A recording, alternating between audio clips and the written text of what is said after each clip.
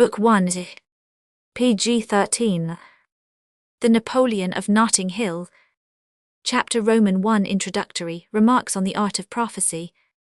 The human race to which so many of my readers belong has been playing at children's games from the beginning, and will probably do it till the end, which is a nuisance for the few people who grow up. And one of the games to which it is most attached is called Keep Tomorrow Dark, and which is also named by the rustics in Shropshire I have no doubt cheat the prophet. The players listen very carefully and respectfully to all that the clever men have to say about what is to happen in the next generation. The players then wait until all the clever men are dead, and bury them nicely. They then go and do something else, that is all for a race of simple tastes, however it is great fun. For human beings, being children, have the childish willfulness and the childish secrecy, and they never have from the beginning of the PG-14 world done what the wise men have seen to be inevitable. They stoned the false prophets, it is said, but they could have stoned true prophets with a greater and juster enjoyment. Individually, men may present a more or less rational appearance, eating, sleeping, and scheming, but humanity as a whole is changeful, mystical, fickle, delightful. Men are men, but man is a woman. But in the beginning of the 20th century, the game of cheat the prophet was made far more difficult than it had ever been before. The reason was that there were so many prophets, and so many prophecies, that it was difficult to elude all their ingenuities. When a man did something free and frantic, and entirely his own, a horrible thought struck him afterwards. It might have been predicted. Whenever a duke climbed a lamppost, when a dean got drunk, he could not be really happy, he could not be certain that he was not fulfilling some prophecy. In the beginning of the 20th century, you could not see the ground for clever men. They were so common that a stupid man was quite exceptional, and when they found him, they followed him in crowds down the street, and treasured him up, and gave him some high post in the state. And all these clever PG-15 men were at work, giving accounts of what would happen in the next age, all quite clear, all quite keen-sighted and ruthless, and all quite different. And it seemed that the good old game of hoodwinking your ancestors could not really be managed this time, because the ancestors neglected meat and sleep and practical politics, so that they might meditate day and night on what their descendants would be likely to do. But the way the prophets of the 20th century went to work was this: they took something or other that was certainly going on in their time, and then said that it would go on more and more until something extraordinary happened, and very often they added that in some odd place that extraordinary thing had happened, and that it showed the signs of the times.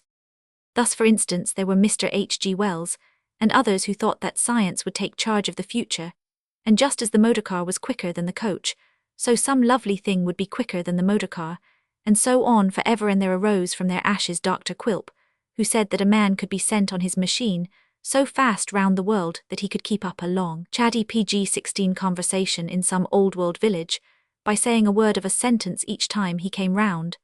And it was said that the experiment had been tried on an apoplectic old major, who was sent round the world so fast that there seemed to be to the inhabitants of some other star a continuous band round the earth of white whiskers, red complexion, and tweets, a thing like the ring of Saturn. Then there was the opposite school. There was Mr. Edward Carpenter, who thought we should in a very short time return to nature and live simply and slowly as the animals do. And Edward Carpenter was followed by James Pickey Roman 500 of Pocahontas College, who said that men were immensely improved by grazing or taking their food slowly and continuously, after the manner of cows. And he said that he had, with the most encouraging results, turned city men out on all fours in a field covered with veal cutlets. Then Tolstoy and the humanitarians said that the world was growing more merciful, and therefore no one would ever desire to kill, and Mr. Mick not only became a vegetarian, but at length declared vegetarianism doomed, shedding, as he called it, finally the green blood of the silent animals, and predicted that men in a better age would live on PG-17 nothing but salt. And then came the pamphlet from Oregon, where the thing was tried, the pamphlet called Why Should Salt Suffer? And there was more trouble. City men out on all fours in a field covered with veal cutlets, city men out on all fours in a field covered with veal cutlets. And on the other hand, some people were predicting that the lines of kinship would become narrower and sterner. There was Mr. Cecil Rhodes, who thought that the one thing of the future was the British Empire, and that there would be a gulf between those who were of the Empire and those who were not, between the Chinaman in Hong Kong and the Chinaman outside, between the Spaniard on the Rock of Gibraltar and the Spaniard off it, similar to the gulf between man and the lower animals.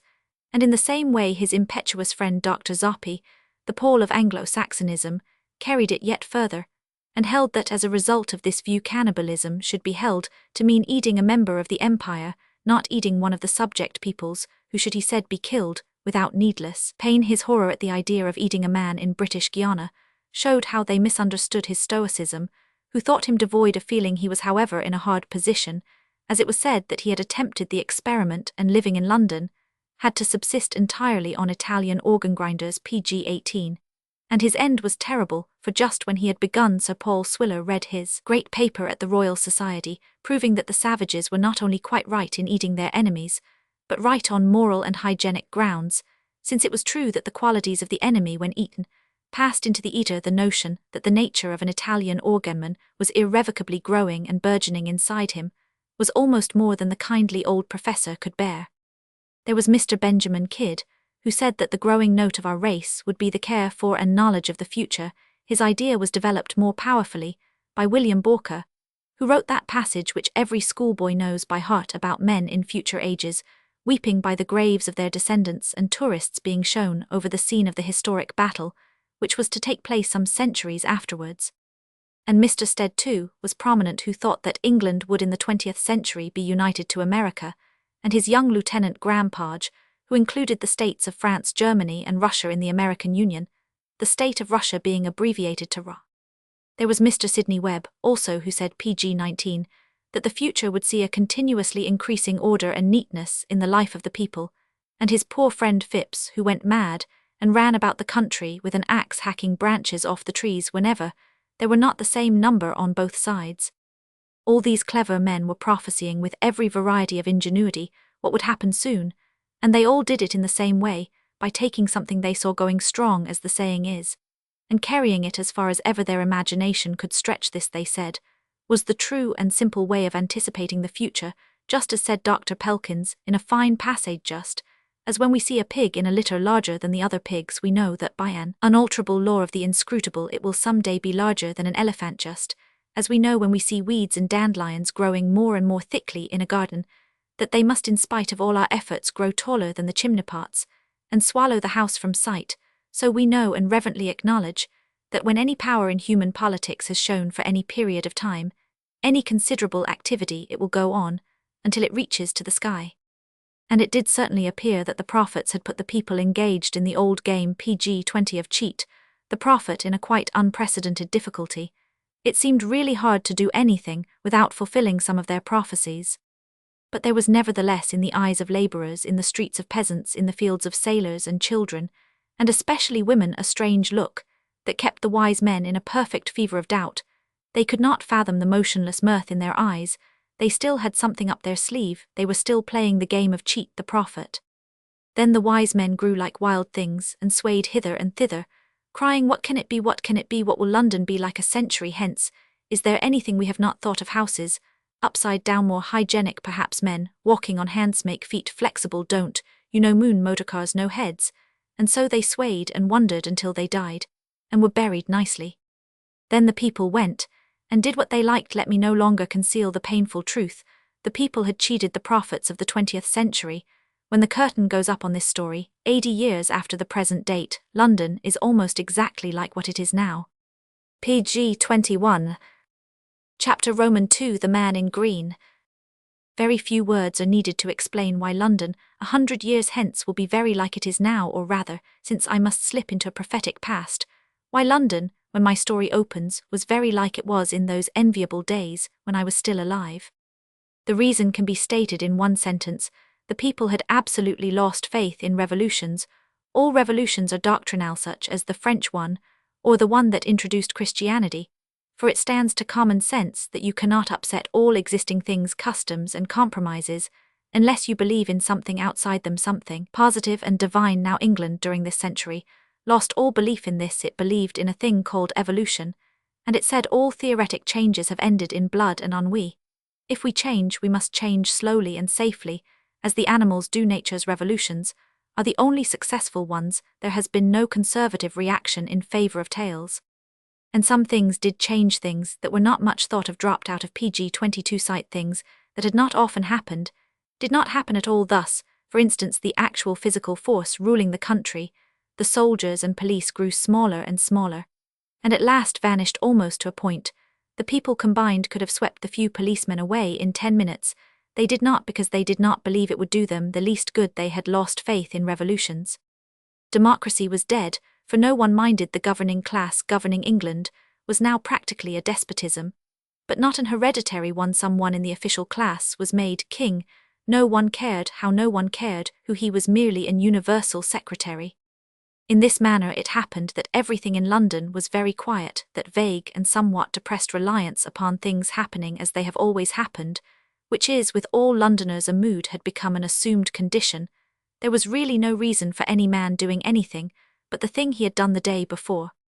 There was therefore no reason whatever why the three young men who had always walked up to their government office together should PG-23 not walk up to it together on this particular wintry and cloudy morning. Everything in that age had become mechanical, and government clerks, especially all those clerks assembled regularly at their posts. 3 of those clerks always walked into town together. All the neighbourhood knew them. 2 of them were tall and 1 short, and on this particular morning the short clerk was only a few seconds late to join the other 2 as they passed his gate. He could have overtaken them in 3 strides. He could have called after them easily, but he did not. For some reason that will never be understood until all souls are judged, if they are ever judged. The idea was at this time classed with fetish worship. He did not join his 2 companions, but walked steadily behind them. The day was dull, their dress was dull, everything was dull. But in some odd impulse, he walked through street after street, through district after district, looking at the backs of the 2 men who would have swung round at the sound of his voice. Now there is a law written in the darkest of the books of life, and it is this: if you look at a thing 999 times, you are perfectly safe. If you look at it the 1000th time, you are PG-24 in frightful danger of seeing it for the first time. So the short government official looked at the coat-tails of the tall government officials, and through street after street, and round corner after corner, saw only coat-tails, and again coat-tails. When he did not in the least know why, something happened to his eyes. 2 black dragons were walking backwards in front of him. 2 black dragons were looking at him with evil eyes. The dragons were walking backwards, it was true, but they kept their eyes fixed on him. None the less the eyes which he saw were in truth only the 2 buttons at the back of a frock coat. Perhaps some traditional memory of their meaningless character gave this half-witted prominence to their gaze. The slit between the tails was the noseline of the monster. Whenever the tails flapped in the winter wind, the dragons licked their lips. It was only a momentary fancy, but the small clerk found it embedded in his soul. Ever afterwards he never could again think of men in frock coats, except as dragons walking backwards. He explained afterwards quite tactfully and nicely to his 2 official friends that while feeling an inexpressible regard for each of them, he could not seriously regard the PG-25 face of either of them as anything but a kind of tail. It was, he admitted, a handsome tailor tail elevated in the air, but if he said any true friend of theirs wished to see their faces, to look into the eyes of their soul, that friend must be allowed to walk reverently round behind them so as to see them from the rear. There he would see the 2 black dragons with the blind eyes. But when first the 2 black dragons sprang out of the fog upon the small clerk, they had merely the effect of all miraculously changed the universe. He discovered the fact that all romantics know that adventures happen on dull days, and not on sunny ones when the cord of monotony is stretched most tight. Then it breaks with a sound like song. He had scarcely noticed the weather before, but with the 4 dead eyes glaring at him, he looked round and realized the strange dead day. The morning was wintry and dim, not misty, but darkened with that shadow of cloud or snow which steeps everything in a green or copper twilight. The light there is on such a day seems not so much to come from the clear heavens as to be a phosphorescence clinging to the shapes themselves. The load of heaven and the clouds is like a load of waters, and the men move like PG-26 fishes, feeling that they are on the floor of a sea. Everything in a London street completes the fantasy. The carriages and cabs themselves resemble deep-sea creatures with eyes of flame. He had been startled at first to meet 2 dragons. Now he found he was among deep-sea dragons possessing the deep sea. The 2 young men in front were like the small young man himself, well-dressed. The lines of their frock coats and silk hats had that luxuriant severity which makes the modern fop hideous, as he is a favourite exercise of the modern draftsman, that element which Mr. Max Beerbohm has admirably expressed in speaking of certain congruities of dark cloth and the rigid perfection of linen. They walked with the gait of an affected snail, and they spoke at the longest intervals, dropping a sentence at about every 6th lamp-post. They crawled on past the lamp-posts, Their mien was so immovable that a fanciful description might almost say that the lampposts crawled past the men, as in a dream. Then the small man suddenly ran after them and said, "I want to get my hair cut. I say, do you know a little shop anywhere where they cut PG-27 your hair properly? I keep on having my hair cut, but it keeps on growing again." One of the tall men looked at him with the air of a pained naturalist. "Why, here is a little place," cried the small man with a sort of imbecile cheerfulness, as the bright bulging window of a fashionable toilet saloon glowed abruptly out of the foggy twilight. "Do you know, I often find hairdressers when I walk about London. I'll lunch with you at Cicanani's. You know I am awfully fond of hairdressers. Shops they're a miles better than those nasty butchers," and he disappeared into the door. The man called James continued to gaze after him, a monocle screwed into his eye. "What the devil do you make of that fellow?" he asked his companion, a pale young man with a high nose. The pale young man reflected conscientiously for some minutes, and then said, "Had a knock on his head when he was a kid, I should think." "No, I don't think it's that," replied the Honourable James Barker. "I've sometimes fancied he was a sort of artist Lambert." "Bosh," cried Mr. Lambert briefly. "I admit I can't make him out," resumed PG-28 Barker abstractedly. "He never opens his mouth without saying something so indescribably half-witted that to call him a fool seems the very feeblest attempt at characterization. But there's another thing about him that's rather funny. Do you know that he has the one collection of Japanese lacquer in Europe? Have you ever seen his books, all Greek poets and medieval French, and that sort of thing? Have you ever been in his rooms? It's like being inside an amethyst, and he moves about in all that, and talks like a turnip." "Well, damn all books, your blue books as well," said the ingenuous Mr. Lambert, with a friendly simplicity. "You ought to understand such things. What do you make of him?" "He's beyond me," returned Barker, "but if you ask me for my opinion, I should say he was a man with a taste for nonsense, as they call it, artistic fooling, and all that kind of thing, and I seriously believe that he has talked nonsense so much that he has half bewildered his own mind and doesn't know the difference between sanity and insanity. He has gone round the mental world, so to speak, and found the place where the East and PG-29 the West are one, and extreme idiocy is as good as sense. But I can't explain these psychological games." "You can't explain them to me," replied Mr. Wilfrid Lambert with candour. As they passed up the long streets towards their restaurant, the copper twilight cleared slowly to pale yellow, and by the time they reached it, they stood discernible in a tolerable winter daylight the Honourable James Barker, one of the most powerful officials in the English government by this time. A rigidly official one was a lean and elegant young man with a blank handsome face and bleak blue eyes. He had a great amount of intellectual capacity of that peculiar kind which raises a man from throne to throne, and lets him die loaded with honours, without having either amused or enlightened the mind of a single man. Wilfrid Lambert, the youth with the nose, which appeared to impoverish the rest of his face, had also contributed little to the enlargement of the human spirit, but he had the honourable excuse of being a fool. Lambert would have been called a silly man. Barker, with all his cleverness, might have been called a stupid man, but mere silliness and stupidity sank into insignificance. PG-30, in the presence of the awful and mysterious treasures of foolishness, apparently stored up in the small figure that stood waiting for them outside. Cicanani's, the little man whose name was Auberon Quinn, had an appearance compounded of a baby and an owl. His round head, round eyes, seemed to have been designed by nature playfully, with a pair of compasses. His flat dark hair and preposterously long frock coat gave him something of the look of a child's Noah. When he entered a room of strangers, they mistook him for a small boy, and wanted to take him on their knees until he spoke, when they perceived that a boy would have been more intelligent. "I have been waiting quite a long time," said Quinn mildly. "It's awfully funny I should see you coming up the street at last." "Why?" asked Lambert, staring. "You told us to come here yourself." "My mother used to tell people to come to places," said the sage. They were about to turn into the restaurant with a resigned air when their eyes were caught by something in the street.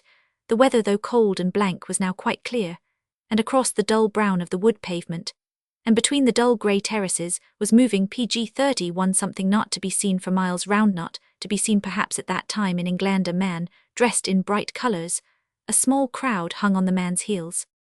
He was a tall, stately man clad in a military uniform of brilliant green, splashed with great silver facings from the shoulder, swung a short green furred cloak, somewhat like that of a hussar, the lining of which gleamed every now and then with a kind of tawny crimson. His breast glittered with medals round his neck, was the red ribbon and star of some foreign order, and a long straight sword with a blazing hilt trailed and clattered along the pavement at this time.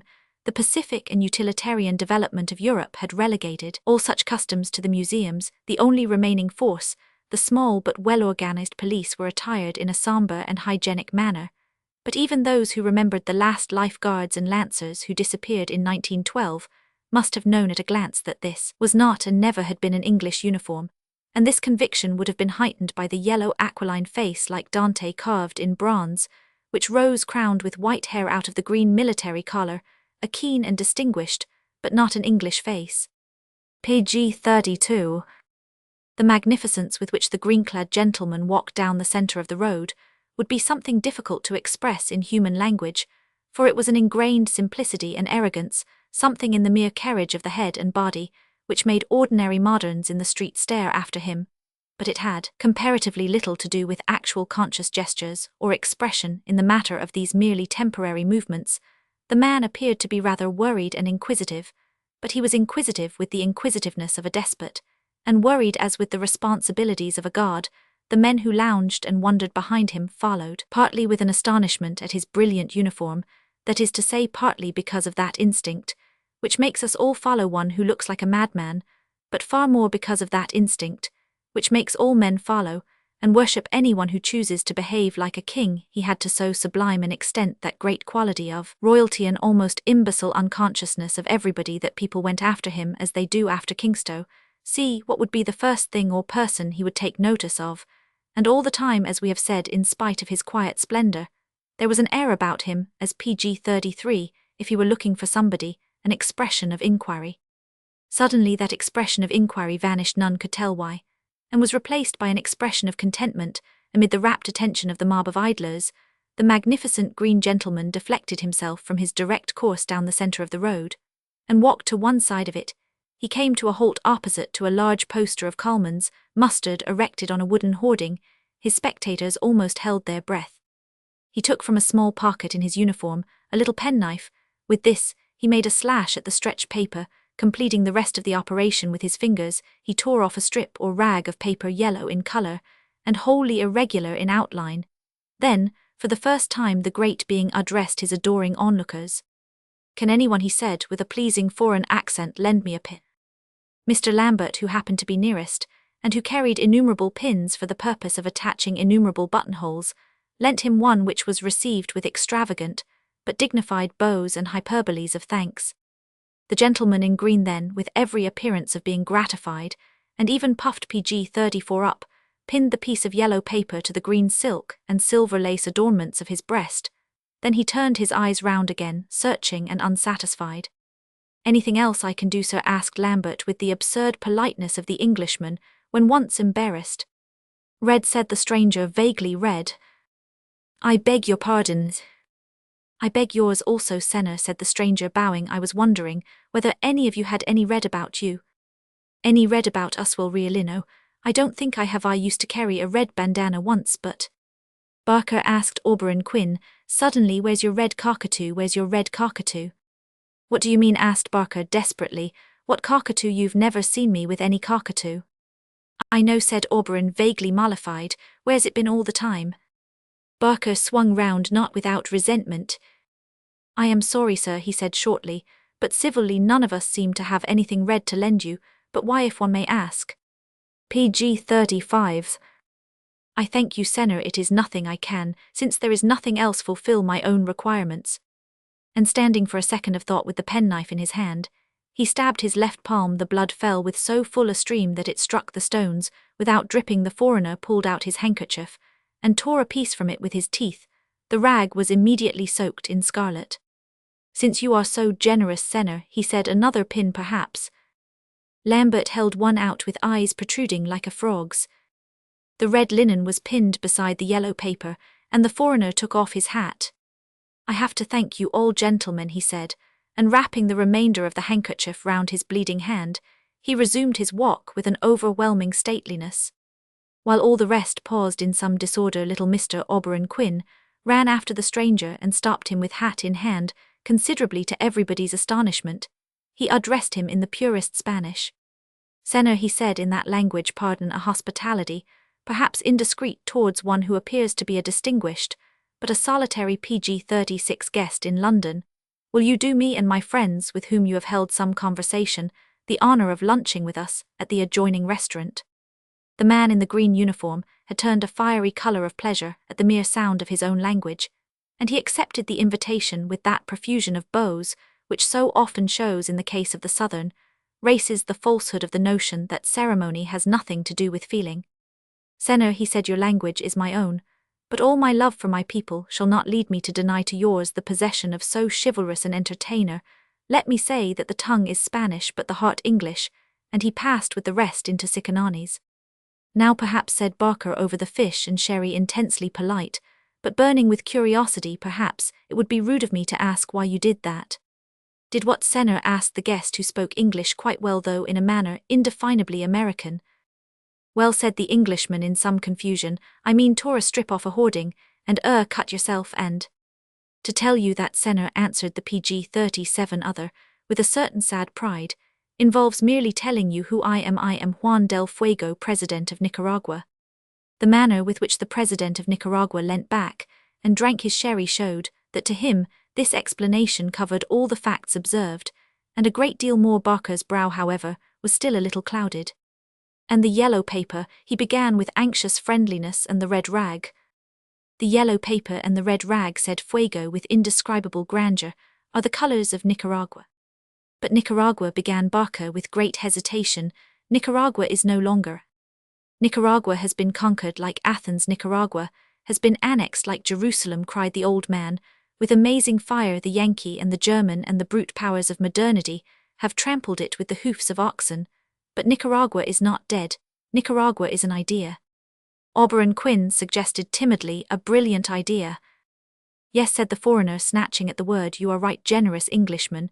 PG-38, an idea brilliant, a burning thought. Senor, you ask me why in my desire to see the colours of my country I snatched at paper and blood. Can you not understand the ancient sanctity of colours? The Church has her symbolic colours. And think of what colours mean to us. Think of the position of one like myself, who can see nothing but those two colours, nothing but the red and the yellow. To me all shapes are equal, all common and noble things are in a democracy of combination. Wherever there is a field of marigolds, and the red cloak of an old woman, there is Nicaragua. Wherever there is a field of poppies, and a yellow patch of sand, there is Nicaragua. Wherever there is a lemon and a red sunset, there is my country. Wherever I see a red pillar box and a yellow sunset, there my heart beats blood. And a splash of mustard can be my heraldry. If there be yellow mud and red mud in the same ditch, it is better to me than white stars. And if, said Quinn with equal enthusiasm, there should happen to be yellow wine and red wine at the same lunch, you could not confine yourself to sherry. Let me order some Burgundy, and complete, as it were, a sort of Nicaraguan heraldry in your inside. PG-39. Barker was fiddling with his knife, and was evidently making up his mind to say something with the intense nervousness of the amiable Englishman. I am to understand, then, he said at last with a cough, that you hum with the President of Nicaragua, when it made its own, must of course agree its quite heroic resistance tower. The ex-President of Nicaragua waved his hand. You need not hesitate in speaking to me, he said. I am quite fully aware that the whole tendency of the world of today is against Nicaragua, and against me. I shall not consider it any diminution of your evident courtesy if you say what you think of the misfortunes that have laid my republic in ruins. Barker looked immeasurably relieved and gratified. You are most generous, President, he said with some hesitation over the title, and I will take advantage of your generosity to express the doubts which I must confess we moderns have about such things as the Nicaraguan independence.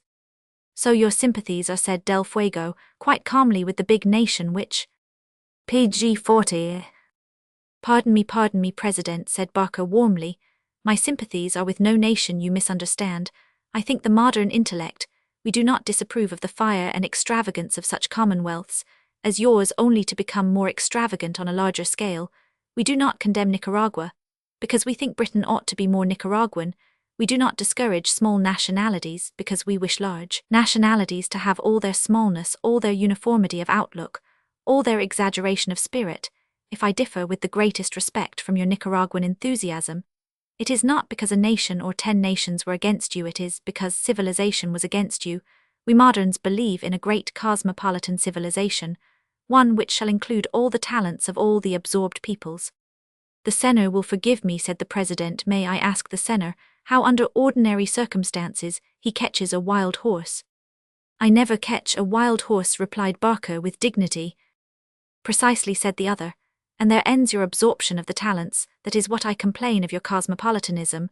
When pg 41 you say, you want all peoples to unite, you really mean that you want all peoples to unite to learn the tricks of your people. If the Bedouin Arab does not know how to read, some English missionary or schoolmaster must be sent to teach him to read, but no one ever says this schoolmaster does not know how to ride on a camel. Let us pay a Bedouin to teach him. You say your civilization will include all talents. Will it? Do you really mean to say that at the moment when the Esquimaux has learnt to vote for a county council, you will have learnt to spear a walrus? I recur to the example I gave in Nicaragua. We had a way of catching wild horseby, lassoing the forefeet, which was supposed to be the best in South America. If you are going to include all the talents, go and do it. If not, permit me to say what I have always said, that something went from the world when Nicaragua was civilized. Something perhaps, replied Barker, but that something a mere barbarian dexterity. I do not know that I could chip flints as well as a primeval man, but I know that civilization can make these knives which are better, and I trust to civilization. You have good authority, answered pg 42, the Nicaraguan. Many clever men like you have trusted to civilization, many clever Babylonians, many clever Egyptians, many clever men at the end of Rome. Can you tell me, in a world that is flagrant with the failures of civilization, what there is particularly immortal about yours? I think you do not quite understand, President, what ours is, answered Barker. You judge it rather as if England was still a poor and pugnacious island. You have been long out of Europe. Many things have happened. And what, asked the other, would you call the summary of those things? The summary of those things, answered Barker with great animation, is that we are rid of the superstitions, and in becoming so we have not merely become rid of the superstitions, which have been most frequently, and most enthusiastically, so described. The superstition of big nationalities is bad, but the superstition of small nationalities is worse. The superstition of reverencing our own country is bad, but the superstition of reverencing other people's countries is worse. It is so everywhere. And in 100 ways the superstition of monarchy is bad, and the pg 43 superstition of aristocracy is bad, but the superstition of democracy is the worst of all. The old gentleman opened his eyes with some surprise. Are you then, he said, no longer a democracy in England? Barker laughed. The situation invites paradox, he said. We are in a sense the purest democracy. We have become a despotism. Have you not noticed how continually in history democracy becomes despotism? People call it the decay of democracy. It is simply its fulfillment. Why take the trouble to number and register, and enfranchise all the innumerable John Robinsons, when you can take one John Robinson with the same intellect or lack of intellect as all the rest, and have done with it? The old idealistic republicans used to found democracy on the idea that all men were equally intelligent. Believe me, the sane and enduring democracy is founded on the fact that all men are equally idiotic. Why should we not choose out of them one as much as another? All that we want for government is a man not criminal and insane, who can rapidly look over some petitions and sign some proclamations. To think what time was wasted in arguing about the House of Lords. Tories pg 44 saying it ought to be preserved because it was clever, and radicals saying it ought to be destroyed because it was stupid.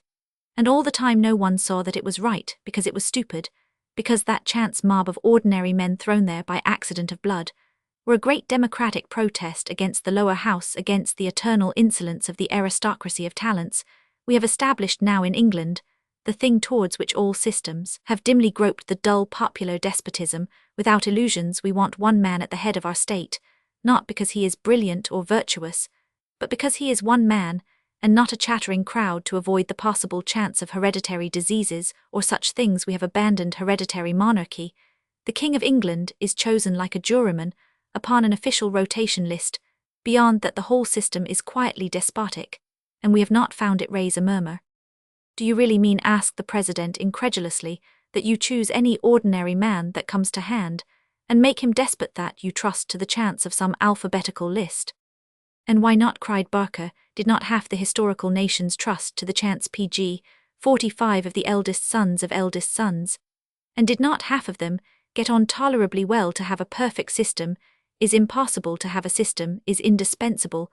All hereditary monarchies were a matter of luck, so are alphabetical monarchies. Can you find a deep philosophical meaning in the difference between the Stuarts and the Hanoverians?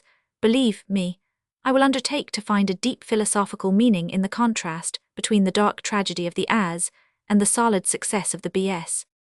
And you risk it, asked the other, though the man may be a tyrant or a cynic or a criminal.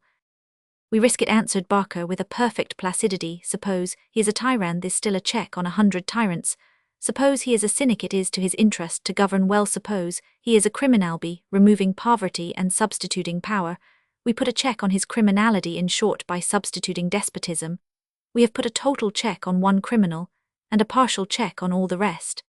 The Nicaraguan old gentleman leaned over with a queer expression in his eyes.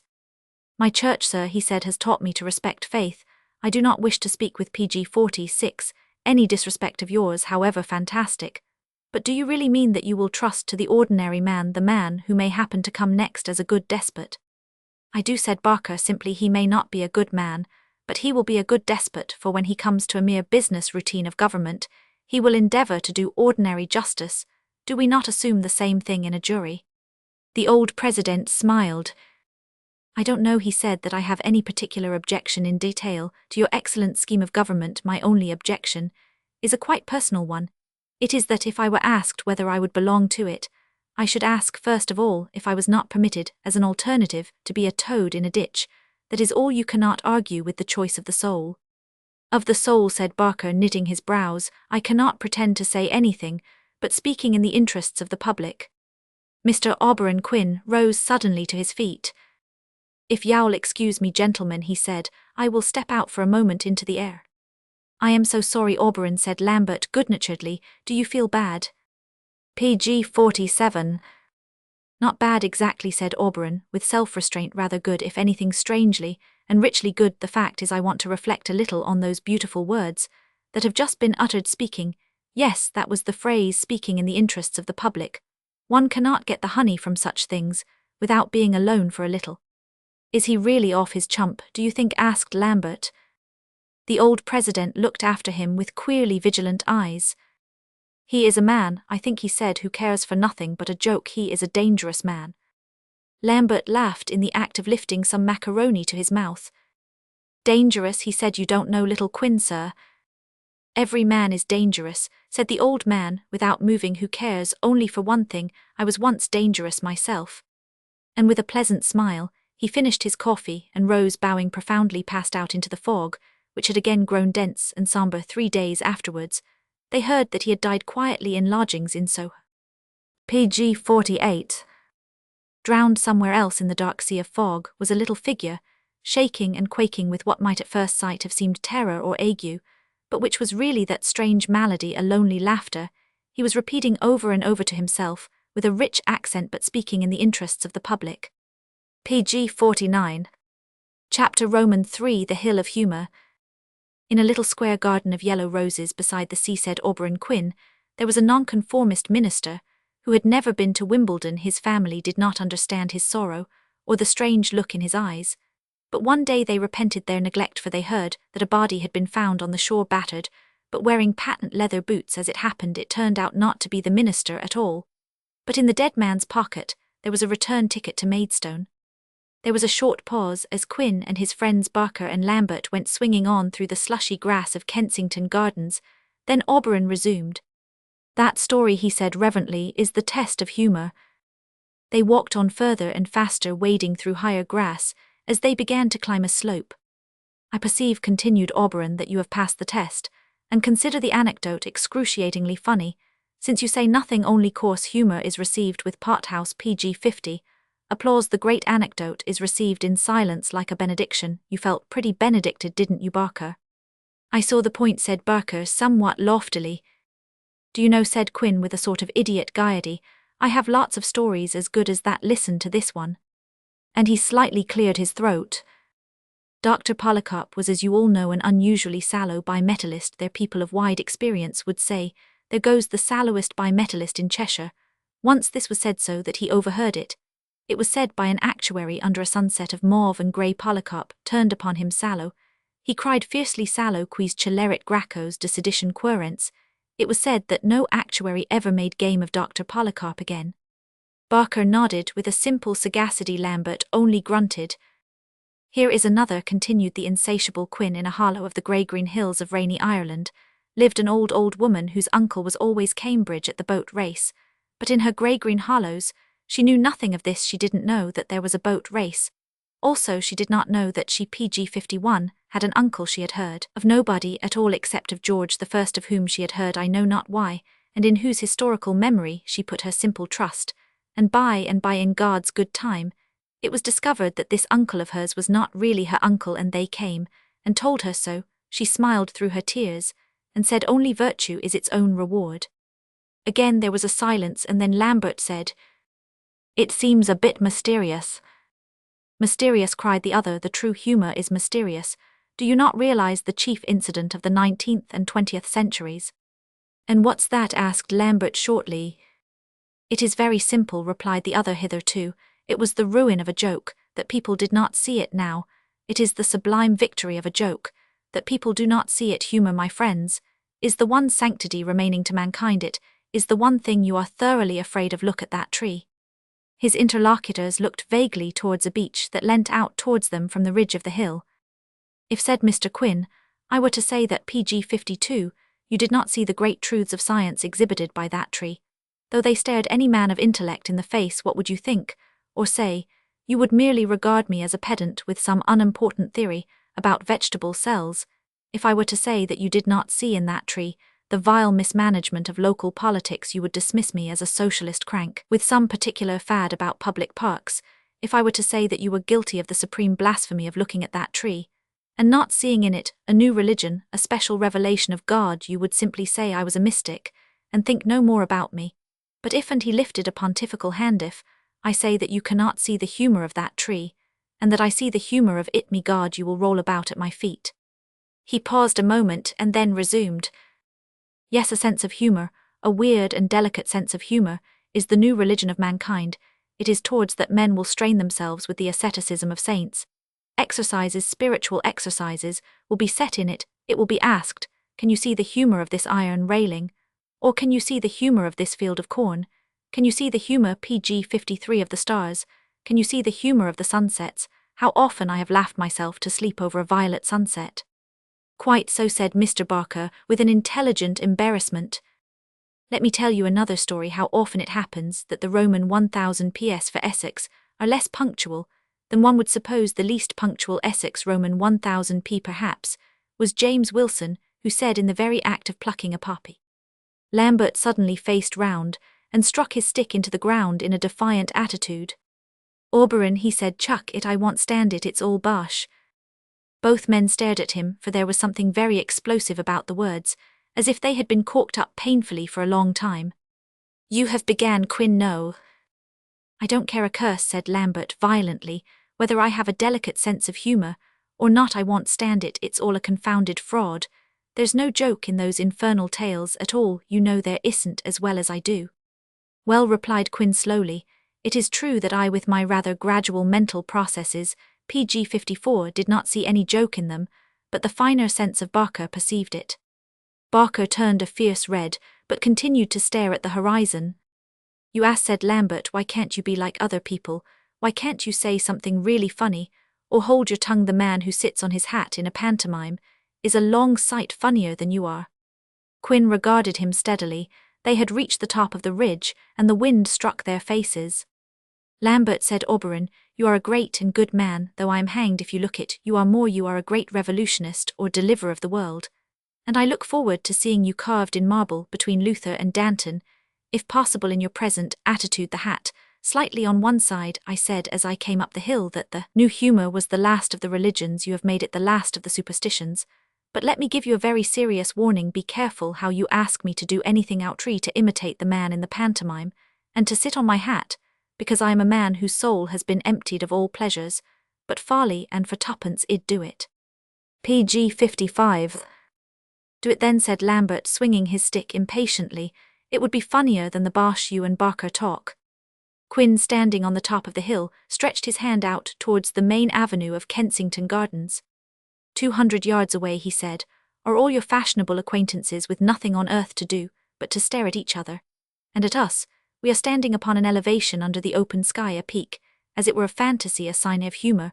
We are in a great pulpit or platform lit up with sunlight, and half London can see us. Be careful how you suggest things to me, for there is in me a madness which goes beyond martyrdom, the madness of an utterly idle man. I don't know what you are talking about, said Lambert contemptuously. I only know id rather you stood on your silly head than talked so much. Oberon, for goodness sake, cried Barker, springing forward, but he was too late. Faces from all the benches and avenues were turned in their direction, groups stopped, and small crowds collected, and the sharp sunlight picked out the whole scene in blue, green and black like a picture in a child's PG-56 toy book.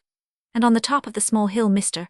Oberon Quin stood with considerable athletic neatness upon his head, and waved his patent leather boots in the For God's sake, Quin, get up, and don't be an idiot, cried Barker, wringing his hands. We shall have the whole town here. Yes, get up, man, said Lambert, amused and annoyed. I was only fooling, get up. Oberon did so with a bound, and flinging his hat higher than the trees proceeded to hop about on one leg, with a serious expression. Barker stamped wildly. Oh, let's get home, Barker, and leave him, said Lambert. Some of your proper and correct police will look after him. Here they come. Two graver-looking men in quiet uniforms came up the hill towards them. One held a paper in his hand. There he is, officer, said Lambert cheerfully. We ain't responsible for him. The officer looked at the capering Mr. Quin with a quiet eye. We have not come, gentlemen, he said, about what I think you are alluding to. We PG-57 have come from headquarters to announce the selection of His Majesty the King. It is the rule inherited from the old regime that the news should be brought to the new sovereign immediately wherever he is, so we have followed you across Kensington Gardens. Barker's eyes were blazing in his pale face. He was consumed with ambition throughout his life, with a certain dull magnanimity of the intellect. He had really believed in the chance method of selecting despots, but this sudden suggestion that the selection might have fallen upon him unnerved him with pleasure. Which of us, he began, and the respectful official interrupted him. Not you, sir, I am sorry to say, if I may be permitted to say so. We know your services to the government, and should be very thankful if it were the choice has fallen. God bless my soul, said Lambert, jumping back 2 paces. Not me, don't say I am autocrat of all the Russias. No, sir, said the officer with a slight cough and a glance towards Oberon, who was at that moment putting his head PG-58 between his legs, and making a noise like a cow. The gentleman whom we have to congratulate seems at the moment occupied. Not Quin, shrieked Barker, rushing up to him. It can't be, Oberon, for God's sake pull yourself together. You've been made king. With his head still upside down between his legs, Mr. Quin answered modestly. I am not worthy, I cannot reasonably claim to equal the great men who have previously swayed the sceptre of Britain. Perhaps the only peculiarity that I can claim is that I am probably the first monarch that ever spoke out his soul to the people of England, with his head and body in this position. This may, in some sense, give me to quote a poem that I wrote in my youth. A nobler office on the earth than valour, power of brain or births could give the warrior kings of old. The intellect clarified by this posture. Lambert and Barker made a kind of rush at him. Don't you understand, cried Lambert, it's not a joke, they've really made you PG-59 king, by gosh, they must have rum taste.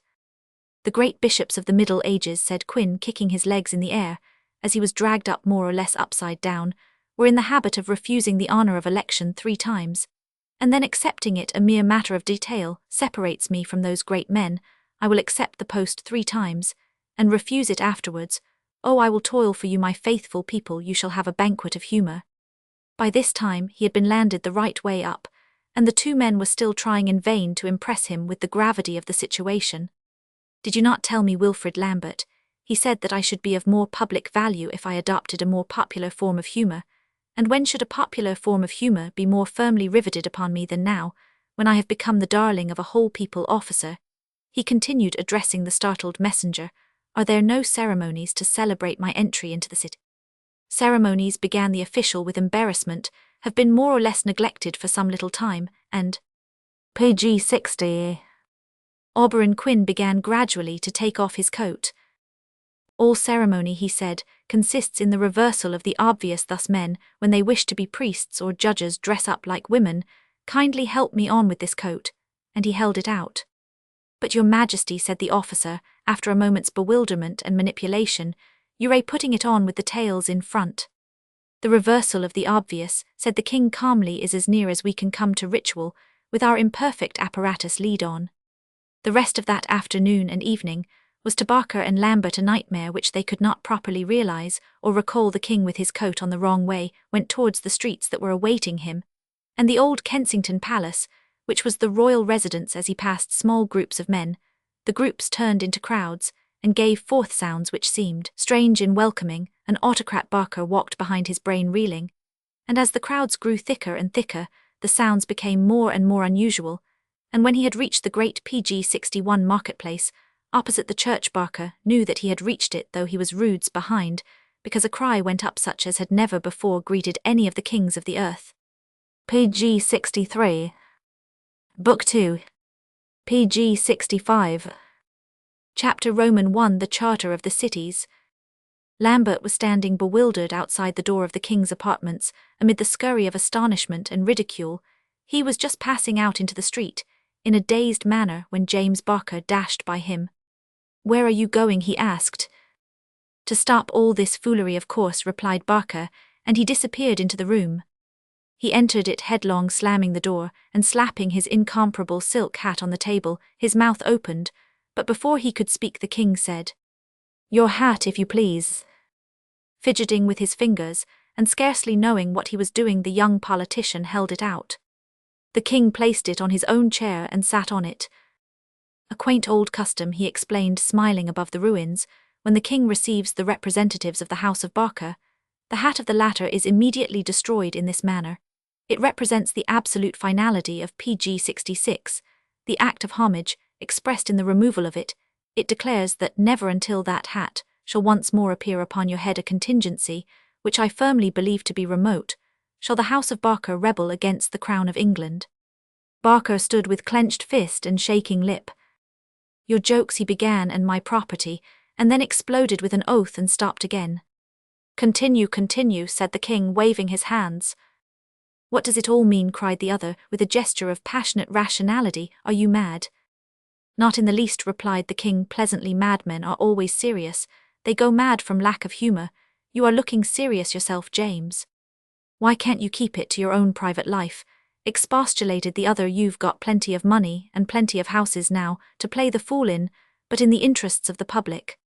"Epigrammatic," said the king, shaking his finger sadly at him. "None of your daring scintillations here as to why I don't do it in PG-67, private.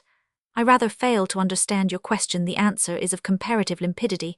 I don't do it in private, because it is funnier to do it in public. You appear to think that it would be amusing to be dignified in the banquet hall, and in the street, and at my own fireside. I could procure a fireside to keep the company in a roar, but that is what everyone does. Everyone is grave in public and funny in private. My sense of humor suggests the reversal of this. It suggests that one should be funny in public and solemn in private. I desire to make the state functions, parliaments, coronations, and so on, one roaring old-fashioned pantomime. But on the other hand, I shut myself up alone in a small storeroom for 2 hours a day, where I am so dignified that I come out quite Roman 99. By this time Barker was walking up and down the room, his frock coat flapping like the black wings of a bird. "Well, you will ruin the country, that's all," he said shortly. "It seems to me," said Auberon, "that the tradition of 10 centuries is being broken, and the House of Barker is rebelling against the Crown of England. It would be with regret, for I admire your appearance, that I should be PG-68, obliged forcibly to decorate your head with the remains of this hat. But what I can't understand," said Barker, flinging up his fingers with a feverish American movement, "is why you don't care about anything else but your games." The king stopped sharply in the act of lifting the silken remnants, dropped them, and walked up to Barker, looking at him steadily. "I made a kind of vow," he said, "that I would not talk seriously, which always means answering silly questions, but the strong man will always be gentle with politicians. The shape my scornful looks deride required a god to form, if I may so theologically express myself, and for some reason I cannot in the least understand, I feel impelled to answer that question of yours, and to answer it as if there were really such a thing in the world as a serious subject. You ask me why I don't care for anything else. Can you tell me, in the name of all the gods you don't believe in, why I should care for anything else?" Don't you realize common public necessities? Cried Barker. Is it possible that a PG-69 man of your intelligence does not know that it is everyone's interest? Don't you believe in Zoroaster? Is it possible that you neglect mumbo-jumbo? Returned the king with startling animation. Does a man of your intelligence come to me with these damned early Victorian ethics? If on studying my features and manner you detect any particular resemblance to the prince consort, I assure you you are mistaken. Did Herbert Spencer ever convince you? Did he ever convince anybody? Did he ever for one mad moment convince himself that it must be to the interest of the individual to feel a public spirit? Do you believe that if you rule your department badly, you stand any more chance or one half of the chance of being guillotined, that an angler stands of being pulled into the river by a strong pike? Herbert Spencer refrained from theft for the same reason that he refrained from wearing feathers in his hair, because he was an English gentleman with different tastes. I am an English gentleman with different tastes. He liked philosophy. I like art. He liked writing 10 books on the nature of human society. I like to see the Lord Chamberlain walking in front of me with a piece of paper pinned to his coat-tails. It is PG-70 my humour. Are you answered? At any rate I have said my last serious word today, and my last serious word, I trust, for the remainder of my life in this paradise of fools, the remainder of my conversation with you today, which I trust will be long and stimulating, I propose to conduct in a new language of my own, by means of rapid and symbolic movements of the left leg. And he began to pirouette slowly round the room with a preoccupied expression. Barker ran round the room after him, bombarding him with demands and entreaties, but he received no response, except in the new language. He came out banging the door again, and sick like a man coming on shore. As he strode along the streets, he found himself suddenly opposite Cicanani's restaurant, and for some reason there rose up before him the green fantastic figure of the Spanish general standing, as he had seen him last at the door, with the words on his lips, "You cannot argue with the choice of the soul." The king came out from his dancing with the air of a man of business legitimately tired. He put on an overcoat, lit a cigar, and went out into the purple night. I am king of the castle, I am king of the castle. PG-71. I will go, he said, and mingle with the people.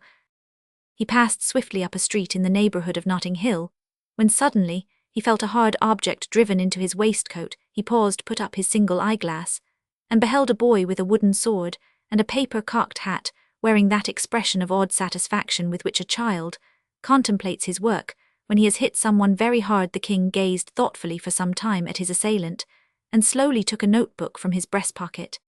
I have a few notes, he said, for my dying speech, and he turned over the leaves. Dying speech for political assassination, ditto, if by former friendum H. Roman 1000. Dying speech for death at hands of injured husband. Repentant. Dying speech for same. Cynical.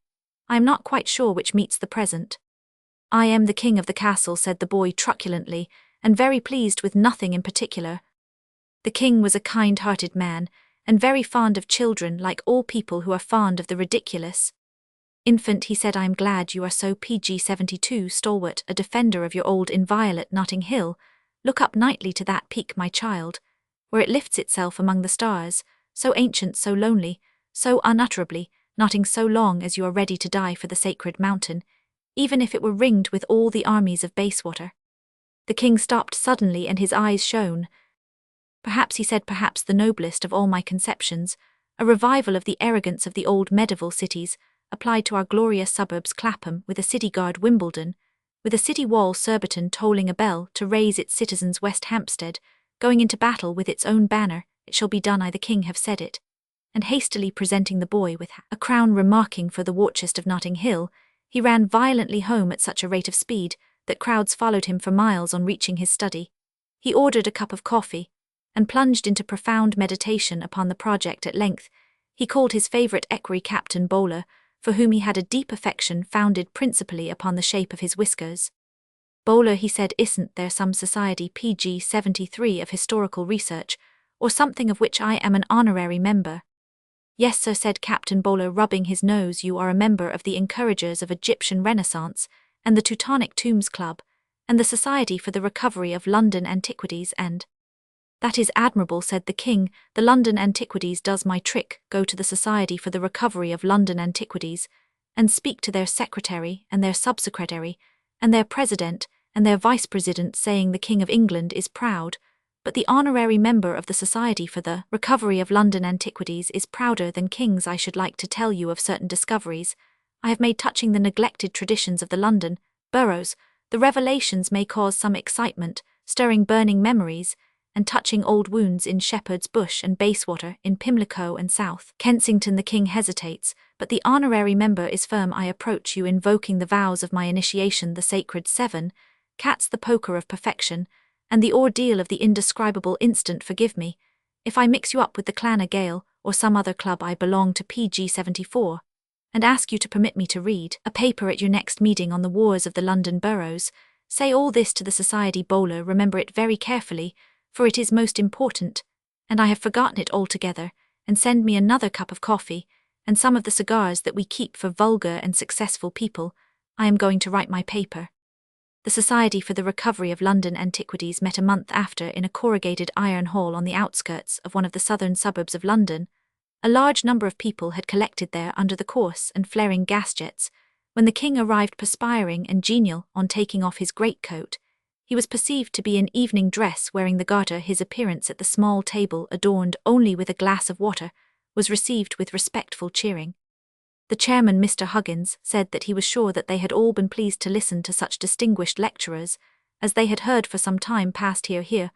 Mr. Burton, hear, hear. Mr. Cambridge, Professor King, loud, and continued cheers. Our old friend Peter Jessup, Sir William White, loud laughter, and other eminent men had done honour to PG 75, their little venture cheers, but there were other circumstances which lent a certain unique quality to the present occasion. Hear, hear. So far as his recollection went, and in connection with the Society for the Recovery of London Antiquities, it went very far. Loud cheers. He did not remember that any of their lecturers had borne the title of king. He would therefore call upon King Auberon briefly to address the meeting. The king began by saying that this speech might be regarded as the first declaration of his new policy for the nation at this supreme hour of my life. I feel that to no one but the members of the Society for the Recovery of London Antiquities can I open my heart. Cheers. If the world turns upon my policy, and the storms of popular hostility begin to rise, no, I feel that it is here with my brave recoverers around me that I can best meet them, sword in hand. Loud cheers. His Majesty then went on to explain that now old age was creeping upon him, he proposed to devote his remaining strength to bringing about a keener sense of local patriotism in the various municipalities of London. How few of them knew the legends of their own PG 76 boroughs, how many there were who had never heard of the true origin of the Wink of Wandsworth. What a large proportion of the younger generation in Chelsea neglected to perform the old Chelsea chuff. Pimlico no longer pumped the Pimlies. Battersea had forgotten the name of Blick. There was a short silence, and then a voice said, shame. The king continued, being called, however unworthily, to this high estate, I have resolved that so far as possible this neglect shall cease. I desire no military glory. I lay claim to no constitutional equality with Justinian or Alfred, if I can go down to history, as the man who saved from extinction a few old English customs. If our descendants can say, it was through this man, humble as he was, that the 10 turnips are still eaten in Fulham, and the Putney parish councillor still shaves one half of his head, I shall look my great fathers reverently, but not fearfully, in the face when I go down to the last house of kings. The king paused, visibly affected, but collecting himself resumed once more. I trust that to very few of you at least I need dwell on the sublime origins of these legends. The very names of your boroughs, PG 77, bear witness to them. So long as Hammersmith is called Hammersmith, its people will live in the shadow of that primal hero, the blacksmith who led the democracy of the Broadway into battle, till he drove the chivalry of Kensington before him and overthrew them. At that place, which in honour of the best blood of the defeated aristocracy is still called Kensington Gore, men of Hammersmith will not fail to remember that the very name of Kensington originated from the lips of their hero. For at the great banquet of reconciliation, held after the war, when the disdainful oligarchs declined to join in the songs of the men of the Broadway, which are to this day of a rude and popular character, the great Republican leader with his rough humour said the words which are written in gold upon his monument, little birds that can sing and won't sing must be made to sing, so that the Eastern nights were called Cansings or Kensings ever afterwards. But you also have great memories, O men of Kensington. You showed that you could sing and sing great war songs even after the dark day of Kensington Gore. History will not forget those 3 knights who guarded your disordered retreat from Hyde Park. So called from your hiding there, those PG 78 3 knights, after whom Knightsbridge is named, nor will it forget the day of your re-emergence, purged in the fire of calamity, cleansed of your oligarchic corruptions, when sword in hand you drove the empire of Hammersmith back mile by mile, swept it past its own Broadway, and broke it at last in a battle so long and bloody that the birds of prey have left their name upon it. Men have called it with austere irony the Ravenscourt. I shall not, I trust, wound the patriotism of Bayswater, or the lonelier pride of Brompton, or that of any other historic township. By taking these two special examples, I select them not because they are more glorious than the rest, but partly from personal association. I am myself descended from one of the three heroes of Knightsbridge, and partly from the consciousness that I am an amateur antiquarian, and cannot presume to deal with times and places more remote and more mysterious. It is not for me to settle the question between two such men as Professor Hugg and Sir William Whiskey as to whether Notting Hill means Nutting Hill in allusion to the rich woods, which no longer cover it, or whether it is a corruption of Nottingill referring to its reputation among the ancients as an earthly PG 79 paradise, when a Podkins and a Jossy confessed themselves doubtful about the boundaries of West Kensington, said to have been traced in the blood of oxen. I need not be ashamed to confess a similar doubt. I will ask you to excuse me from further history, and to assist me with your encouragement in dealing with the problem which faces us today. Is this ancient spirit of the London townships to die out, or are omnibus conductors and policemen to lose altogether that light which we see so often in their eyes, the dreamy light of old unhappy far-off things and battles long ago? To quote the words of a little-known poet, who was a friend of my youth, I have resolved, as I have said, so far as possible, to preserve the eyes of policemen and omnibus conductors in their present dreamy state, for what is a state without dreams? And the remedy I propose is as follows. Tomorrow morning at 10:25, if heaven spares my life, I purpose to issue a proclamation. It has been the work of my life, and is about half finished with the assistance of a whiskey and soda. I shall conclude the other half tonight, and my people will PG-80 receive it tomorrow. All these boroughs where you were born and hope to lay your bones shall be reinstated in their ancient magnificence. Hammersmith, Kensington, Bayswater, Chelsea, Battersea, Clapham, Balham, and 100 others each shall immediately build a city wall with gates to be closed at sunset. Each shall have a city guard armed to the teeth, each shall have a banner, a coat of arms, and if convenient a gathering cry. I will not enter into the details now, my heart is too full. They will be found in the proclamation itself. You will all, however, be subject to enrolment in the local city guards, to be summoned together by a thing called the tocsin, the meaning of which I am studying in my researches into history personally. I believe a tocsin to be some kind of highly paid official. If therefore any of you happen to have such a thing as a halberd in the house, I should advise you to practice with it in the garden. Here the king buried his face in his handkerchief, and hurriedly left the platform, overcome by emotions. The members of the Society for the Recovery of London Antiquities rose in an indescribable state of vagueness. Some were purple with indignation and intellectual, few were purple PG-81 with laughter. The great majority found their minds a blank. There remains a tradition that one pale face with burning blue eyes remained fixed upon the lecturer, and after the lecture, a red-haired boy ran out of the room. PG-82. Chapter Roman II, the Council of the Provosts. The king got up early next morning and came down 3 steps at a time like a schoolboy having eaten his breakfast hurriedly, but with an appetite. He summoned one of the highest officials of the palace and presented him with a shilling. Go and buy me, he said, a shilling paint box which you will get unless the mists of time mislead me, in a shop at the corner of the second and dirtier street that leads out of Rochester Row. I have already requested the master of the Buckhounds to provide me with cardboard. It seemed to me, I know not why, that it fell within his department. The king was happy all that morning with his cardboard and his paint box. He was engaged in designing the uniforms and coats of arms for the various municipalities of London. They gave him deep and no inconsiderable thought. He felt the responsibility. I cannot think, he said, why people should think the names of places in the country, PG-83, more poetical than those in London shallow. Romanticists go away in trains and stop in places called Hugmeonth Hole or Bumpsonth Puddle, and all the time they could, if they liked, go and live at a place with the dim divine name of St. John's Wood. I have never been to St. John's Wood. I dare not. I should be afraid of the innumerable night of fir trees, afraid to come upon a blood-red cup, and the beating of the wings of the eagle. But all these things can be imagined by remaining reverently in the Harrow train. and he thoughtfully retouched his design for the headdress of the halberdier of St. John's Wood, a design in black and red, compounded of a pine tree, and the plumage of an eagle. Then he turned to another card.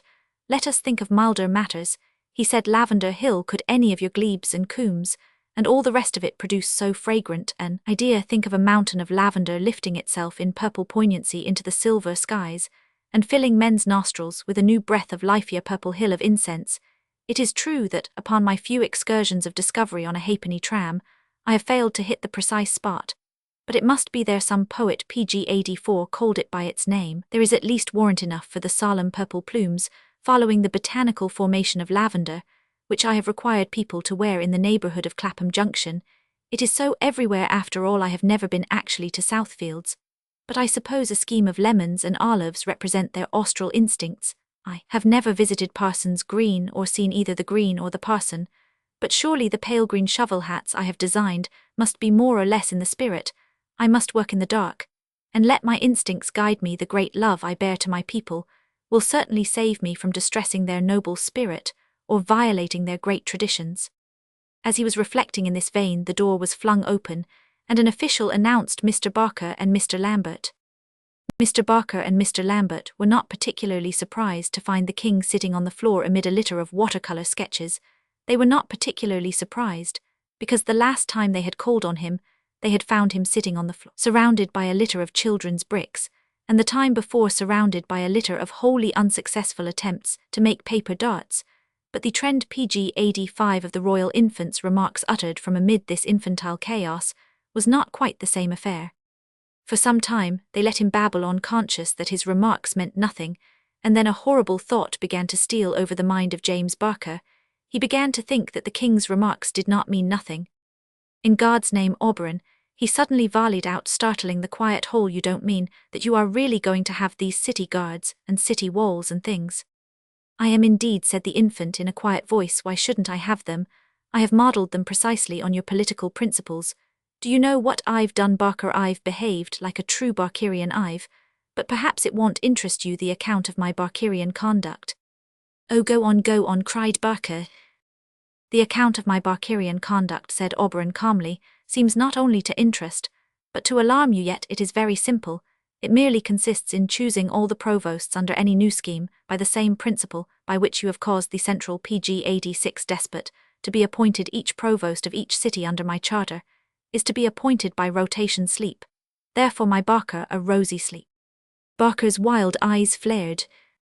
But in God's name, don't you see, Quinn, that the thing is quite different in the centre? It doesn't matter so much, just because the whole object of despotism is to get some sort of unity. But if any damned parish can go to any damned man. I see your difficulty, said King Auberon calmly. You feel that your talents may be neglected. Listen. And he rose with immense magnificence.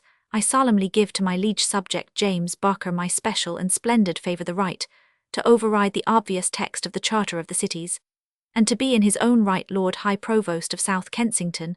And now, my dear James, you are all right. Good day. But began Barker. The audience is at an end, Provost, said the king, smiling.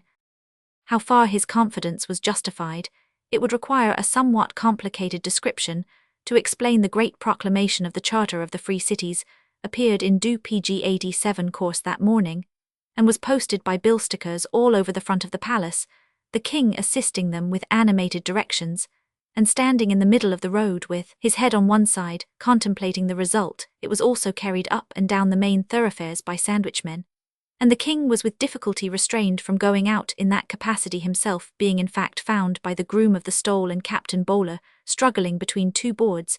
His excitement had positively to be quieted like that of a child. The reception which the Charter of the Cities met at the hands of the public may mildly be described as mixed. In one sense, it was popular enough in many happy homes that remarkable legal document was read aloud on winter evenings, amid uproarious appreciation, when everything had been learnt by heart from that quaint but immortal old classic Mr. W. W. Jacobs. But when it was discovered that the king had every intention of seriously requiring the provisions to be carried out of insisting that the grotesque cities with their tocsins and city guards should really come into existence, things were thrown into a far angrier confusion. Londoners had no pg 88 particular objection to the king making a fool of himself, but they became indignant when it became evident that he wished to make fools of them, and protests began to come in. The Lord High Provost of the good and valiant city of West Kensington wrote a respectful letter to the king explaining that upon state occasions it would of course be his duty to observe what formalities the king thought proper, but that it was really awkward for a decent householder not to be allowed to go out and put a postcard in a pillar box without being escorted by 5 heralds who announced with formal cries and blasts of a trumpet that the Lord High Provost desired to catch the post.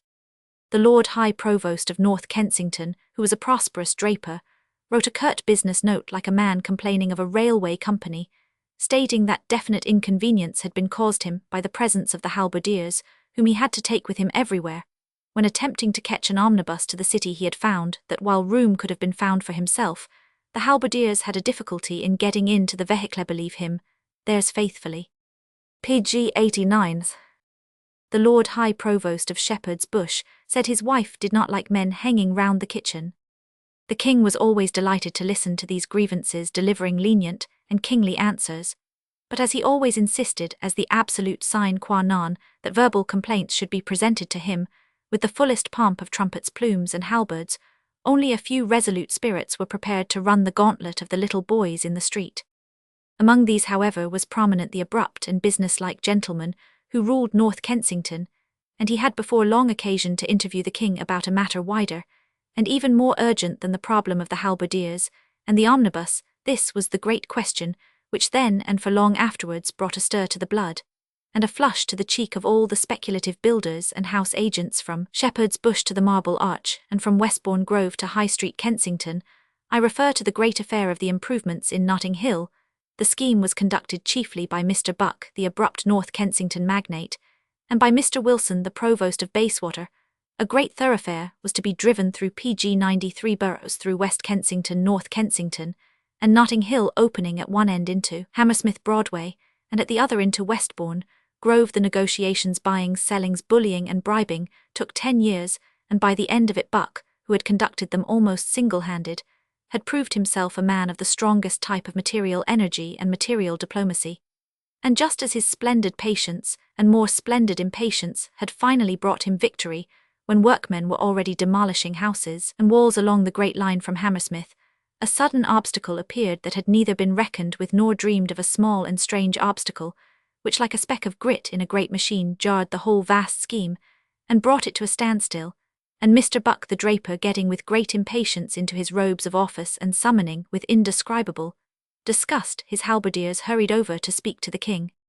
10 years had not tired the king of his joke. There were still new faces to be seen looking out from the symbolic headgears he had designed, gazing at him from amid the pastoral ribbons of Shepherd's Bush or from under the PG 91 sombre hoods of the Blackfriars Road, and the interview which was promised him with the Provost of North Kensington he anticipated with a particular pleasure, for he never really enjoyed, he said, the full richness of the medieval garments, unless the people compelled to wear them were very angry and businesslike. Mr. Buck was both at the king's command. The door of the audience chamber was thrown open, and a herald appeared in the purple colours of Mr. Buck's Commonwealth, emblazoned with the great eagle which the king had attributed to North Kensington, in vague reminiscence of Russia, for he always insisted on regarding North Kensington as some kind of semi-Arctic neighbourhood. The herald announced that the provost of that city desired audience of the king. From North Kensington, said the king, rising graciously, what news does he bring from that land of high hills and fair women? He is welcome. The herald advanced into the room, and was immediately followed by 12 guards clad in purple, who were followed by an attendant bearing the banner of the eagle, who was followed by another attendant bearing the PG 92 keys of the city, upon a cushion, who was followed by Mr. Buck. In a great hurry, when the king saw his strong animal face and steady eyes, he knew that he was in the presence of a great man of business, and consciously braced himself. Well, well, he said cheerily, coming down 2 or 3 steps from a dais, and striking his hands lightly together, I am glad to see you. Never mind, ceremony is not everything. I don't understand, your majesty, said the provost stolidly. Never mind, said the king gaily. A knowledge of courts is by no means an unmixed merit. You will do it next time, no doubt. The man of business looked at him sulkily from under his black brows, and said again without show of civility, I don't follow you. Well, well, replied the king good-naturedly, If you ask me, I don't mind telling you, not because I myself attach any importance to these forms, in comparison with the honest heart, but it is usual that is all for a man when entering the presence of royalty to lie down on his back on the PG 93 floor, and elevating his feet towards heaven as the source of royal power, to say 3 times monarchical institutions improve the manners, but their such pomp is far less truly dignified than your simple kindliness. The provost's face was red with anger, and he maintained silence. And now, said the king lightly, and with the exasperating air of a man softening a snub, what delightful weather we are having. You must find your official robes warm, my lord. I designed them for your own snowbound land.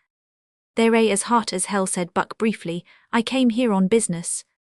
Right, said the king, nodding a great number of times, with quite unmeaning solemnity. Right, business.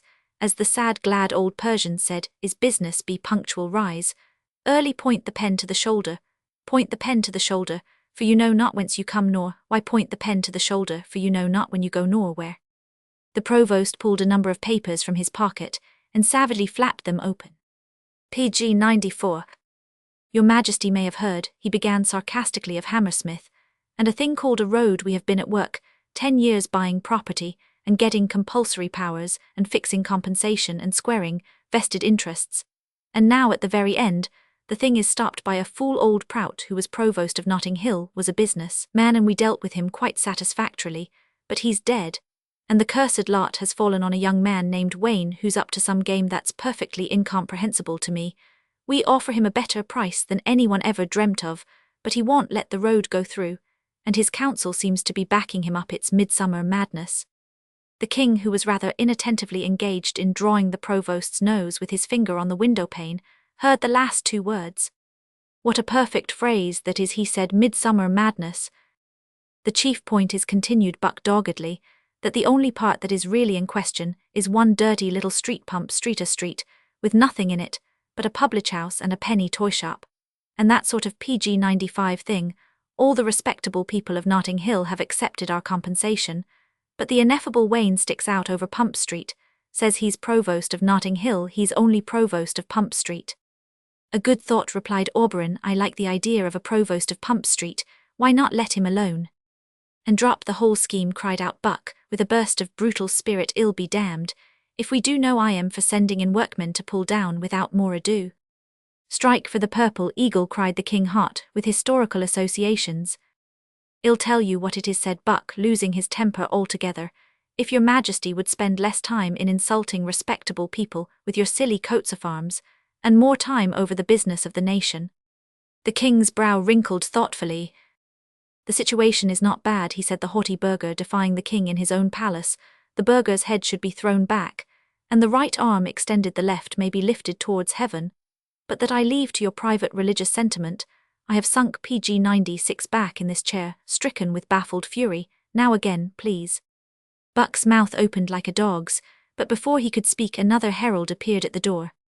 The Lord High Provost of Bayswater, he said, desires an audience. Admit him, said Auberon. This is a jolly day.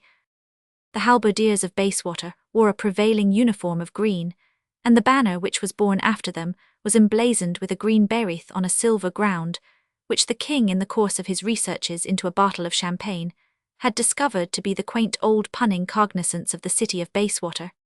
It is a fit symbol, said the king. Your immortal Berith Fulham may seek for wealth and Kensington for art, but when did the men of Bayswater care for anything but glory?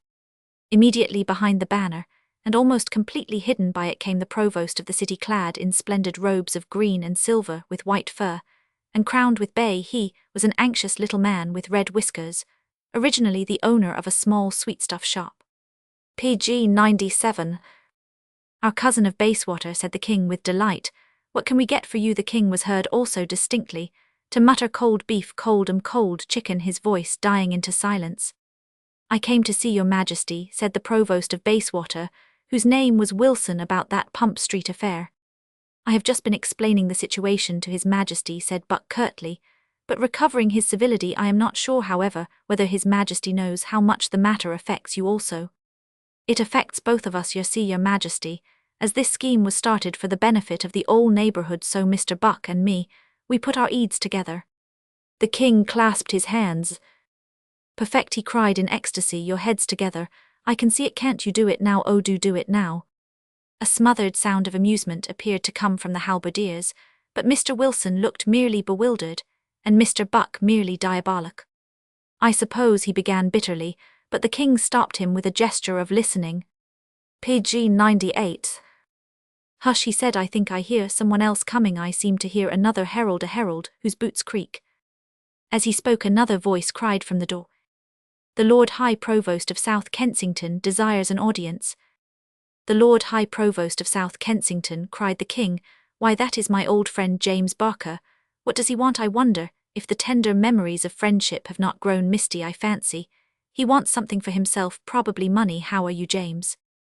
Mr. James Barker, whose guard was attired in a splendid blue, and whose blue banner bore 3 gold birds singing, rushed in his blue and gold robes into the room. Despite the absurdity of all the dresses, it was worth noticing that he carried his better than the rest, though he loathed it as much as any of them. He was a gentleman and a very handsome man, and could not help unconsciously wearing even his preposterous robe. As it should be worn, he spoke quickly, but with the slight initial hesitation he always showed in addressing the king, due to suppressing an impulse, Pg 99, to address his old acquaintance in the old way. Your Majesty, pray forgive my intrusion. It is about this man in Pump Street. I see you have Buck here, so you have probably heard what is necessary. The king swept his eyes anxiously round the room, which now blazed with the trappings of 3 cities. There is one thing necessary, he said. Yes, your Majesty, said Mr. Wilson of Bayswater, a little eagerly. What does your Majesty think necessary? A little yellow, said the king firmly. Send for the Provost of West Kensington.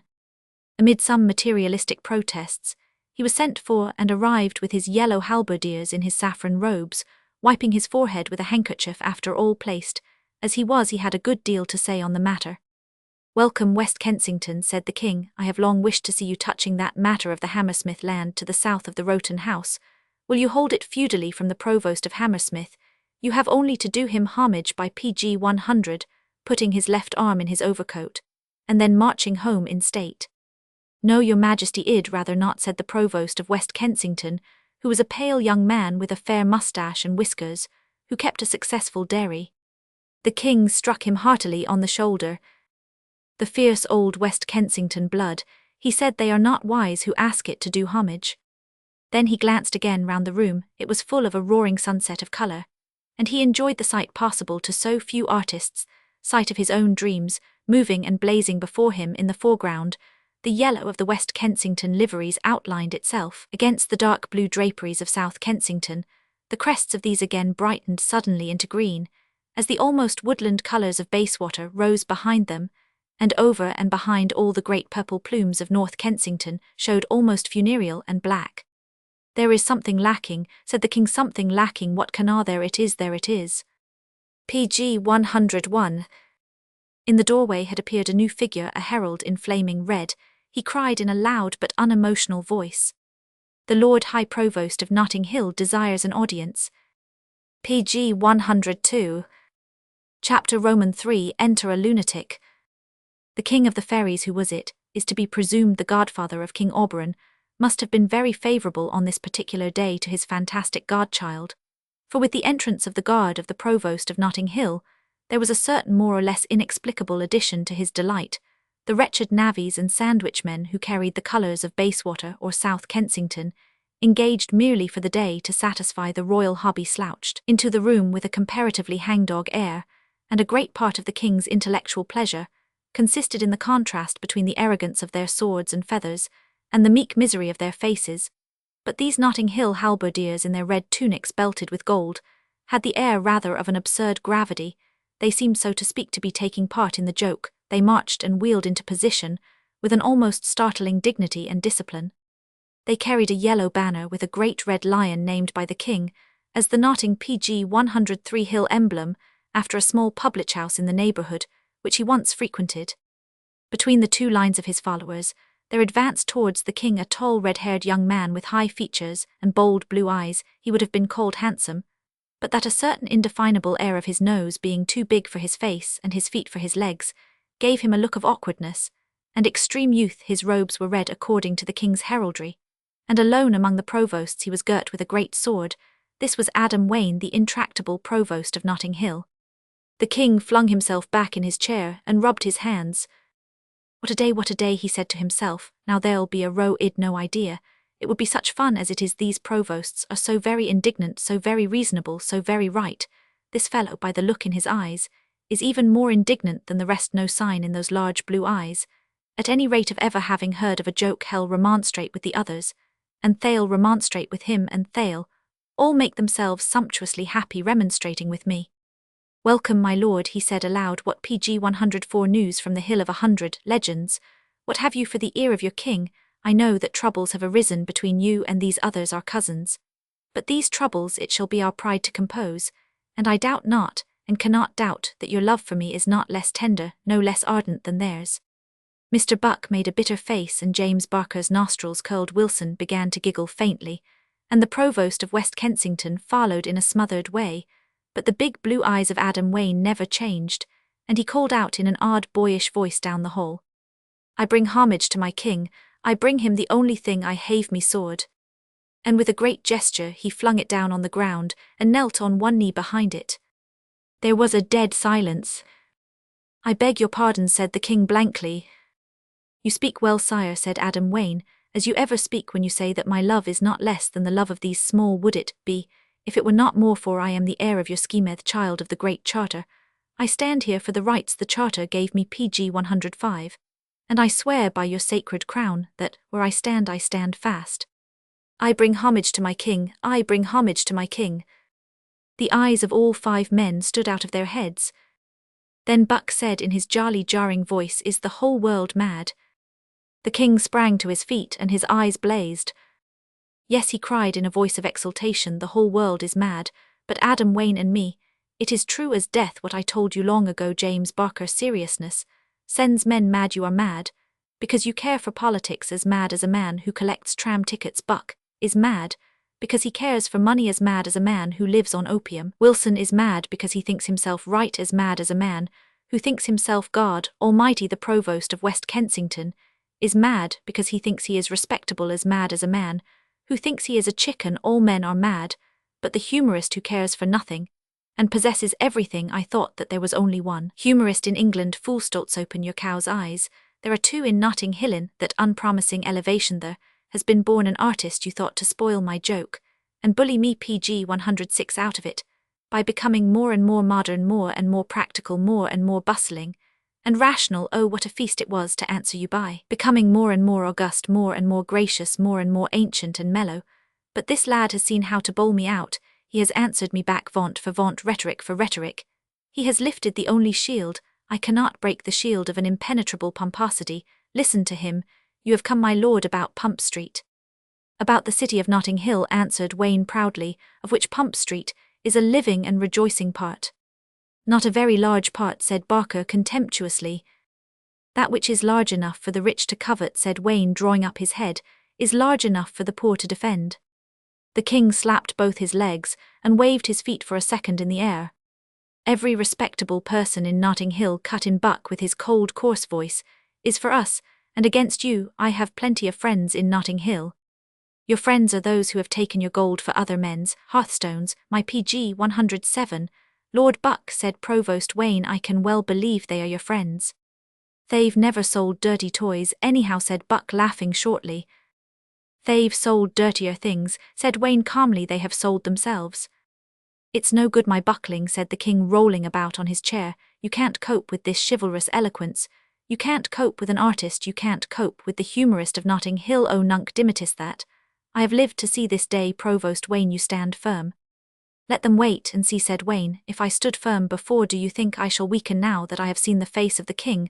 For I fight for something greater, if greater there can be, than the hearthstones of my people and the lordship of the Lion.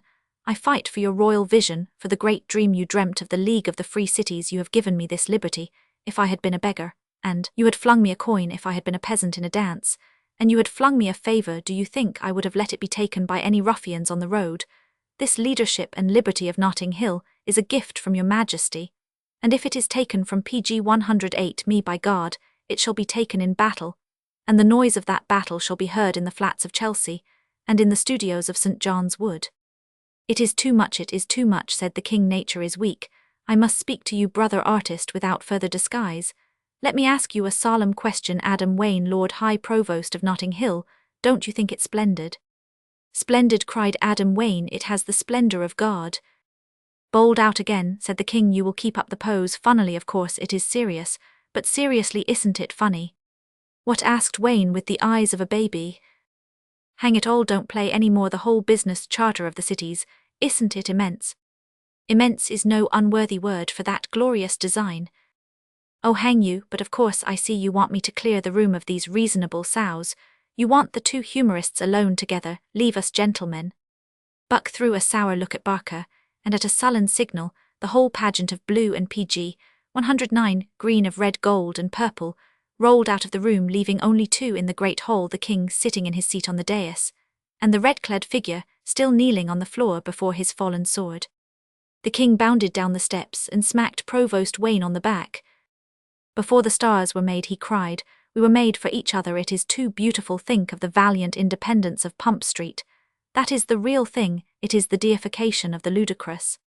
The kneeling figure sprang to his feet with a fierce stagger. Ludicrous, he cried with a fiery face. Oh, come, come, said the king impatiently, you needn't keep it up with me.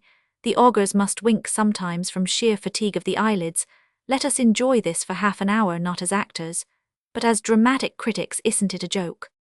Adam Wayne looked down like a boy and answered in a constrained voice. I do not understand, your majesty. I cannot believe that, while I fight for your royal charter, your majesty deserts me for these dogs of the gold hunt. Oh, damn you, but what's this? What the devil's this? PG 110. The king stared into the young provost's face, and in the twilight of the room began to see that his face was quite white and his lip shaking. What in God's name is the matter? Cried Oberon, holding his wrist. Wayne flung back his face, and the tears were shining on it. I am only a boy, he said, but it's true. I would paint the red lion on my shield, if I had only my blood. King Oberon dropped the hand and stood without stirring, thunderstruck. My God in heaven, he said, is it possible that there is within the 4 seas of Britain a man who takes Notting Hill seriously? And my God in heaven, said Wayne passionately, is it possible that there is within the 4 seas of Britain a man who does not take it seriously? The king said nothing, but merely went back up the steps of the dais like a man dazed.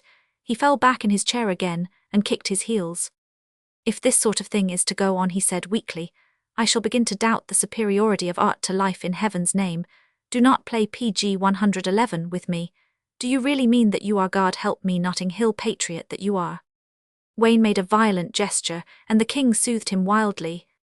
All right, I see you are, but let me take it in, you do really propose to fight these modern improvers with their boards and inspectors and surveyors, and all the rest of it? Are they so terrible? Asked Wayne scornfully. The king continued to stare at him as if he were a human curiosity. And I suppose, he said, that you think that the dentists and small tradesmen and maiden ladies who inhabit Notting Hill will rally with war hymns to your standard. If they have blood they will, said the provost. And I suppose, said the king with his head back among the cushions, that it never crossed your mind. Thathai's voice seemed to lose itself. Luxuriantlimer crossed your mind, that anyone ever thought that the idea of a Notting Hill idealism waser slightly ridiculous? Of course they think so, said Wayne. PG 112. What was the meaning of mocking the prophets? Where, asked the king leaning forward, where in heaven's name did you get this miraculously inane idea? You have been my tutor, sire, said the provost, in all that is high and honourable. Said the king. It was your majesty who first stirred my dim patriotism into flame 10 years ago. When I was a boy, I am only 19, I was playing on the slope of Pump Street with a wooden sword and a paper helmet, dreaming of great wars. In an angry trance I struck out with my sword, and stood petrified, for I saw that I had struck you, sire, my king, as you wandered in a noble secrecy watching over your people's welfare. But I need have had no fear then. Was I taught to understand kingliness, you neither shrank nor frowned, you summoned no guards, you invoked no punishments, but in august and burning words, which are written in my soul never to be erased, you told me ever to turn my sword against the enemies of my inviolate city like a priest, pointing to the altar. You pointed to the hill of Notting so long, you said, as you are PG 113, ready to die for the sacred mountain, even if it were ringed with all the armies of Bayswater. I have not forgotten the words, and I have reason now to remember them, for the hour is come, and the crown of your prophecy, the sacred hill, is ringed with the armies of Bayswater, and I am ready to die. The king was lying back in his chair, a kind of wreck. "O Lord, Lord, Lord," he murmured, what a life, all my work. I seem to have done it also. Ure, the red-haired boy that hit me in the waistcoat, what have I done, God? What have I done? I thought I would have a joke. And I have created a passion. I tried to compose a burlesque, and it seems to be turning halfway through into an epic. What is to be done with such a world in the Lord's name? Wasn't the joke broad and bold enough? I abandoned my subtle humour to amuse you, and I seem to have brought tears to your eyes. What's to be done with people when you write a pantomime for them, call the sausages classic festoons, and the policeman cut in two a tragedy of public duty? But why am I talking? Why am I asking questions of a nice young gentleman who is totally mad? What is the good, pg 114 of it? What is the good of anything, O Lord, O Lord? Suddenly he pulled himself upright. Don't you really think the sacred Notting Hill at all absurd? Absurd? Asked Wayne blankly. Why should I? The king stared back equally blankly. I beg your pardon, he said. Notting Hill, said the provost simply, is a rise or high ground of the common earth, on which men have built houses to live, in which they are born, fall in love, pray marry, and die. Why should I think it absurd? The king smiled. Because, my Leonidas, he began, then suddenly, he knew not how, found his mind was a total blank. After all, why was it absurd? Why was it absurd? He felt as if the floor of his mind had given way. He felt as all men feel when their first principles are hit hard with a question. Barker always felt so when the king said, why trouble about politics? The king's thoughts were in a kind of rout. He could not collect them. It is generally felt to be a little funny, he said vaguely. PG 115. I suppose, said Adam, turning on him with a fierce suddenness, I suppose you fancy crucifixion was a serious affair. Well, I began Auberon, I admit, I have generally thought it had its graver side. Then you are wrong, said Wayne with incredible violence. Crucifixion is comic. It is exquisitely diverting. It was an absurd and obscene kind of impaling reserved for people who were made to be laughed at, for slaves, and provincials for dentists and small tradesmen. As you would say, I have seen the grotesque gallows shape, which the little Roman gutter boys scribbled on walls as a vulgar joke, blazing on the pinnacles of the temples of the world. And shall I turn back? The king made no answer. Adam went on, his voice ringing in the roof. This laughter with which men tyrannize is not the great power you think it. Peter was crucified, and crucified head downwards.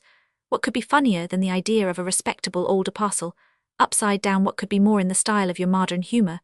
But what was the good of it, upside down or right side up? Peter was Peter, PG 116, to mankind upside down. He still hangs over Europe, and millions move and breathe only in the life of his church. King Auberon got up absently. There is something in what you say, he said. You seem to have been thinking, young man. Only feeling, sire, answered the provost. I was born like other men, in a spot of the earth which I loved because I had played boys' games there, and fallen in love, and talked with my friends through nights that were nights of the gods. And I feel the riddle, these little gardens, where we told our loves, these streets, where we brought out our dead. Why should they be commonplace? Why should they be absurd? Why should it be grotesque to say that a pillar box is poetic, when for a year I could not see a red pillar box against the yellow evening in a certain street, without being racked with something of which God keeps the secret, but which is stronger than sorrow or joy? Why should anyone be able to raise a laugh by saying the cause of Notting Hill, where thousands of immortal spirits blaze with alternate hope and fear? Auberon was flicking dust off his sleeve with PG 117, quite a new seriousness on his face, distinct from the owlish solemnity, which was the pose of his humour. It is very difficult, he said at last. It is a damned difficult thing. I see what you mean. I agree with you, even up to a point, or I should like to agree with you, if I were young enough to be a prophet and poet. I feel a truth in everything you say, until you come to the words Notting Hill, and then I regret to say that the old Adam awakes roaring with laughter, and makes short work of the new Adam whose name is Wayne. For the first time Provost Wayne was silent, and stood gazing dreamily at the floor. Evening was closing in, and the room had grown darker. I know, he said in a strange, almost sleepy voice, there is truth in what you say too. It is hard not to laugh at the common names. I only say we should not. I have thought of a remedy, but such thoughts are rather terrible. What thoughts? Asked Auberon. The provost of Notting Hill seemed to have fallen into a kind of trance in his eyes, was an elvish light. PG 118. I know of a magic wand, but it is a wand that only one or two may rightly use, and only seldom it is a fairy wand of great fear, stronger than those who use it, often frightful, often wicked to use. But whatever is touched with it is never again wholly common, whatever is touched with it takes a magic from outside the world. If I touch with this fairy wand the railways and the roads of Notting Hill, men will love them, and be afraid of them forever. What the devil are you talking about? Asked the king. It has made mean landscapes magnificent, and hovels outlast cathedrals, went on the madman. Why should it not make lamp-posts fairer than Greek lamps, and an omnibus ride like a painted ship? The touch of it is the finger of a strange perfection. What is your wand? Cried the king impatiently. There it is, said Wayne, and pointed to the floor where his sword lay flat and shining. The sword, cried the king, and sprang up straight on the dais. Yes, yes, cried Wayne hoarsely, the PG 119 things touched by that are not vulgar, the things touched by that. King Oberon made a gesture of horror. You will shed blood for that, he cried, for a cursed point of view. Oh, you kings, cried out Adam in a burst of scorn, how humane you are, how tender, how considerate. You will make war for a frontier, or the imports of a foreign harbour. You will shed blood for the precise duty on lace, or the salute to an admiral. But for the things that make life itself worthy or miserable, how humane you are. I say here, and I know well what I speak of, there were never any necessary wars, but the religious wars, there were never any just wars, but the religious wars, there were never any humane wars. But the religious wars, for these men were fighting for something that claimed at least to be the happiness of a man, the virtue of a man. A crusader thought at least that Islam hurt the soul of every man, king or tinker, that it could really capture, I think, Buck and Barker. And these rich vultures hurt the soul of every man, hurt every inch of the ground, hurt every brick of the houses that they can really capture. Do you think I have no right to fight for Notting PG 120 Hill, you whose English government has so often fought for tomfooleries? If, as your rich friends say, there are no gods, and the skies are dark above us, what should a man fight for but the place where he had the Eden of childhood, and the short heaven of first love? If no temples and no scriptures are sacred, what is sacred if a man's own youth is not sacred? The king walked a little restlessly up and down the dais. It is hard, he said, biting his lips to assent to a view so desperately so responsible. As he spoke, the door of the audience chamber fell ajar, and through the aperture came, like the sudden chatter of a bird, the high nasal but well-bred voice of Barker. I said to him quite plainly, public interests. Oberon turned on Wayne with violence. What the devil is all this? What am I saying? What are you saying? Have you hypnotized me? Curse your uncanny blue eyes. Let me go, give me back my sense of humor. Give it me back, I say. I solemnly assure you, said Wayne PG 121, uneasily with a gesture, as if feeling all over himself, that I haven't got it.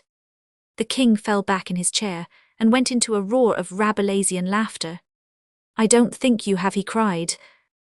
PG 123. Book 3.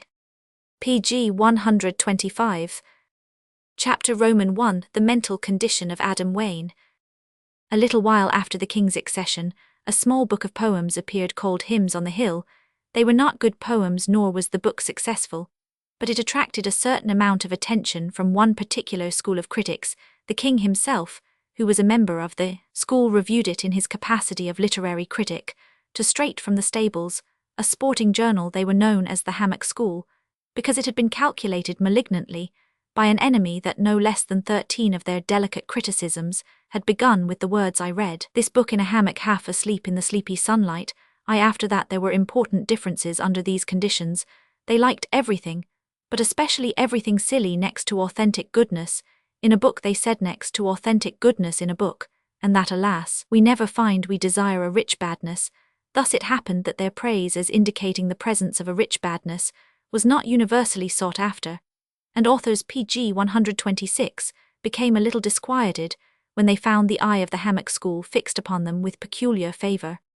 The peculiarity of Hymns on the Hill was the celebration of the poetry of London as distinct from the poetry of the country.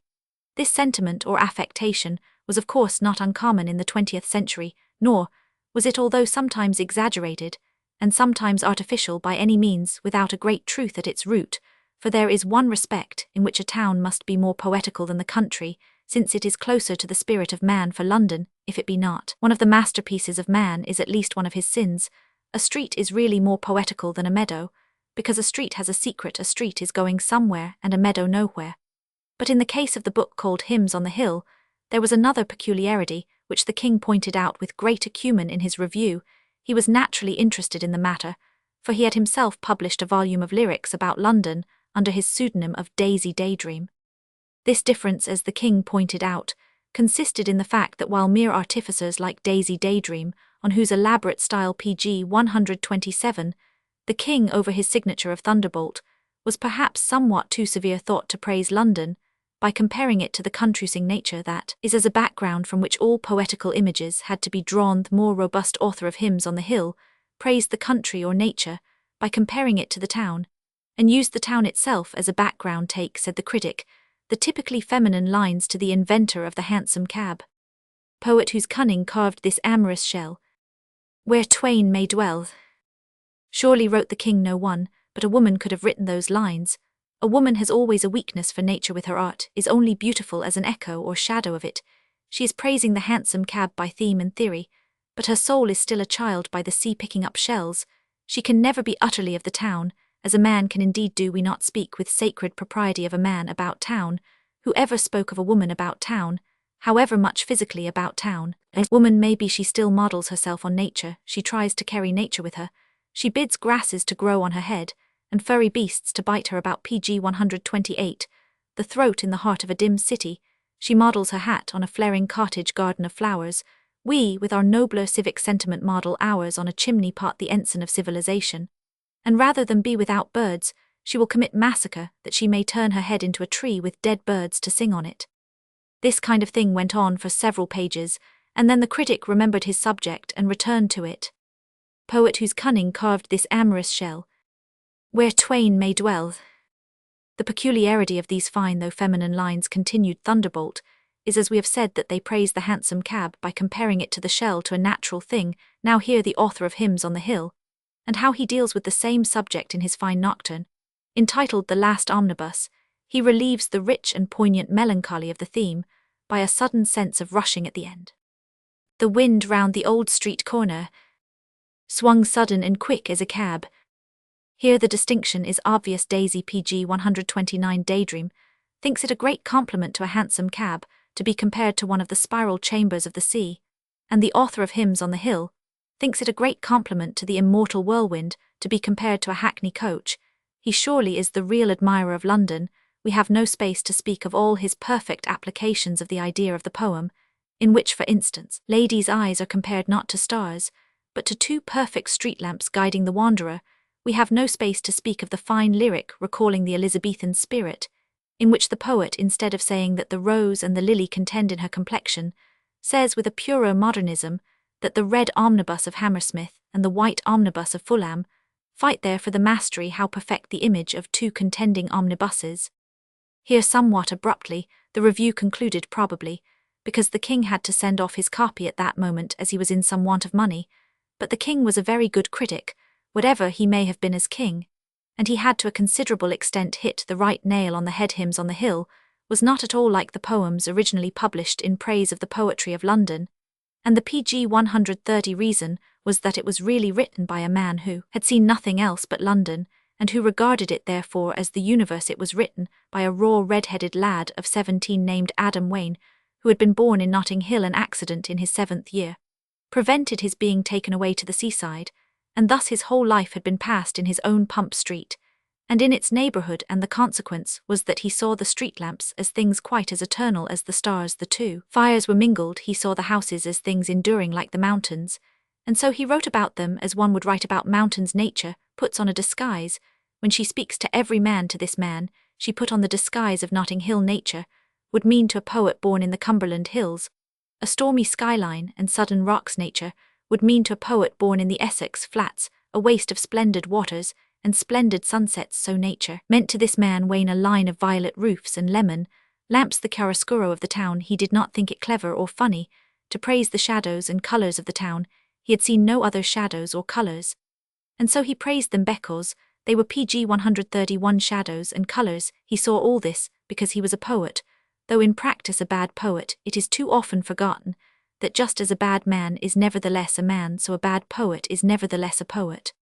Mr. Wayne's little volume of verse was a complete failure, and he submitted to the decision of fate with a quite rational humility, went back to his work, which was that of a draper's assistant, and wrote no more. He still retained his feeling about the town of Notting Hill, because he could not possibly have any other feeling, because it was the back and base of his brain, but he does not seem to have made any particular attempt to express it or insist upon it.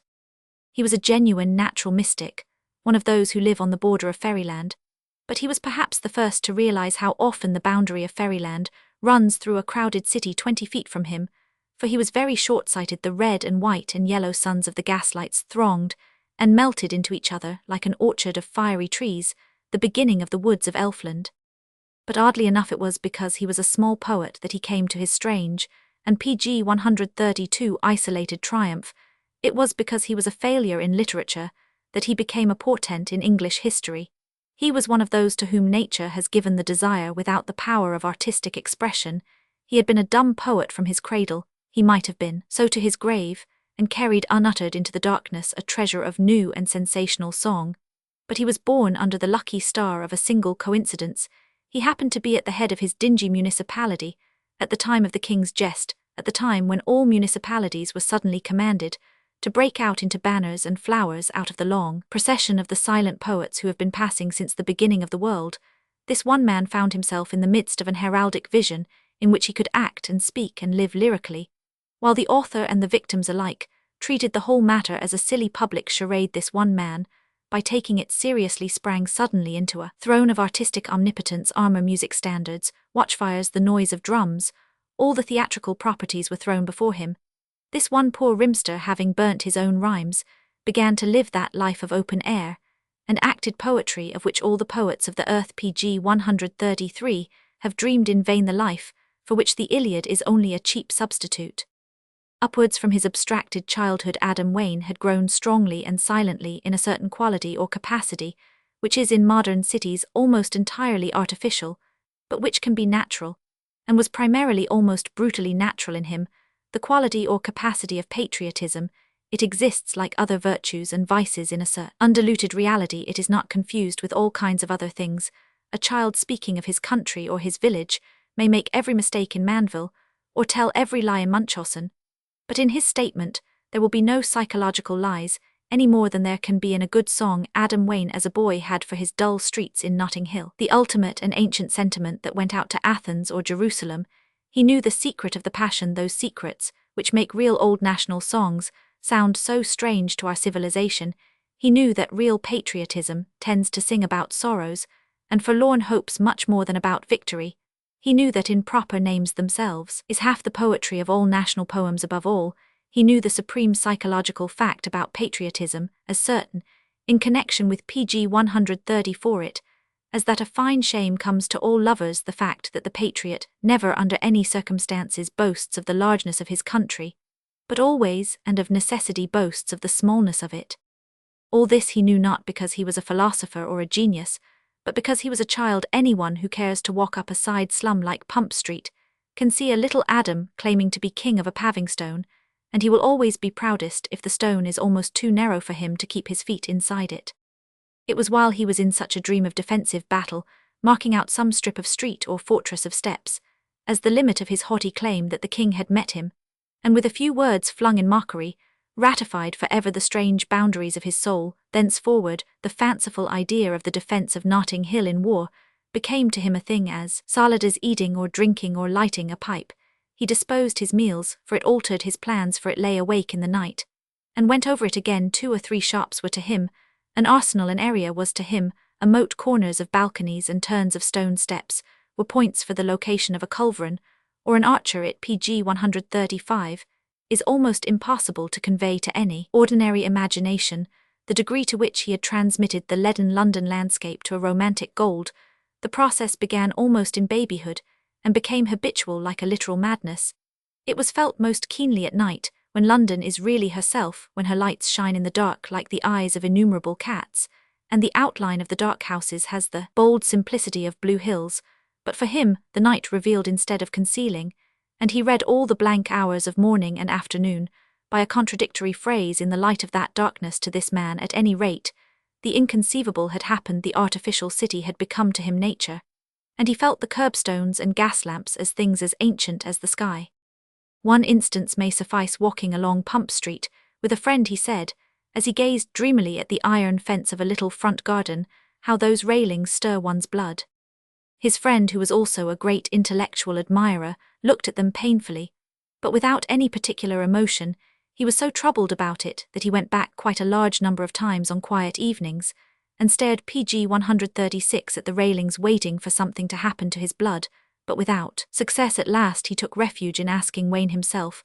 He discovered that the ecstasy lay in the one point he had never noticed about the railings, even after his 6 visits, fact that they were like the great majority of others in London, shaped at the top after the manner of a spear. As a child, Wayne had half unconsciously compared them with the spears in pictures of Lancelot and St. George, and had grown up under the shadow of the graphic association.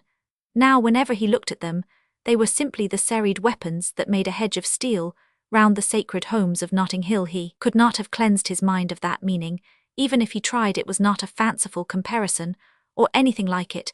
It would not have been true to say that the familiar railings reminded him of spears.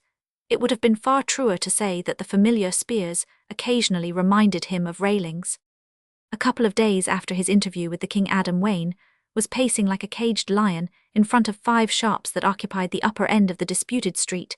They were a grocer's, a chemist's, a barber's, an old curiosity pg 137 shop, and a toy shop that sold also newspapers. It was these 5 shops which his childish fastidiousness had first selected as the essentials of the Notting Hill campaign, the citadel of the city.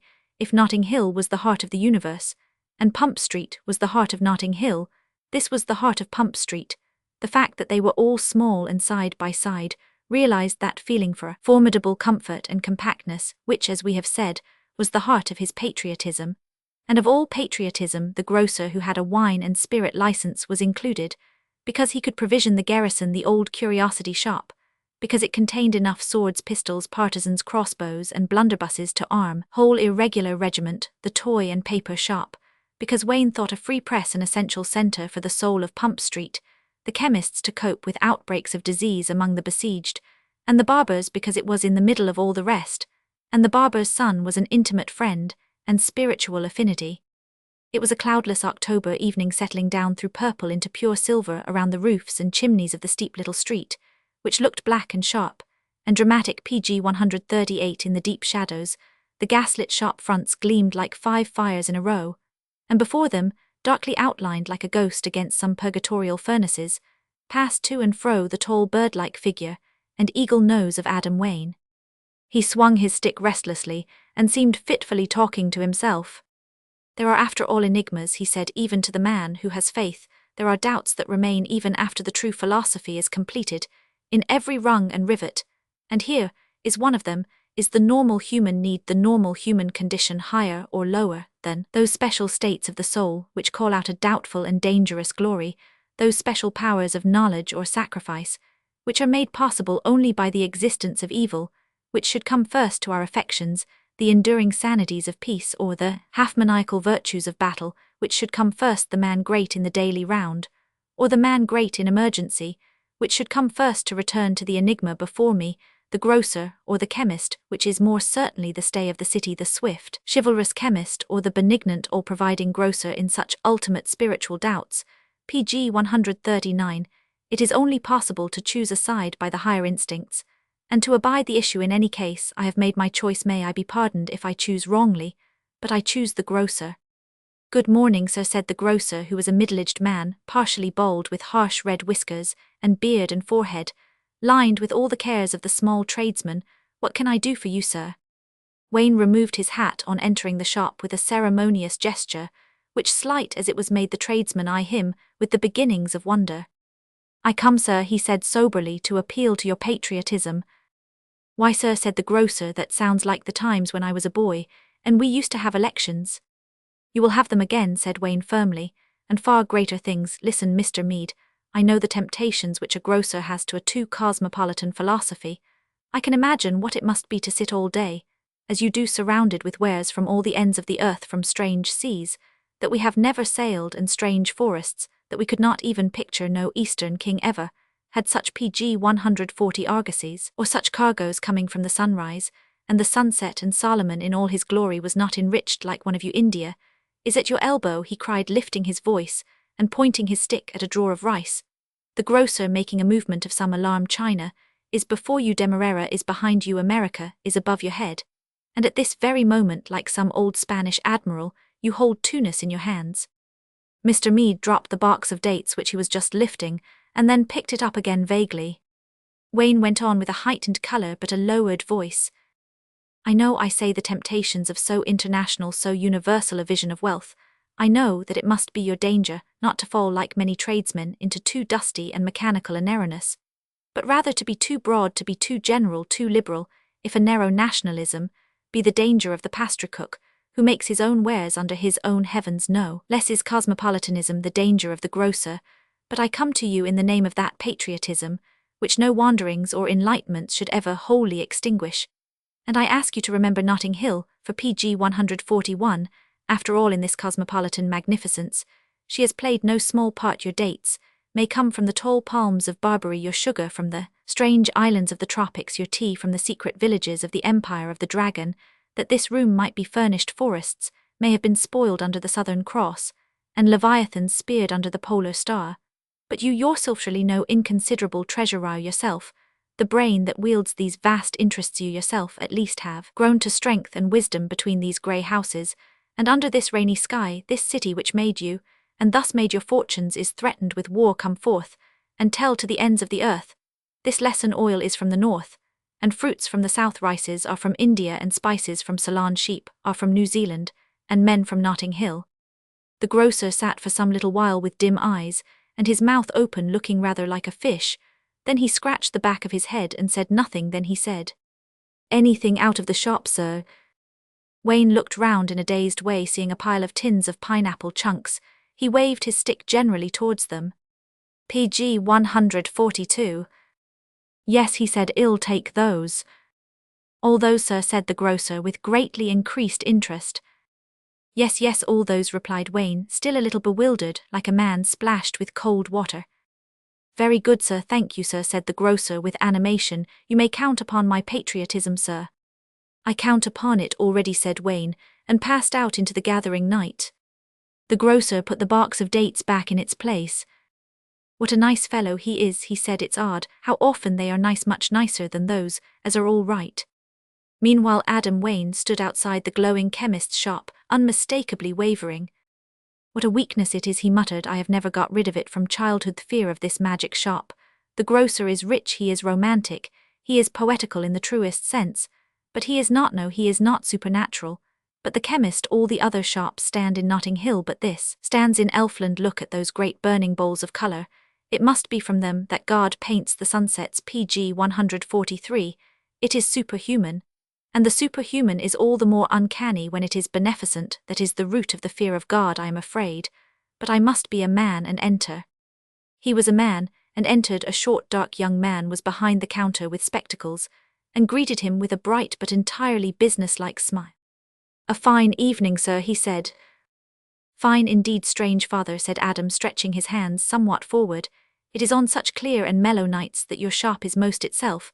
Then they appear most perfect, those moons of green and gold and crimson which from afar oft guide the pilgrim of pain and sickness to this house of merciful witchcraft." "Can I get you anything?" asked the chemist. "Let me see," said Wayne in a friendly but vague manner. "Let me have some sal volatile." "Eightpence, tenpence, or 1 and 6 a bottle," said the young man genially. 1 and 6, own and 6, replied Wayne with a wild submissiveness. "I come to ask you, Mr. Bowles, a terrible question." He paused and collected himself. PG 144. "It is necessary," he muttered, "it is necessary to be tactful, and to suit the appeal to each profession in turn. I come," he resumed aloud, "to ask you a question which goes to the roots of your miraculous toils. Mr. Bowles, shall all this witchery cease?" And he waved his stick around the shop. Meeting with no answer, he continued with animation. "In Notting Hill we have felt to its core the elfish mystery of your profession, and now Notting Hill itself is threatened." "Anything more, sir?" asked the chemist. "Oh," said Wayne somewhat disturbed, "what is it? Chemists sell quinine. I think thank you shall it be destroyed. I have met these men of Bayswater, and North Kensington Mr. Bowles. They are materialists, they see no witchery in your work, even when it is wrought within their own borders. They think the chemist is commonplace, they think him human. The chemist appeared to pause only a moment to take in the insult, and immediately said, "And the next article, please." "Alum," said the provost wildly, "Ipc 145 resume. It is in this sacred town alone that your priesthood is reverenced, therefore, when you fight for us you fight not only for yourself, but for everything you typify. You fight not only for Notting Hill, but for fairyland, for as surely as Buck and Barker, and such men hold sway, the sense of fairyland, in some strange manner, diminishes." "Anything more, sir?" asked Mr. Bowles, with unbroken cheerfulness. "Oh yes, jujubes, Gregory Powder Magnesia, the danger is imminent in all this matter. I have felt that I fought not merely for my own city, though to that I owe all my blood, but for all places in which these great ideas could prevail. I am fighting not merely for Notting Hill, but for Bayswater itself, for North Kensington itself, for if the gold hunters prevail these also will lose all their ancient sentiments, and all the mystery of their national soul. I know I can count upon you." "Oh yes, sir," said the chemist with great animation, "we are always glad to oblige a good customer." Adam Wayne went out of the shop with a deep sense of fulfillment of soul. "It is so fortunate," he said, "to have PG 146 tact, to be able to play upon the peculiar talents and specialities, the cosmopolitanism of the grocer, and the world-old necromancy of the chemist. Where should I be without tact?" PG 147. Chapter Roman 2, the remarkable Mr. Turnbull. After 2 more interviews with shopmen, however, the patriot's confidence in his own psychological diplomacy began vaguely to wane, despite the care with which he considered the peculiar rationale and the peculiar glory of each separate shop. There seemed to be something unresponsive about the shopmen, whether it was a dark resentment against the uninitiate for peeping into their Masonic magnificence, he could not quite conjecture. His conversation with the man who kept the shop of curiosities had begun encouragingly. The man who kept the shop of curiosities had indeed enchanted him with a phrase. He was standing drearily at the door of his shop, a wrinkled man with a grey pointed beard, evidently a gentleman who had come down in the world. "And how does your commerce go, you strange guardian of the past?" said Wayne affably. "Well, sir, not very well," replied the man with that patient voice of his class, which is PG 148. "One of the most heartbreaking things in the world, things are terribly quiet." Wayne's eyes shone suddenly. "A great saying," he said, "worthy of a man whose merchandise is human history. Terribly quiet, that is in 2 words the spirit of this age, as I have felt it from my cradle. I sometimes wondered how many other people felt the oppression of this union between quietude and terror. I see blank, well-ordered streets and men in black moving about inoffensively, sullenly. It goes on day after day, day after day, and nothing happens. But to me, it is like a dream from which I might wake, screaming to me the straightness of our life is the straightness of a thin cord stretched tight. Its stillness is terrible, it might snap with a noise like thunder. And you who sit amid the debris of the great wars, you who sit as it were upon a battlefield, you know that war was less terrible than this evil peace. You know that the idle lads who carried those swords under Francis or Elizabeth, the rude squire or baron who swung that mace about in Picardy or Northumberland battles, may have been terribly noisy, but were not like us terribly quiet. Whether it was a faint embarrassment of PG 149 conscience as to the original source and date of the weapons referred to, or merely an ingrained depression, the guardian of the past looked if anything a little more worried. "But I do not think," continued Wayne, "that this horrible silence of modernity will last, though I think for the present it will increase. What a farce is this modern liberality, freedom of speech, means practically in our modern civilization, that we must only talk about unimportant things. We must not talk about religion, for that is illiberal. We must not talk about bread and cheese, for that is talking shop. We must not talk about death, for that is depressing. We must not talk about birth, for that is indelicate. It cannot last. Something must break this strange indifference, this strange dreamy egoism, this strange loneliness of millions in a crowd. Something must break it. Why should it not be you? And you do nothing else but guard relics." The shopman wore a gradually clearing expression, which would have led those unsympathetic with the cause of the Red Lion to think that the last sentence was the only one to which he had attached any meaning. "I am rather old to go into a new business, PG 150, he said, "and I don't quite know what to be either." "Why not," said Wayne gently, having reached the crisis of his delicate persuasion, "we not be a colonel?" It was at this point in all probability that the interview began to yield more disappointing results. The man appeared inclined at first to regard the suggestion of becoming a colonel as outside the sphere of immediate and relevant discussion. A long exposition of the inevitable War of Independence, coupled with the purchase of a doubtful 16th-century sword for an exaggerated price, seemed to resettle matters. Wayne left the shop, however somewhat infected with the melancholy of its owner. That melancholy was completed at the barber's. "Shaving, sir?" inquired that artist from inside his shop. "War," replied Wayne, standing on the threshold. "I beg your pardon," said the other sharply. "War," said Wayne warmly, but not for anything inconsistent with the beautiful and the civilized arts. War for beauty, war for society, war for peace. A great chance is PG 151 offered you of repelling that slander which, in defiance of the lives of so many artists, attributes poltroonery to those who beautify and polish the surface of our lives. Why should not hairdressers be heroes? Why should not? "Now you get out," said the barber irascibly. "We don't want any of your sort here. You get out." And he came forward with the desperate annoyance of a mild person when enraged. Adam Wayne laid his hand for a moment on the sword, then dropped it. "Notting Hill," he said, "will need her bolder sons," and he turned gloomily to the toy shop.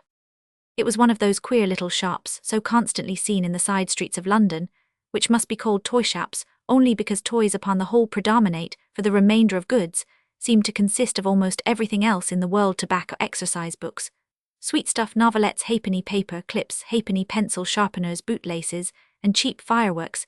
It also sold newspapers, and a row of dirty-looking posters hung along the front of it. "I am afraid," said Wayne, as he entered PG 152, "that I am not getting on with these tradesmen as I should. Is it that I have neglected to rise to the full meaning of their work? Is there some secret buried in each of these shops which no mere poet can discover?" He stepped to the counter with a depression which he rapidly conquered, as he addressed the man on the other side of it, a man of short stature and hair prematurely white, and the look of a large baby. "So," said Wayne, "I am going from house to house in this street of ours, seeking to stir up some sense of the danger which now threatens our city. Nowhere have I felt my duty so difficult as here, for the toy shop keeper has to do with all that remains to us of Eden before the first wars began. You sit here meditating continually upon the wants of that wonderful time when every staircase leads to the stars and every garden path to the other end of nowhere. Is it thoughtlessly, do you think, that I strike the dark old drum of peril in the paradise of children? But consider a moment, do not condemn me hastily. Even that paradise itself contains the rumor or beginning of that danger, just as the Eden that was made for perfection contained the terrible tree for judge childhood. Even by your own arsenal of its pleasures, you PG 153 keep bricks. You make yourself thus doubtless the witness of the constructive instinct older than the destructive. You keep dolls. You make yourself the priest of that divine idolatry. You keep Noah's arks. You perpetuate the memory of the salvation of all life as a precious and irreplaceable thing. But do you keep only, sir, the symbols of this prehistoric sanity, this childish rationality of the earth? Do you not keep more terrible things? What are those boxes seemingly of lead soldiers that I see in that glass case? Are they not witnesses to that terror and beauty, that desire for a lovely death, which could not be excluded even from the immortality of Eden? Do not despise the lead soldiers, Mr. Turnbull." "I don't," said Mr. Turnbull of the toy shop shortly, but with great emphasis. "I am glad to hear it," replied Wayne. "I confess that I feared for my military schemes the awful innocence of your profession. How I thought to myself, will this man used only to the wooden swords that give pleasure think of the steel swords that give pain? But I am at least partly reassured. Your tone suggests to me that I have at least the entry of a gate of your fairyland, the gate through which the PG 154 soldiers enter, for it cannot be denied. I ought, sir, no longer to deny that it is of soldiers that I come to speak. Let your gentle employment make you merciful towards the troubles of the world. Let your own silvery experience tone down our sanguine sorrows, for there is war in Notting Hill." The little toy shop keeper sprang up suddenly, slapping his fat hands like two fans on the counter. "War," he cried. "Not really, sir? Is it true? Oh, what a joke! Oh, what a sight for sore eyes!" Wayne was almost taken aback by this outburst. "I am delighted," he stammered. "I had no notion." He sprang out of the way just in time to avoid Mr. Turnbull, who took a flying leap over the counter and dashed to the front of the shop. "You look here, sir," he said. "You just look here." He came back with two of the torn posters in his hand, which were flapping outside his shop. "Look at those, sir," he said, and flung them down on the counter. PG 155s. Wayne bent over them and read on one. Last fighting. Reduction of the central dervish city. Remarkable, etc. On the other he read. Last small republic annexed. Nicaraguan capital surrenders after a month's fight. Great slaughter. Wayne bent over them again, evidently puzzled. Then he looked at the dates. They were both dated in August 15 years before. "Why do you keep these old things?" he said, startled entirely out of his absurd tact of mysticism. "Why do you hang them outside your shop?" "Because," said the other simply, "they are the records of the last war. You mentioned war just now. It happens to be my hobby." Wayne lifted his large blue eyes with an infantile wonder. "Come with me," said Turnbull shortly, and led him into a parlour at the back of the shop. PG 156. In the centre of the parlour stood a large deal table. On it were set rows and rows of the tin and lead soldiers, which were part of the shopkeeper's stock. The visitor would have thought nothing of it if it had not been for a certain odd grouping of them, which did not seem either entirely commercial or entirely haphazard.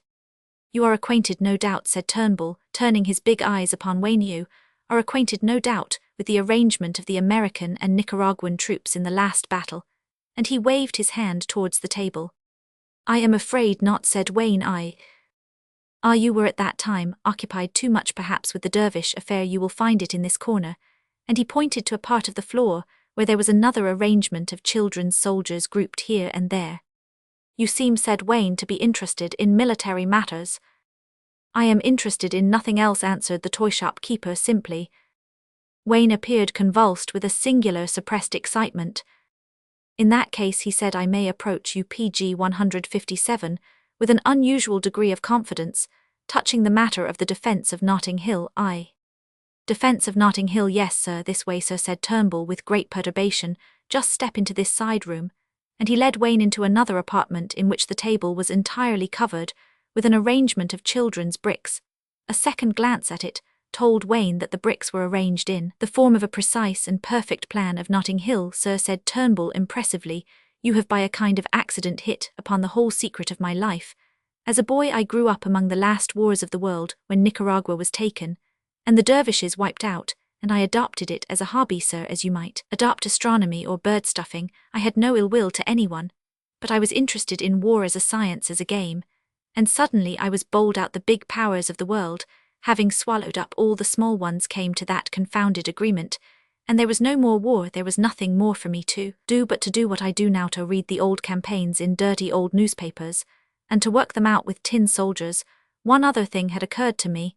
I thought it an amusing PG 158 fancy to make a plan of how this district or ours ought to be defended if it were ever attacked. It seems to interest you too." "If it were ever attacked," repeated Wayne, awed into an almost mechanical enunciation. "Mr. Turnbull, it is attacked. Thank heaven I am bringing to at least one human being the news that is at bottom, the only good news to any son of Adam. Your life has not been useless. Your work has not been play. Now, when the hair is already grey on your head, Turnbull, you shall have your youth. God has not destroyed, he has only deferred it. Let us sit down here, and you shall explain to me this military map of Notting Hill, for you and I have to defend Notting Hill together." Mr. Turnbull looked at the other for a moment, then hesitated, and then sat down beside the bricks and the stranger. He did not rise again for 7 hours when the dawn broke. The headquarters of Provost Adam Wayne and his commander-in-chief consisted of a small and somewhat unsuccessful milk shop at the corner of Pump Street.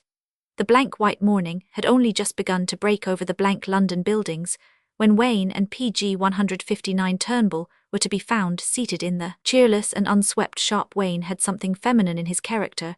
He belonged to that class of persons who forget their meals when anything interesting is in hand. He had had nothing for 16 hours but hurried glasses of milk, and with a glass standing empty beside him, he was writing and sketching and darting and crossing out with inconceivable rapidity with a pencil and a piece of paper. Turnbull was of that more masculine type in which a sense of responsibility increases the appetite, and with his sketch map beside him, he was dealing strenuously with a pile of sandwiches in a paper packet and a tankard of ale from the tavern opposite, whose shutters had just been taken down. Neither of them spoke, and there was no sound in the living stillness except the scratching of Wayne's pencil and the squealing of an aimless-looking cat at length Wayne broke the silence by saying, £17 8 and 9. Turnbull nodded and put his head in the tankard.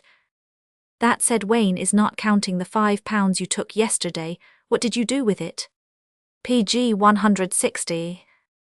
Ah, that is rather interesting, replied Turnbull with his mouth full. I used that £5 in a kindly and philanthropic act.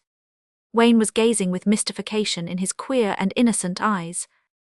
I used that £5, continued the other, in giving no less than 40 little London boys rides in hansom cabs. Are you insane? Asked the provost. It is only my light touch, returned Turnbull. These hansom cab rides will raise the tone, my dear fellow. Off our London youths, widen their horizon, brace their nervous system, make them acquainted with the various public monuments of our great city. Education, Wayne, education. How many excellent thinkers have pointed out that political reform is useless until we produce a cultured populace, so that 20 years hence, when these boys are grown up. Mad, said Wayne, laying down his pencil, and £5 gone. You are in error, explained Turnbull. You grave creatures can never be brought to understand how much quicker work really goes with the assistance of nonsense and good meals, stripped of its decorative beauties. My statement was strictly accurate. Last night I gave PG 161 40 half-crowns to 40 little boys, and sent them all over London to take hansom cabs. I told them in every case to tell the cabman to bring them to this spot in half an hour. From now the declaration of war will be posted up. At the same time the cabs will have begun to come in. You will have ordered out the guard. The little boys will drive up in state. We shall commandeer the horses for cavalry, use the cabs for barricade, and give the men the choice between serving in our ranks and detention in our basements and cellars. The little boys we can use as scouts. The main thing is that we start the war with an advantage unknown in all the other armies' horses. And now, he said, finishing his beer, I will go and drill the troops. And he walked out of the milk shop, leaving the provost staring. A minute or two afterwards the provost laughed. He only laughed once or twice in his life, and then he did it in a queer way, as if it were an art he had not mastered. Even he saw something funny in the preposterous coup of the half-crowns, and the little boys. He did not see the monstrous absurdity of the whole policy, and the whole war. He enjoyed it seriously as a crusade, that is, he enjoyed it, PG 162, far more than any joke can be enjoyed. Turnbull enjoyed it partly as a joke, even more perhaps as a reversion from the things he hated, modernity and monotony and civilization, to break up the vast machinery of modern life, and use the fragments as engines of war, to make the barricade of omnibuses and points of vantage of chimney-pots, was to him a game worth infinite risk and trouble. He had that rational and deliberate preference which will always to the end trouble the peace of the world, the rational and deliberate preference for a short life, and a merry one. PG 163. Chapter Roman 3, The Experiment of Mr. Buck. An earnest and eloquent petition was sent up to the king, signed with the names of Wilson, Barker, Buck, Swindon, and others. It urged that at the forthcoming conference to be held in His Majesty's presence touching the final disposition of the property in Pump Street, it might be held not inconsistent with political decorum, and with the unutterable respect they entertained for His Majesty, if they appeared in ordinary morning dress, without the costume decreed for them as provost. So it happened that the company appeared at that council in frock-coats, and that the king himself limited his love of ceremony to appearing after his not unusual manner in evening dress, with one order in this case, not the garter, but the button of the Club of Old Clippers' best pals, a decoration obtained with difficulty from a halfpenny boy's paper. Thus also it happened that the only spot of colour in the room was Adam Wayne, who entered in great dignity with the great red robes and the great sword. PG 164. We have met, said Auberon, to decide the most arduous of modern problems. May we be successful. And he sat down gravely. Buck turned his chair a little and flung one leg over the other. Your Majesty, he said quite good-humouredly, there is only one thing I can't understand, and that is why this affair is not settled in 5 minutes. Here's a small property which is worth 1,000 to us, and is not worth 100 to anyone else. We offer the 1,000. It's not businesslike, I know, for we ought to get it for less, and it's not reasonable, and it's not fair on us, but I'm damned if I can see why it's difficult. The difficulty may be very simply stated, said Wayne. You may offer 1,000,000, and it will be very difficult for you to get Pump Street. But look here, Mr. Wayne, cried Barker, striking in with a kind of cold excitement. Just look here, you've no right to take up a position like that. You've a right to stand out for a bigger price. But you aren't doing that. You're refusing what you and every sane man knows to be a splendid offer simply from malice or spite. Must be malice or spite. And that kind of thing is really criminal. It's PG 165, against the public good. The king's government would be justified in forcing you. With his lean fingers spread on the table, he stared anxiously at Wayne's face, which did not move. Enforcing you it would, he repeated. It shall, said Buck, shortly turning to the table. With a jerk, we have done our best to be decent. Wayne lifted his large eyes slowly. Was it my Lord Buck, he inquired, who said that the King of England shall do something? Buck flushed and said testily, I mean it must, it ought to, as I say, we've done our best to be generous. I defy anyone to deny it, as it is, Mr. Wayne. I don't want to say a word that's uncivil. I hope it's not uncivil to say that you can be and ought to be in jail. It is criminal to stop public works. For a whim, a man might as well burn 10,000 onions in his front garden, or bring up his children to run naked in the street, as do what you say you have a right to do. People have been compelled to sell before now. The king could compel you, and I hope he will. Until he does, said Wayne calmly, the PG 166 power and government of this great nation is on my side and not yours, and I defy you to defy it. In what sense, cried Barker with his feverish eyes and hands, is the government on your side? With one ringing movement Wayne unrolled a great parchment on the table. It was decorated down the sides with wild watercolor sketches of vestrymen in crowns and wreaths. The charter of the cities, he began. Buck exploded in a brutal oath and laughed. That tomfool's joke, haven't we had enough?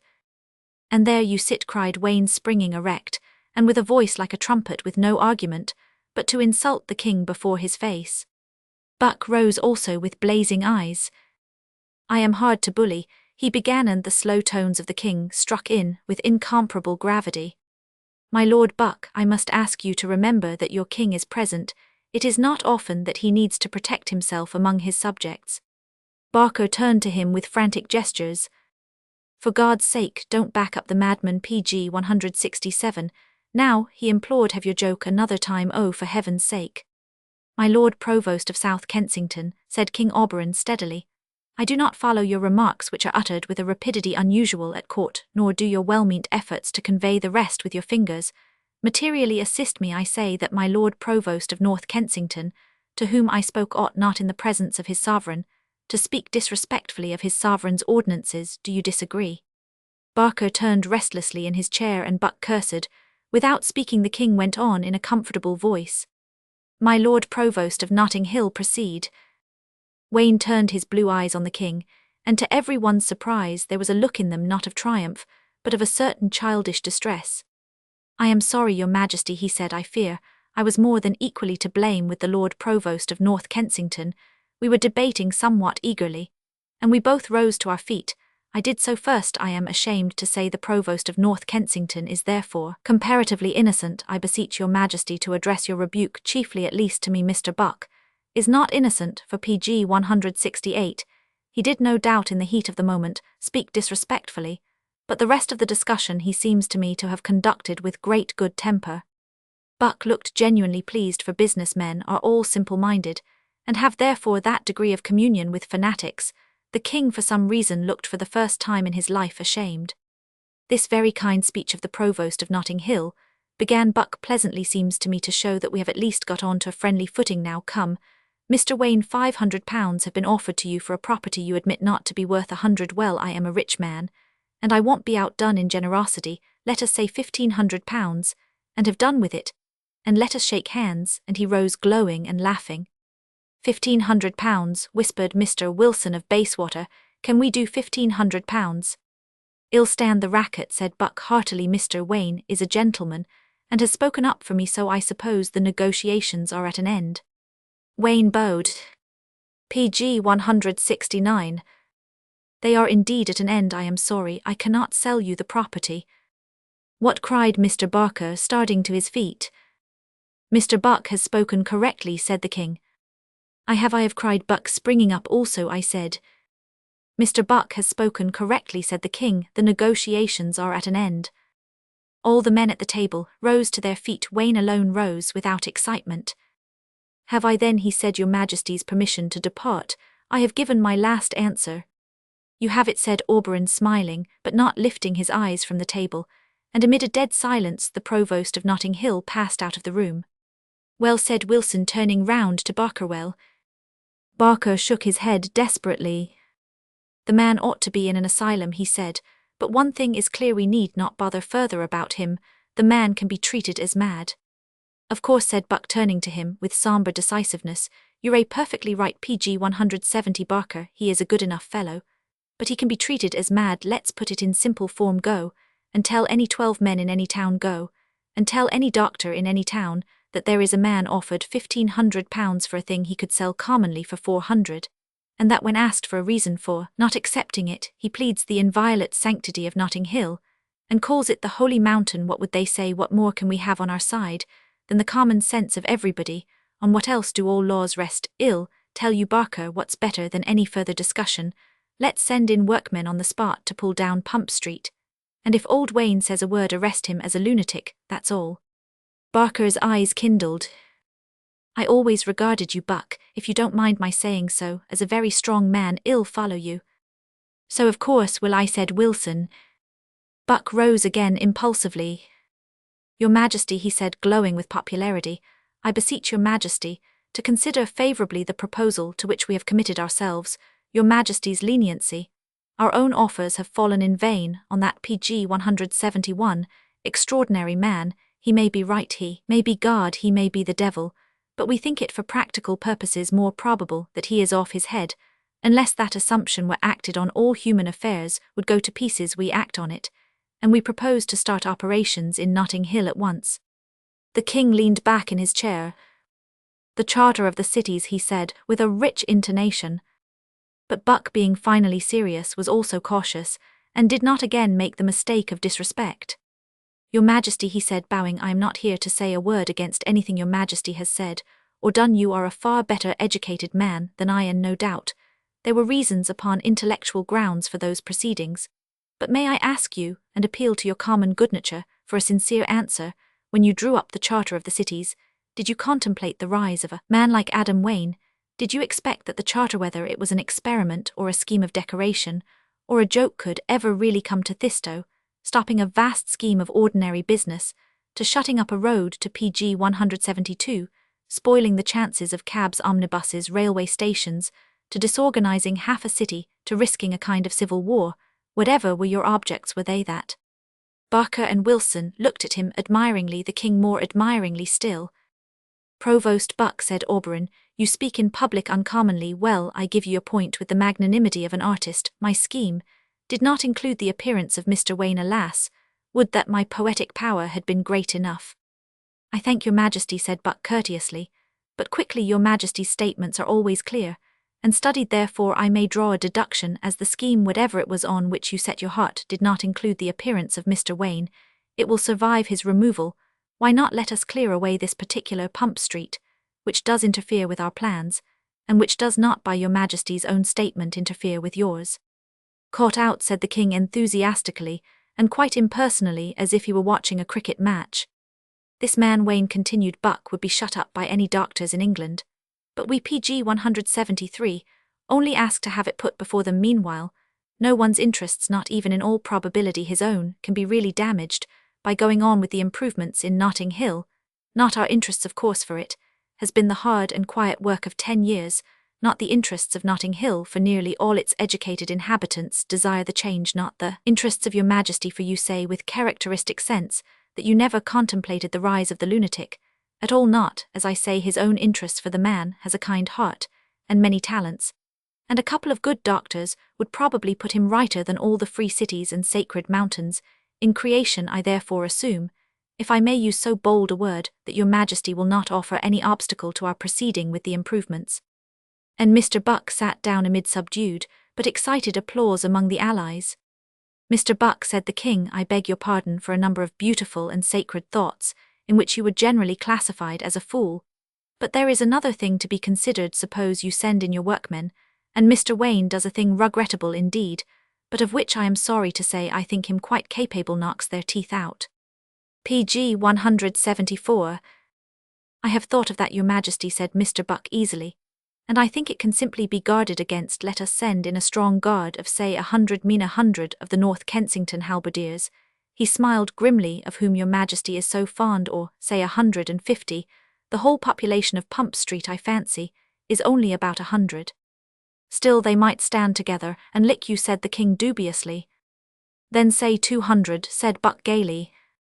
It might happen, said the king restlessly, that one Notting Hiller fought better than 2 North Kensingtons. It might, said Buck coolly. Then say 250. The king bit his lip. And if they are beaten too, he said viciously. Your majesty, said Buck, and leaned back easily in his chair. Suppose they are, if anything be clear, it is clear that all fighting matters are mere matters of arithmetic here. We have 150, say, of Notting Hill soldiers, or say 200. If one of them can fight 2 of us, we can send in not 400 but 600, and smash PG 175, him. That is all. It is out of all immediate probability that one of them could fight 4 of us, so what I say is this: run no risks, finish it at once, send in 800 men, and smash him almost without seeing him, and go on with the improvements.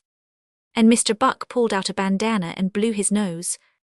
Do you know, Mr. Buck, said the king, staring gloomily at the table, the admirable clearness of your reason produces in my mind a sentiment which I trust I shall not offend you by describing as an aspiration to punch your head. You irritate me sublimely. What can it be in me? Is it the relic of a moral sense? But your majesty, said Barker eagerly and suavely, does not refuse our proposals. My dear Barker, your proposals are as damnable as your manners. I want to have nothing to do with them. Suppose I stopped them altogether, what would happen? Barker answered in a very low voice. Revolution. The king glanced quickly at the men round the table. They were all looking down silently. Their brows were red.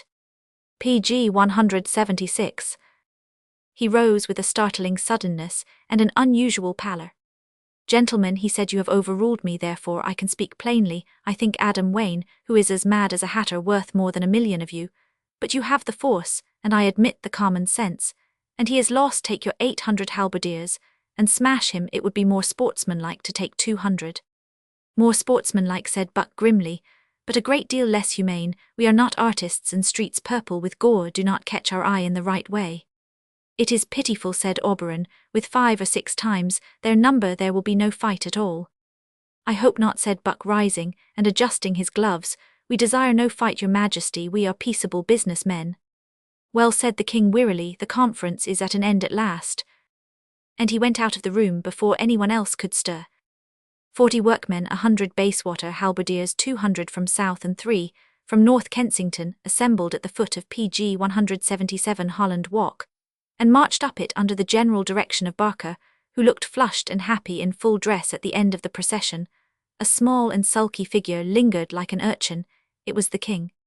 Barker, he said at length appealingly, you are an old friend of mine, you understand my hobbies as I understand yours. Why can't you let it alone? I hoped that such fun might come out of this Wayne business. Why can't you let it alone? It doesn't really so much matter to yow what's a road or so for me. It's the one joke that may save me from pessimism. Take fewer men, and give me an hour's fun really and truly, James. If you collected coins or hummingbirds, and I could buy one with the price of your road, I would buy it. I collect incidents, those rare, those precious things. Let me have one, pay a few pounds for it. Give these Notting Hillers a chance, let them alone. Oberon, said Barker, kindly forgetting all royal titles in a rare moment of sincerity. I do feel what you mean. I have had moments when these hobbies have hit me. I have had moments when I have sympathized with your humors. I have had moments, though you may not easily believe it, when PG 178, I have sympathized with the madness of Adam Wayne. But the world, Oberon, the real world, is not run on these hobbies. It goes on great brutal wheels of facts, wheels, on which you are the butterfly and Wayne is the fly on the wheel. Oberon's eyes looked frankly at the others. Thank you, James, what you say is true. It is only a parenthetical consolation to me to compare the intelligence of flies, somewhat favourably, with the intelligence of wheels. But it is the nature of flies to die soon, and the nature of wheels to go on forever. Go on with the wheel. Goodbye, old man. And James Barker went on laughing with a high colour, slapping his bamboo on his leg. The king watched the tail of the retreating regiment with a look of genuine depression, which made him seem more like a baby than ever. Then he swung round and struck his hands together. In a world without humour, he said, the only thing to do is to eat, and how perfect an exception, how can these people strike dignified attitudes, and pretend that things matter when the total ludicrousness of life is proved by the very method by which it is supported. A man strikes the lyre, and pg 179 says life is real, life is earnest, and then goes into a room and stuffs alien substances into a hole in his head. I think nature was indeed a little broad in her humour in these matters, but we all fall back on the pantomime, as I have in this municipal affair. Nature has her farces like the act of eating, or the shape of the kangaroo for the more brutal appetite. She keeps her stars and mountains for those who can appreciate something more subtly ridiculous. He turned to his equerry. But as I said, eating, let us have a picnic like two nice little children, just run and bring me a table, and a dozen courses or so, and plenty of champagne. And under these swinging boughs, bowler, we will return to nature. It took about an hour to erect in Holland Lane the monarch's simple repast, during which time he walked up and down and whistled, but still with an unaffected air of gloom. He had really been done out of a pleasure he had promised himself, and had that empty and sickened feeling which a child has when disappointed of a pantomime. When he and the equerry had sat down, however, and consumed a fair amount of dry champagne, his spirits began mildly to revive. Things take too long in this world, he pg 180 said. I detest all this Barkerian business about evolution and the gradual modification of things. I wish the world had been made in 6 days, and knocked to pieces again in 6 more. And I wish I had done it. The joke's good enough in a Broadway sun and moon, and the image of God, and all that, but they keep it up so damnably long. Did you ever long for a miracle, Bowler? No, sir, said Bowler, who was an evolutionist, and had been carefully brought up. Then I have answered the king. I have walked along a street with the best cigar in the cosmos in my mouth, and more burgundy inside me than you ever saw in your life, and longed that the lamppost would turn into an elephant to save me from the hell of blank existence. Take my word for it, my evolutionary Bowler, don't you believe people when they tell you that people sought for a sign, and believed in miracles, because they were ignorant they did it, because they were wise, filthily, vilely wise to eat or sleep or put on their boots, with patience. This seems delightfully like a new theory of the origin of Christianity, which would itself be a thing of no mean absurdity. Take some more wine. The wind blew round them as they sat at pg 181, their little table with its white cloth and bright winecups, and flung the treetops of Holland Park against each other, but the sun was in that strong temper which turns green into gold. The king pushed away his plate, lit a cigar slowly, and went on. Yesterday I thought that something next door to a really entertaining miracle might happen to me before I went to amuse the worms, to see that red-haired maniac waving a great sword and making speeches to his incomparable followers would have been a glimpse of that land of youth from which the fates shut us out. I had planned some quite delightful things, a congress of Knightsbridge with a treaty and myself in the chair, and perhaps a Roman triumph with jolly old Barker led in chains, and now these wretched prigs have gone and stamped out the exquisite Mr. Wayne altogether, and I suppose they will put him in a private asylum somewhere in their damned humane way. Think of the treasures daily poured out to his unappreciative keeper. I wonder whether they would let me be his keeper. But life is a veil. Never forget at any moment of your existence to regard it in the light of a veil, this graceful habit if not acquired in youth. pg 182. The king stopped with his cigar lifted, for there had slid into his eyes the startled look of a man listening. He did not move for a few moments, then he turned his head sharply towards the high, thin and lath-like paling, which fenced certain long gardens and similar spaces from the lane. From behind it there was coming a curious scrambling and scraping noise, as of a desperate thing imprisoned in this box of thin wood. The king threw away his cigar and jumped on to the table. From this position he saw a pair of hands hanging with a hungry clutch on the top of the fence. Then the hands quivered with a convulsive effort, and a head shot up between them, the head of one of the Bayswater town council, his eyes and whiskers wild with fear. He swung himself over and fell on the other side on his face and groaned openly. And without ceasing the next moment, the thin taut wood of the fence was struck, as by a bullet, so that it reverberated like a drum, and over it came, tearing and cursing with torn clothes and broken nails and bleeding faces, 20 men at one rush. The king sprang 5 feet, clear off the table onto the ground, the moment after the table was flung over, sending bottles and glasses flying, and the debris was literally swept along the pg 183 ground by that stream of men pouring past, and Bowler was borne along with them, as the king said in his famous newspaper article, like a captured bride. The great fence swung and split under the load of climbers that still scaled and cleared it. Tremendous gaps were torn in it by this living artillery, and through them the king could see more and more frantic faces, as in a dream, and more men running. They were as miscellaneous, as if someone had taken the lid off a human dustbin. Some were untouched, some were slashed and battered and bloody, some were splendidly dressed, some tattered and half-naked, some were in the fantastic garb of the burlesque cities, some in the dullest modern dress. The king stared at all of them, but none of them looked at the king. Suddenly, he stepped forward. "Barker," he said, "what is all this?" "Beaten," said the politician, "beaten all to hell," and he plunged past with nostrils shaking like a horse's, and more men plunged after him. Almost as he spoke, the last standing strip of fence bowed and snapped, flinging, as from a catapult, a new figure upon the road. He wore the flaming red of the halberdiers of PG 184 Notting Hill, and on his weapon there was blood, and in his face victory. In another moment masses of red glowed through the gaps of the fence, and the pursuers with their halberds came pouring down the lane, pursued, and pursuers alike swept by the little figure with the owlish eyes, who had not taken his hands out of his pockets. The king had still little beyond the confused sense of a man caught in a torrent, the feeling of men eddying. By then something happened which he was never able afterwards to describe, and which we cannot describe for him. Suddenly, in the dark entrance between the broken gates of a garden, there appeared, framed, a flaming figure. Adam Wayne the Conqueror, with his face flung back, and his mane like a lion, stood with his great sword point upwards, the red raiment of his office flapping round him like the red wings of an archangel. And the king saw, he knew not how, something new and overwhelming: the great green trees, and the great red robes swung together in the wind.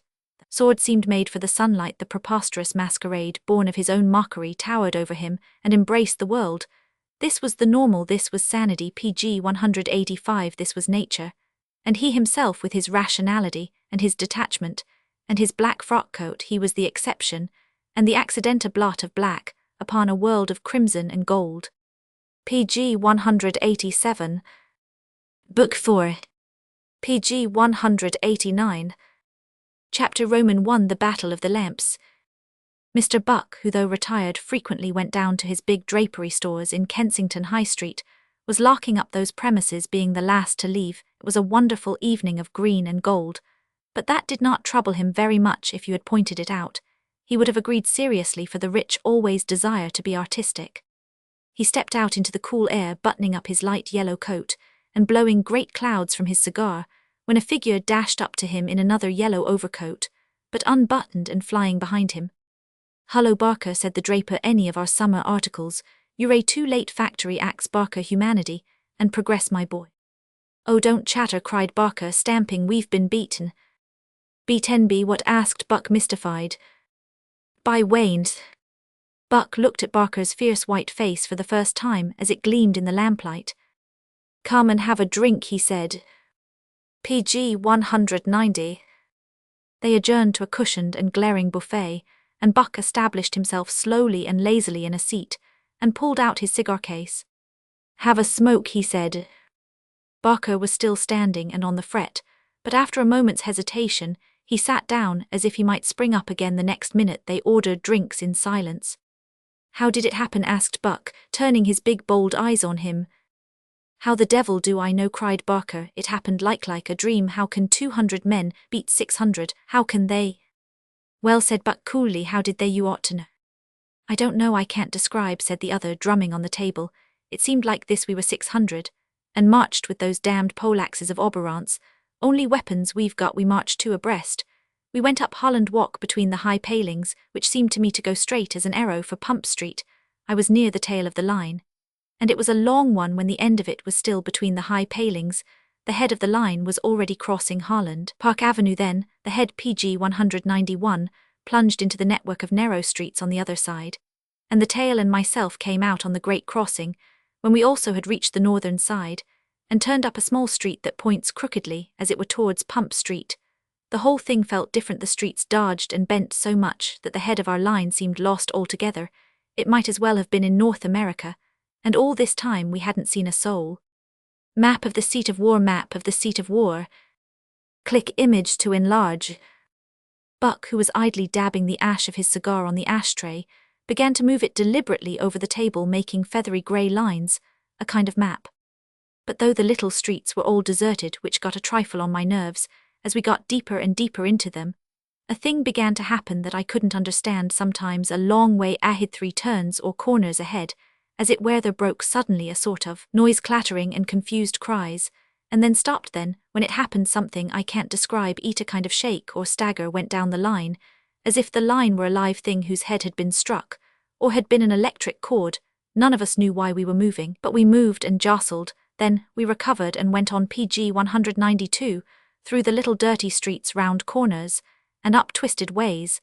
The little crooked streets began to give me a feeling I can't explain, as if it were a dream. I felt as if things had lost their reason, and we should never get out of the maze. Odd to hear me talk like that, isn't it? The streets were quite well-known streets, all down on the map.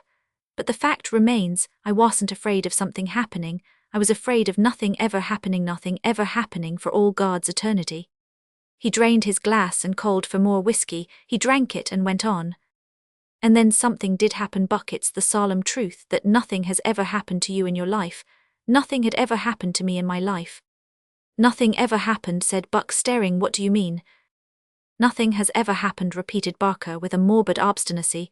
You don't know what a thing happening means. You sit in your office, expecting customers, and customers come. You walk in the street, expecting friends, and friends meet you. You want a drink, and get it. You feel inclined for a bet, and make it. You expect either to win or lose, and you do either one or the other. But PG 193 things happening, and he shuddered ungovernably. Go on, said Buck shortly. Get on. As we walked wearily round the corners, something happened. When something happens, it happens first, and you see it afterwards. It happens of itself, and you have nothing to do with it. It proves a dreadful thing that there are other things besides oneself. I can only put it in this way. We went round 1 turning, 2 turnings, 3 turnings, 4 turnings, 5. Then I lifted myself slowly up from the gutter, where I had been shot half senseless, and was beaten down again by living men crashing on top of me, and the world was full of roaring and big men rolling about like ninepins. Buck looked at his map with knitted brows. Was that Portobello Road? He asked. Yes, said Barkery's Portobello Road. I saw it afterwards. But my God, what a place it was. Buck, have you ever stood and let a 6-foot of man lash and lash at your head with 6 feet of pole, with 6 pounds of steel at the end? Because when you have had that experience, as Walt Whitman says, you re-examine philosophies and religions. PG 194. I have no doubt, said Buck, if that was Portobello Road. Don't you see what happened?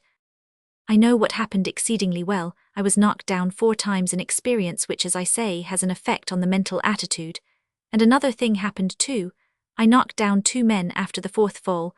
There was not much bloodshed, more brutal rushing and throwing, for nobody could use their weapons after the 4th fall. I say, I got up like a devil, and I tore a poleaxe out of a man's hand, and struck where I saw the scarlet of Wayne's fellow, struck again and again. 2 of them went over bleeding on the stones, thank God. And I laughed and found myself sprawling in the gutter again, and got up again and struck again, and broke my halberd to pieces. I hurt a man's head though. Buck set down his glass with a bang and spat out curses through his thick moustache. What is the matter? asked Barker, stopping, for the man had been calm up to now, and now his agitation was far more violent than his own.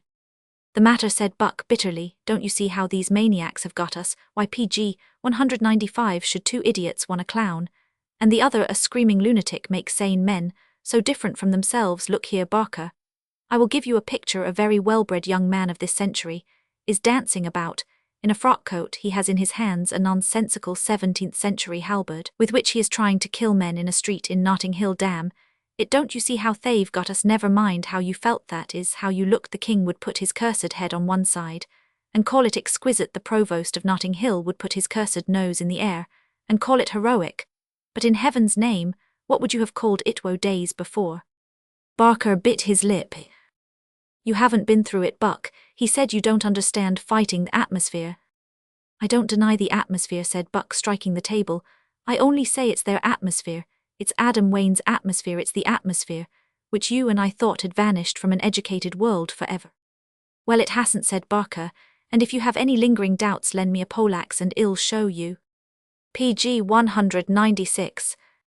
There was a long silence, and then Buck turned to his neighbour, and spoke in that good-tempered tone that comes of a power of looking facts in the face, tone in which he concluded great bargains. Barker, he said, you are right. This old thingthies fighting has come back. It has come back suddenly, and taken us by surprise, so it is first blood to Adam Wayne. But unless reason and arithmetic and everything else have gone crazy, it must be next and last blood to us. But when an issue has really arisen, there is only one thing to dodo study, that issue as such, and win in it. Barker, since it is fighting, we must understand fighting. I must understand fighting as coolly and completely as I understand drapery. You must understand fighting as coolly and completely as you understand politics. Now look at the facts. I stick without hesitation to my original formula. Fighting, when we have the stronger force, is only a matter of arithmetic. It must be. You asked me just now how 200 men could defeat 600. I can tell you 200 men can defeat 600 when the 600 behave like fools, when they forget the very conditions they are fighting in, when they fight in a PG 197 swamp, as if it were a mountain when they fight in a forest, as if it were a plain when they fight in streets, without remembering the object of streets. What is the object of streets? Asked Barker. What is the object of supper? Cried Buck, furiously. Isn't it obvious? This military science is mere common sense. The object of a street is to lead from one place to another, therefore all streets join, therefore street fighting is quite a peculiar thing. You advanced into that hive of streets, as if you were advancing into an open plain, where you could see everything. Instead of that, you were advancing into the bowels of a fortress, with streets pointing at you, streets turning on you, streets jumping out at you, and all in the hands of the enemy. Do you know what Portobello Road is? It is the only point on your journey where two side streets run up opposite each other. Wayne massed his men on the two sides, and when he had let enough of your line go past, cut it in two like a worm. Don't you see what would have saved you? Barker shook his head. Can't your atmosphere help you? PG 198, asked Buck bitterly. Must I attempt explanations in the romantic manner?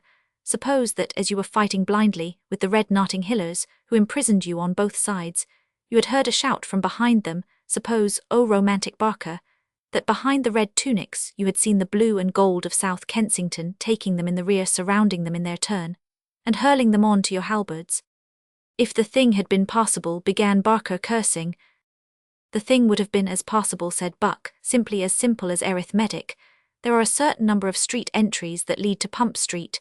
There are not 900, there are not 9,000,000, they do not grow in the night. They do not increase like mushrooms. It must be possible with such an overwhelming force, as we have to advance by all of them at once in every one of the arteries or approaches. We can put almost as many men as Wayne can put into the field altogether. Once do that, and we have him to demonstration. It is like a proposition of Euclid. You think that is certain, said Barker, anxious, but dominated delightfully. I'll tell you what I think, said Buck, PG 199, getting up jovially. I think Adam Wayne made an uncommonly spirited little fight, and I think I am confoundedly sorry for him. Buck, you are a great man, cried Barker, rising also. You've knocked me sensible again. I am ashamed to say it, but I was getting romantic. Of course what you say is adamantine sense. Fighting, being physical, must be mathematical. We were beaten because we were neither mathematical nor physical nor anything else, because we deserve to be beaten. Hold all the approaches, and with our force we must have him. When shall we open the next campaign? Now, said Buck, and walked out of the bar. Now, cried Barker, following him eagerly, do you mean now it is so late? Buck turned on him, stamping. Do you think fighting is under the factory acts? He said, and he called a cab. Notting Hill Gate Station, he said, and the two drove off. A genuine reputation can sometimes be made in an hour. Buck, in the next 60 or 80 minutes, showed himself a really great man of action. His cab carried him like a PG 200 thunderbolt from the King to Wilson, from Wilson to Swindon, from Swindon to Barker again. If his course was jagged, it had the jaggedness of the lightning. Only two things he carried with him: his inevitable cigar and the map of North Kensington and Notting Hill. There were, as he again and again pointed out with every variety of persuasion and violence, only 9 possible ways of approaching Pump Street. Within a quarter of a mile round it, 3 out of Westbourne Grove, 2 out of Ladbroke Grove, and 4 out of Notting Hill High Street, and he had detachments of 200 each, stationed at every one of the entrances, before the last green of that strange sunset had sunk out of the black sky. The sky was particularly black, and on this alone was one false protest raised against the triumphant optimism of the Provost of North Kensington. He overruled it with his infectious common sense. There is no such thing, he said, as night in London. You have only to follow the line of street lamps. Look here. Is the map 200 purple North Kensington soldiers under myself march up Ossington Street, 200 more under Captain Bruce of the North Kensington Guard up Clanricarde, PG 201, Gardens 1, 200 yellow West Kensingtons under Provost Swindon attack from Pembridge Road, 200, more of my men from the eastern streets. Leading away from Queen's Road 2 detachments of yellows enter, by 2 roads from Westbourne, Grove lastly 200 green Basewaters come down from the north, through Chepstow Place, and 200 more under Provost Wilson himself through the upper part of Pembridge Road. Gentlemen, it is mate in 2 moves. The enemy must either mass in Pump Street, and be cut to pieces, or they must retreat past the Gaslight Coke Co., and rush on my 400, or they must retreat past St. Luke's Church and rush on the 600 from the west, unless we are all mad. It's plain. Come on to your quarters, and await Captain Brace's signal to advance. Then you have only to walk up a line of gas lamps, and smash this nonsense by pure mathematics. Tomorrow, we shall all be civilians again. His optimism glowed like a great fire in the night, and ran round the terrible ring in which Wayne was now held helpless. The fight was PG 202, already over one man's energy, for 1 hour had saved the city from war. For the next 10 minutes Buck walked up and down silently beside the motionless clump of his 200. He had not changed his appearance in any way, except to sling across his yellow overcoat a case, with a revolver in it, so that his light-clad modern figure showed up oddly beside the pompous purple uniforms of his halberdiers which darkly, but richly coloured the black night. At length a shrill trumpet rang from some way up the street. It was the signal of advance. Buck briefly gave the word, and the whole purple line with its dimly shining steel moved up the side alley. Before it was a slope of street, long, straight, and shining in the dark. It was a sword pointed at Pump Street, the heart, at which 9 other swords were pointed that night. A quarter of an hour's silent marching brought them almost within earshot of any tumult in the doomed citadel, but still, there was no sound and no sign of the enemy this time. At any rate, they knew that they were closing in on it mechanically, and they marched on under the lamplight and the dark without any of that eerie sense of ignorance which PG 203 Barker had felt when entering the hostile country by one avenue alone. "Halt, point arms!" cried Buck suddenly, and as he spoke there came a clatter of feet tumbling along the stones, but the halberds were levelled in vain. The figure that rushed up was a messenger from the contingent of the north. "Victory, Mr. Buck," he cried panting. "They are ousted. Provost Wilson of Bayswater has taken Pump Street." Buck ran forward in his excitement.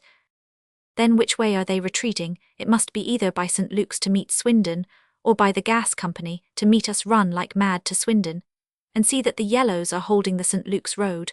We will hold this, never fear. We have them in an iron trap. Run." As the messenger dashed away into the darkness, the great guard of North Kensington swung on with the certainty of a machine.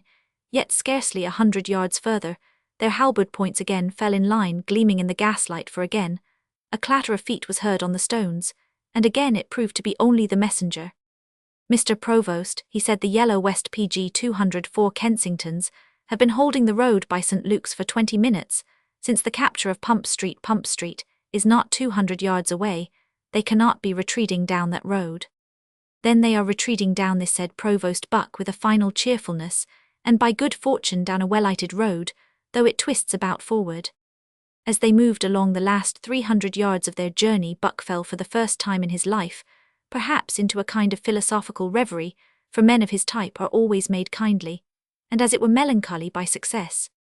"I am sorry for poor old Wayne, I really am. He thought he spoke up splendidly for me at that council, and he blacked old Barker's eye with considerable spirit, but I don't see what a man can expect when he fights against arithmetic, to say nothing of civilization.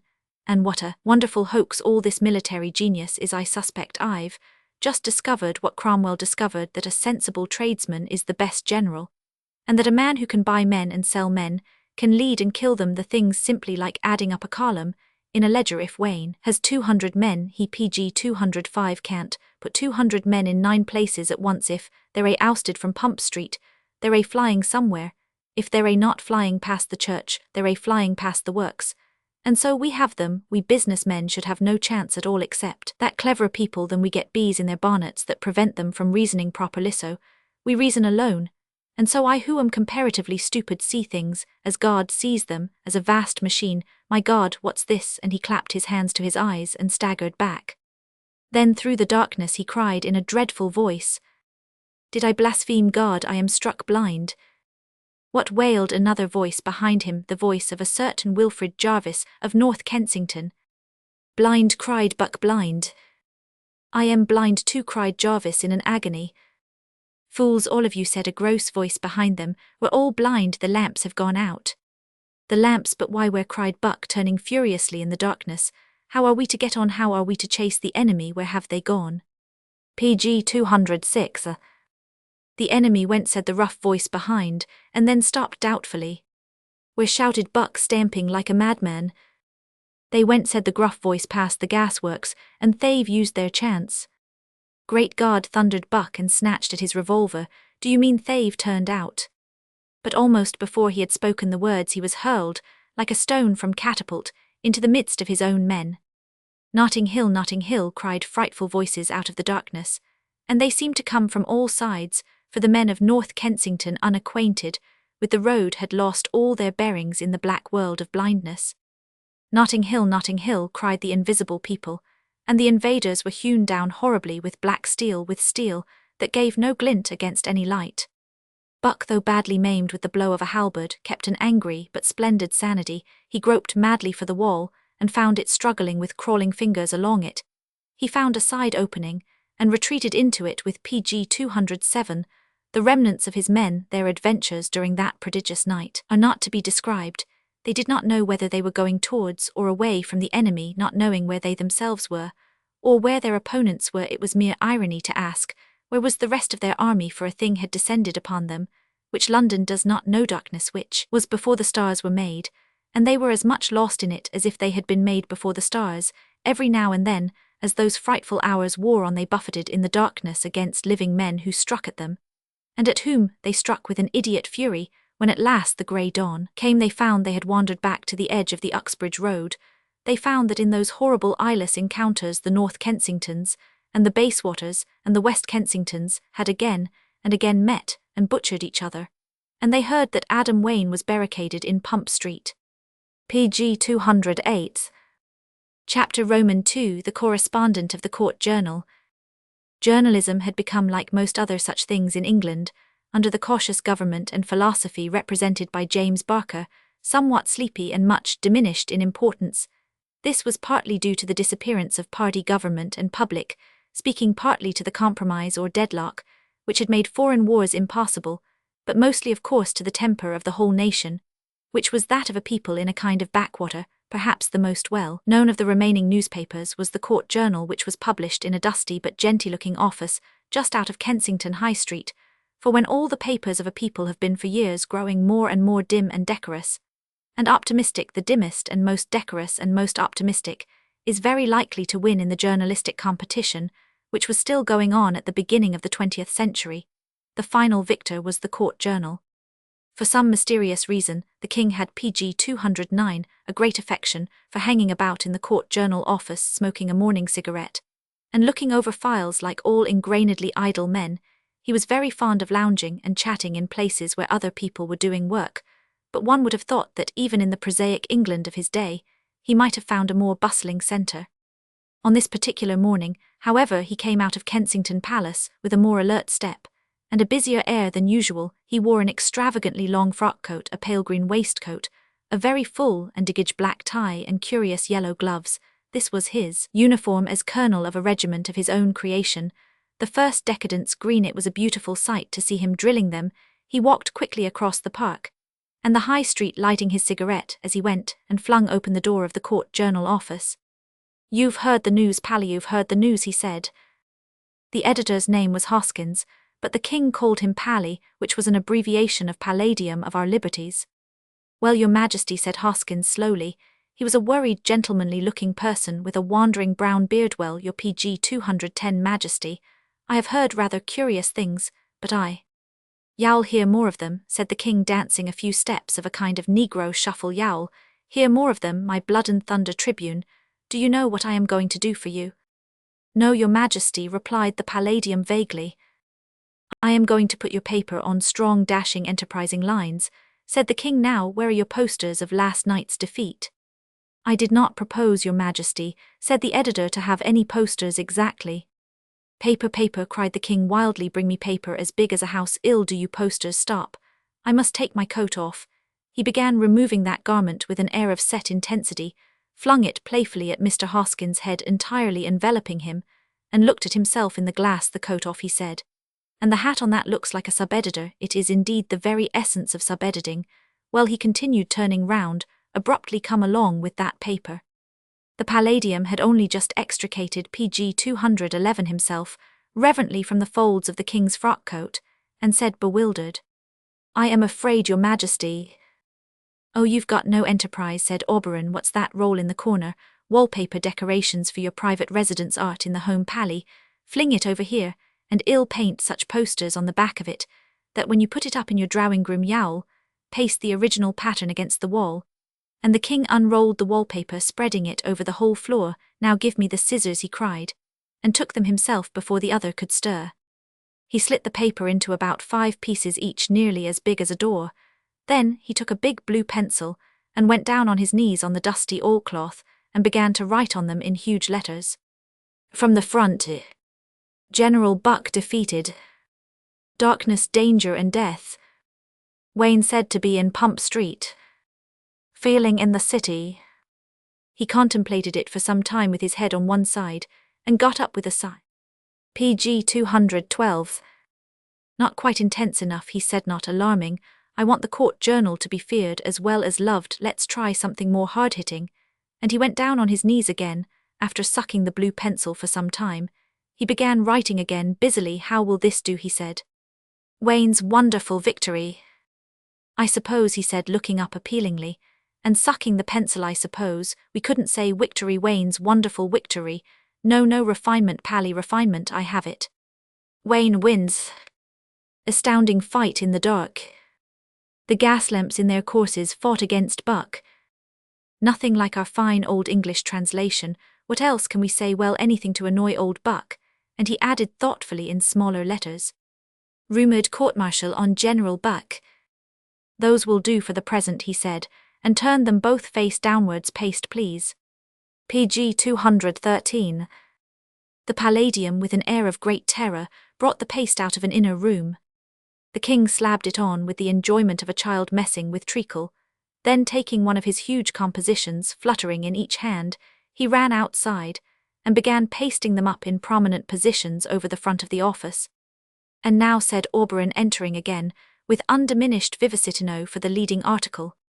He picked up another of the large strips of wallpaper, and laying it across a desk, pulled out a fountain pen, and began writing with feverish intensity, reading clauses and fragments aloud to himself, and rolling them on his tongue like wine to see if they had the pure journalistic flavour.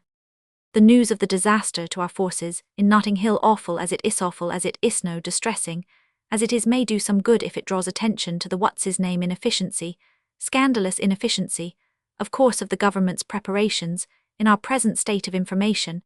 It would be premature, what a jolly word, it would be premature to cast any reflections upon the conduct of General Buck, whose services so many stricken PG 214 fields and whose honourable scars and laurels give him a right to have judgment upon him at least suspended.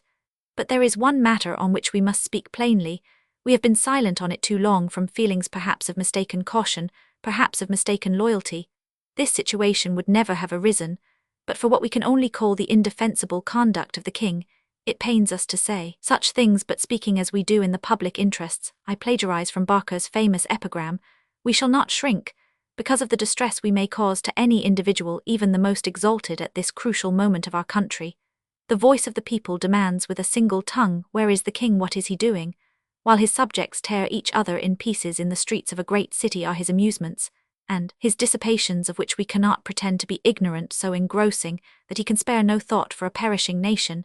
It is with a deep sense of our responsibility that we warn that exalted person that neither his great position nor his incomparable talents will save him in the hour of delirium from the fate of all those who, in the madness of luxury or tyranny, have met the English people in the rare day of its wrath.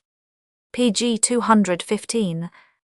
I am now, said the king, going to write an account of the battle by an eyewitness, and he picked up a 4th sheet of wallpaper. Almost at the same moment Buck strode quickly into the office. He had a bandage round his head. I was told, he said with his usual gruff civility, that your majesty was here. And of all things on earth, cried the king with delight, here is an eyewitness who, I regret to observe, has at present only one eye to witness with. Can you write us the special article, Buck? Have you a rich style? Buck, with a self-restraint which almost approached politeness, took no notice whatever of the king's maddening geniality. "I took the liberty, your majesty," he said shortly, "of asking Mr. Barker to come here also." As he spoke, indeed, Barker came swinging into the office with his usual air of hurry. "What is happening now?" asked Buck, turning to him with a kind of relief. "Fighting still going on," said Barker. "The 400 from West Kensington were hardly touched last night. They hardly got near the place. Poor Wilson's Bayswater. PG 216 men got cut about, though they fought confoundedly well. They took Pump Street. Once what mad things do happen in the world. To think that of all of us it should be little Wilson with the red whiskers who came out best." The king made a note on his paper. "Romantic conduct of Mr. Wilson." "Yes," said Buck, "it makes one a bit less proud of one's HS." The king suddenly folded or crumpled up the paper and put it in his pocket. "I have an idea," he said. "I will be an eyewitness. I will write you such letters from the front as will be more gorgeous than the real thing. Give me my coat, Palladium. I entered this room a mere King of England. I leave it special war correspondent of the Court Journal. It is useless to stop me, Pally. It is vain to cling to my knees, Buck. It is hopeless, Barker, to weep upon my neck. When duty calls, the remainder of the sentiment escapes me. You will receive my first article this evening, by the 8 o'clock post." And running out of the office, he jumped upon a blue Bayswater omnibus that went swinging by. PG 217. "Well," said Barker gloomily. "Well." Barker said, "Buck, business may be lower than politics, but war is, as I discovered last night, a long sight more like business. You politicians are such ingrained demagogues that even when you have a despotism, you think of nothing but public opinion, so you learn to tack and run, and are afraid of the first breeze. Now we stick to a thing, and get it, and our mistakes help us. Look here, at this moment we've beaten Wayne." "Beaten Wayne," repeated Barker. "Why the dickens not?" cried the other, flinging out his hands. "Look here. I said last night that we had them by holding the 9 entrances. Well, I was wrong. We should have had them. But for a singular event, lamps went out. But for that it was certain. Has it occurred to you, my brilliant Barker, that another singular event has happened since that singular event of the lamps going out?" "What event?" asked Barker. "By an astounding coincidence, the sun has risen," cried out Buck with a savage air of patience. "Why the hell aren't we holding all those approaches now? And passing in on them again? It should have been done at sunrise." PG 218. "The confounded doctor wouldn't let me go out. You were in command." Barker smiled grimly. "It is a gratification to me, my dear Buck, to be able to say that we anticipated your suggestions precisely. We went as early as possible to reconnoiter the 9 entrances. Unfortunately, while we were fighting each other in the dark, like a lot of drunken navvies, Mr. Wayne's friends were working very hard indeed. 300 yards from Pump Street, at every one of those entrances, there is a barricade nearly as high as the houses. They were finishing the last in Pembridge Road. When we arrived, our mistakes," he cried bitterly, and flung his cigarette on the ground. "It is not we who learn from them." There was a silence for a few moments, and Barker lay back wearily in a chair. The office clock ticked exactly in the stillness. At length Barker said suddenly, "Buck, does it ever cross your mind what this is all about? The Hammersmith to Maida Vale thoroughfare was an uncommonly good speculation. You and I hoped a great deal from it. But is it worth it? It will cost us thousands to crush this ridiculous riot. Suppose we let it alone." PG 219.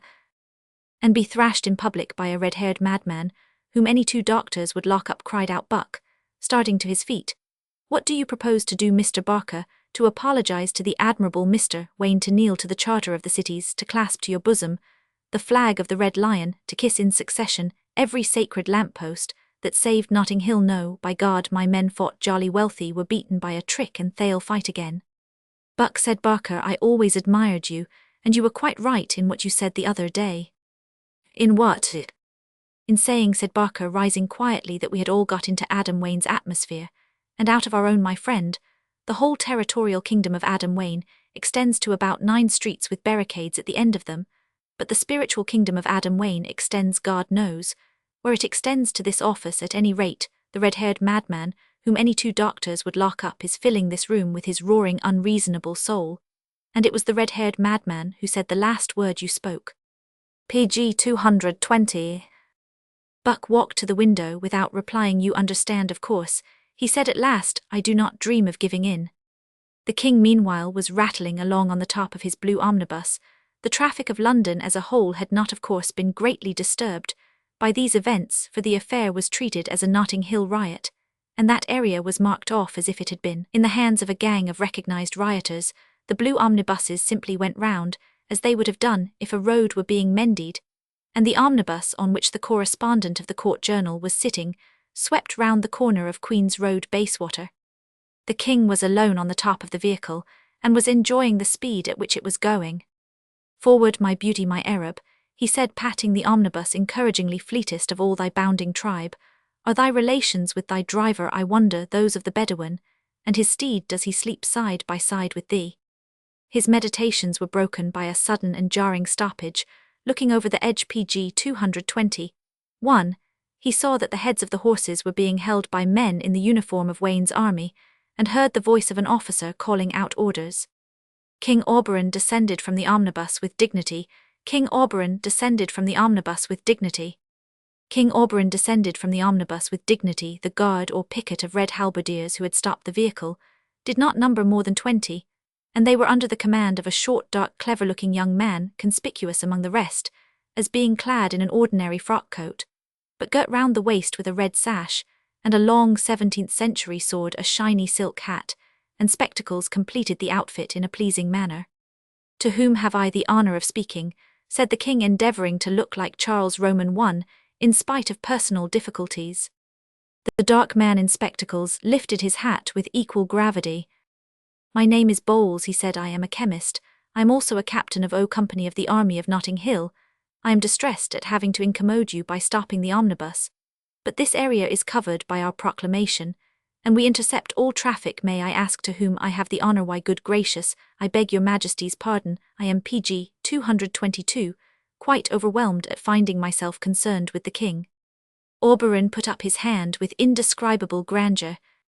"Not with the king," he said, "with the special war correspondent of the Court Journal." "I beg your Majesty's pardon," began Mr. Bowles doubtfully. "Do you call me Majesty, I repeat," said Auberon firmly. "I am a representative of the press. I have chosen, with a deep sense of responsibility, the name of Pinker. I should desire a veil to be drawn over the past." "Very well, sir," said Mr. Bowles, with an air of submission in our eyes. "The sanctity of the press is at least as great as that of the throne. We desire nothing better than that our wrongs and our glories should be widely known. May I ask, Mr. Pinker, if you have any objection to being presented to the Provost, and to General Turnbull?" "The Provost I have had the honour of meeting," said Auberon easily. "We old journalists, you know, meet everybody. I should be most delighted to have the same honour again. General Turnbull. Also, it would be a gratification to know the younger men. pg 223 are so interesting. We of the old Fleet Street gang lose touch with them." "Will you be so good as to step this way?" said the leader of O Company. "I am always good," said Mr. Pinker. "Lead on." pg 224. Chapter Roman 3, The Great Army of South Kensington. The article from the special correspondent of the Court Journal arrived in due course, written on very coarse copper paper in the king's arabesque of handwriting, in which 3 words filled a page and yet were illegible. Moreover, the contribution was the more perplexing at first, as it opened with a succession of erased paragraphs. The writer appeared to have attempted the article once or twice in several journalistic styles.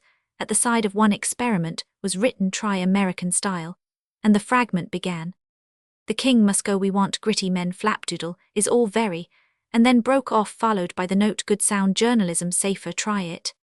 The experiment in good sound journalism appeared to begin, "The greatest of English poets has said that a rose by any." This also stopped abruptly. The next annotation at the side was almost undecipherable, but seemed to be something like, pg 225. "How about old Stevens and the Mo, just for example?" Morning winked a little wearily at me over the curt edge of Campden Hill, and its houses with their sharp shadows under the abrupt black cardboard of the outline. It took some little time to detect colours, but at length I saw a brownish yellow shifting in the obscurity, and I knew that it was the guard of Swindon's West Kensington Army. They are being held as a reserve, and lining the whole ridge above the Bayswater Road their camp, and their main force is under the great waterworks tower on Campden Hill. I forgot to say that the waterworks tower looked swart. As I passed them and came over the curve of Silver Street, I saw the blue cloudy masses of Barker's men blocking the entrance to the highroad, like a sapphire smoke. Good, the disposition of the Allied troops under the general management of Mr. Wilson. appears to be as follows: the Yellow Army, if I may so describe the West Kensingtonians, lies, as I have said, in a strip along the ridge, its furthest point westward, being the west side of Campden Hill Road, its furthest point eastward the beginning of Kensington Gardens.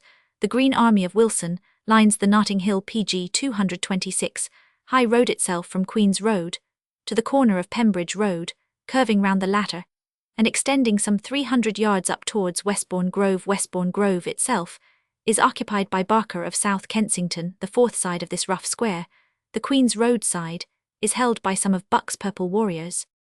The whole resembles some ancient and dainty Dutch flowerbed. Along the crest of Campden Hill lie the golden crocuses of West Kensington. They are, as it were, the first fiery fringe of the whole northward. Lies our hyacinth Barker, with all his blue hyacinths. Round to the southwest run the green rushes of Wilson of Bayswater, and a line of violet irises, aptly symbolized by Mr. Buck, complete the whole. The argent exterior, I am losing the style, I should have said curving with a whisk, instead of merely curving. Also I should have called the hyacinths sudden.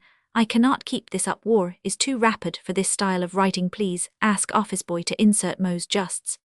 The truth is that there is nothing to report that commonplace element which is always ready to devour all beautiful things, as the black pig in the Irish mythology will finally PG 227 devour the stars and gods. That commonplace element, as I say, has in its black piggish way devoured finally the chances of any romance in this affair. That which once consisted of absurd but thrilling combats in the streets has degenerated into something which is the very prose of warfare. It has degenerated into a siege.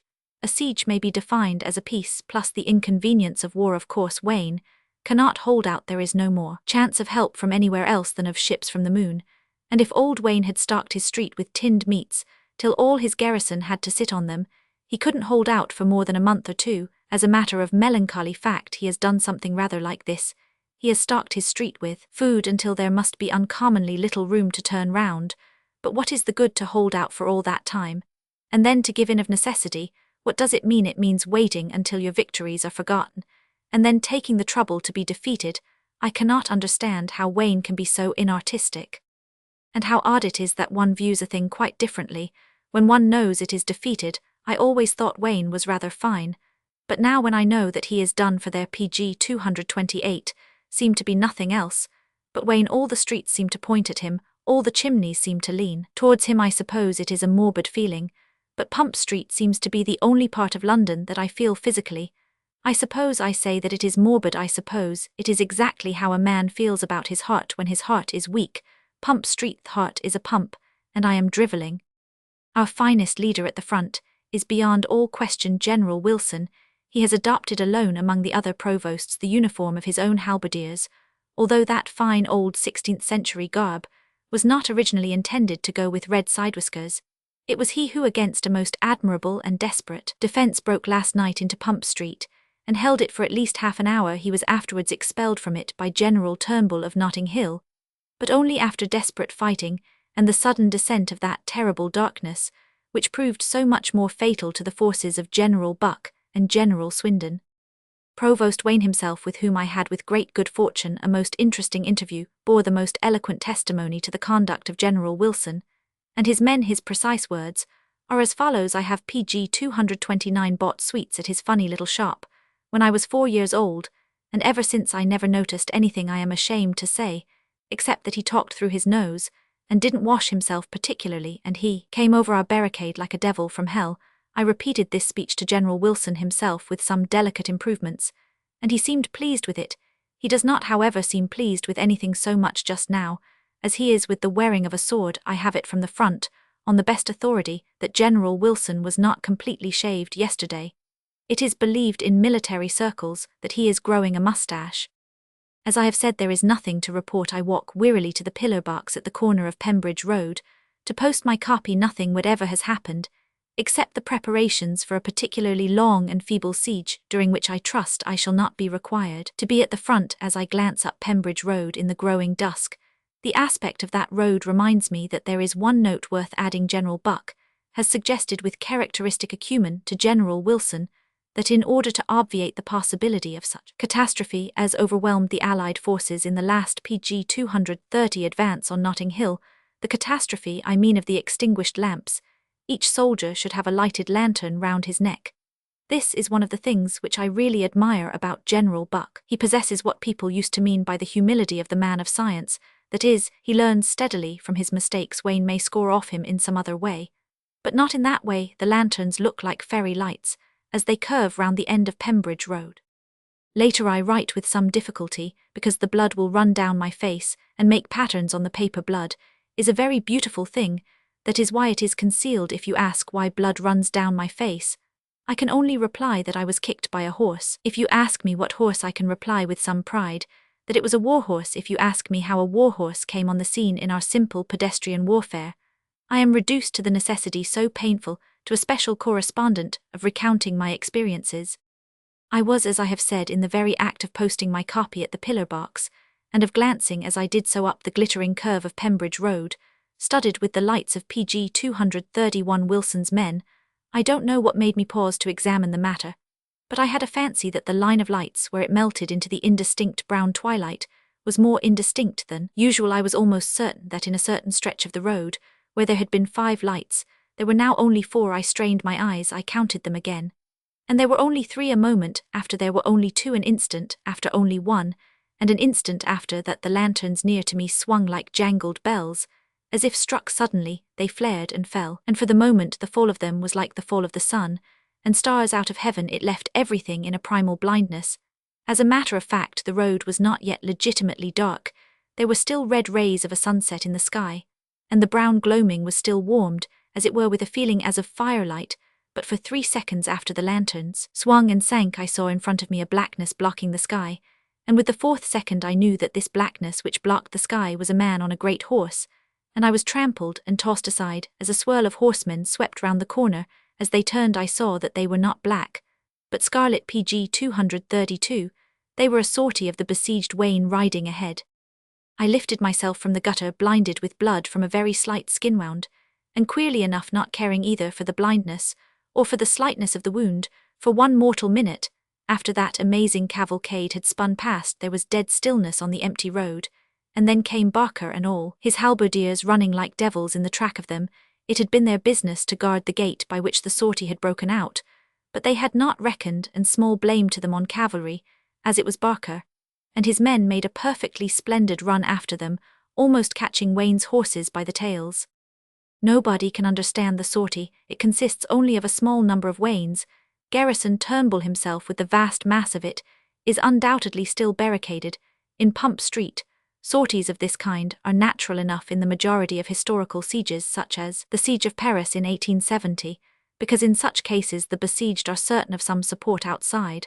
But what can be the object of it in this case Wayne knows, or if he is too mad to know anything, at least Turnbull knows that there is not, and never has been, PG 233, the smallest chance of support for him outside, that the mass of the sane modern inhabitants of London regard his farcical patriotism with as much contempt as they do the original idiocy that gave it birth. The folly of our miserable king.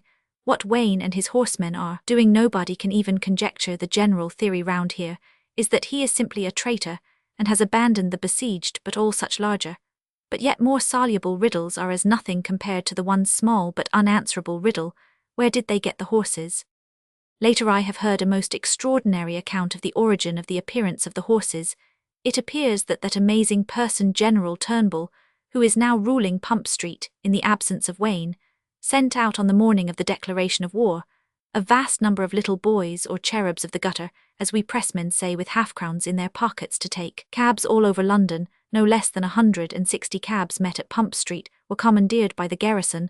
The men were set free, the cabs used to make barricades, and the horses kept in Pump Street, where they were fed and exercised for several PG 234 days, until they were sufficiently rapid and efficient to be used for this wild ride out of the town. If this is so, and I have it on the best possible authority, the method of the sortie is explained, but we have no explanation of its object. Just as Barker's blues were swinging round the corner after them, they were stopped, but not by an enemy, only by the voice of one man, and he, a friend Red Wilson of Bayswater, ran alone along the main road like a madman, waving them back with a halberd snatched from a sentinel. He was in supreme command, and Barker stopped at the corner staring, and bewildered. We could hear Wilson's voice loud and distinct out of the dusk.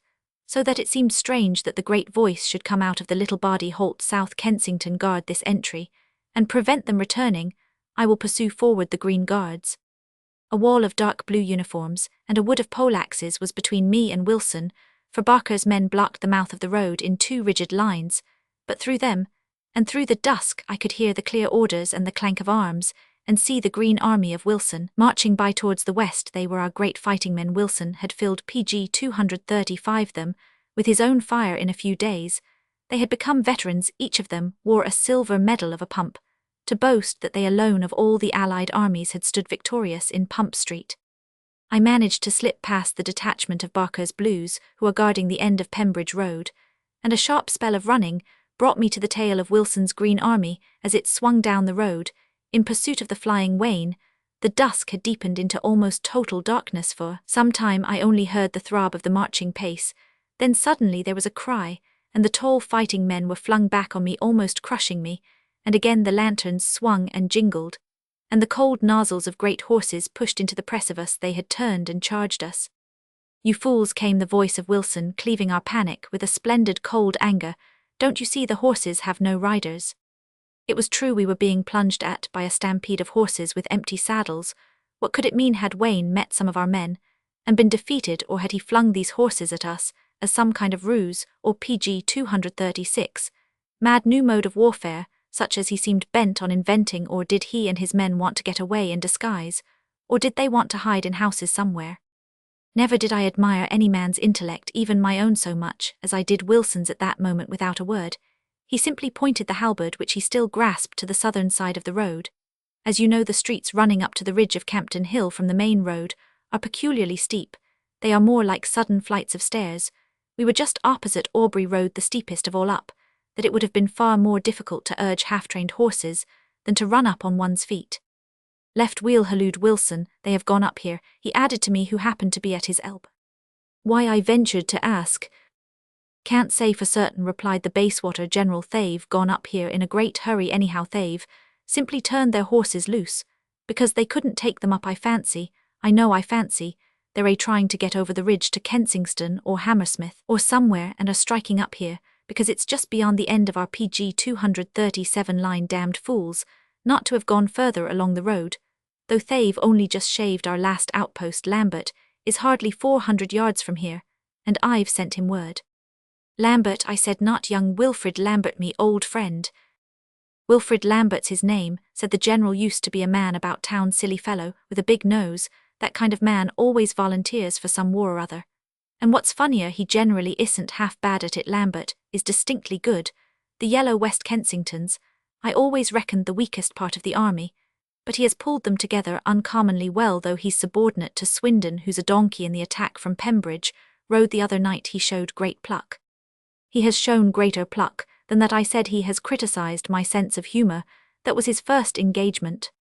This remark was, I am sorry to say, lost on the admirable commander of the Allied forces.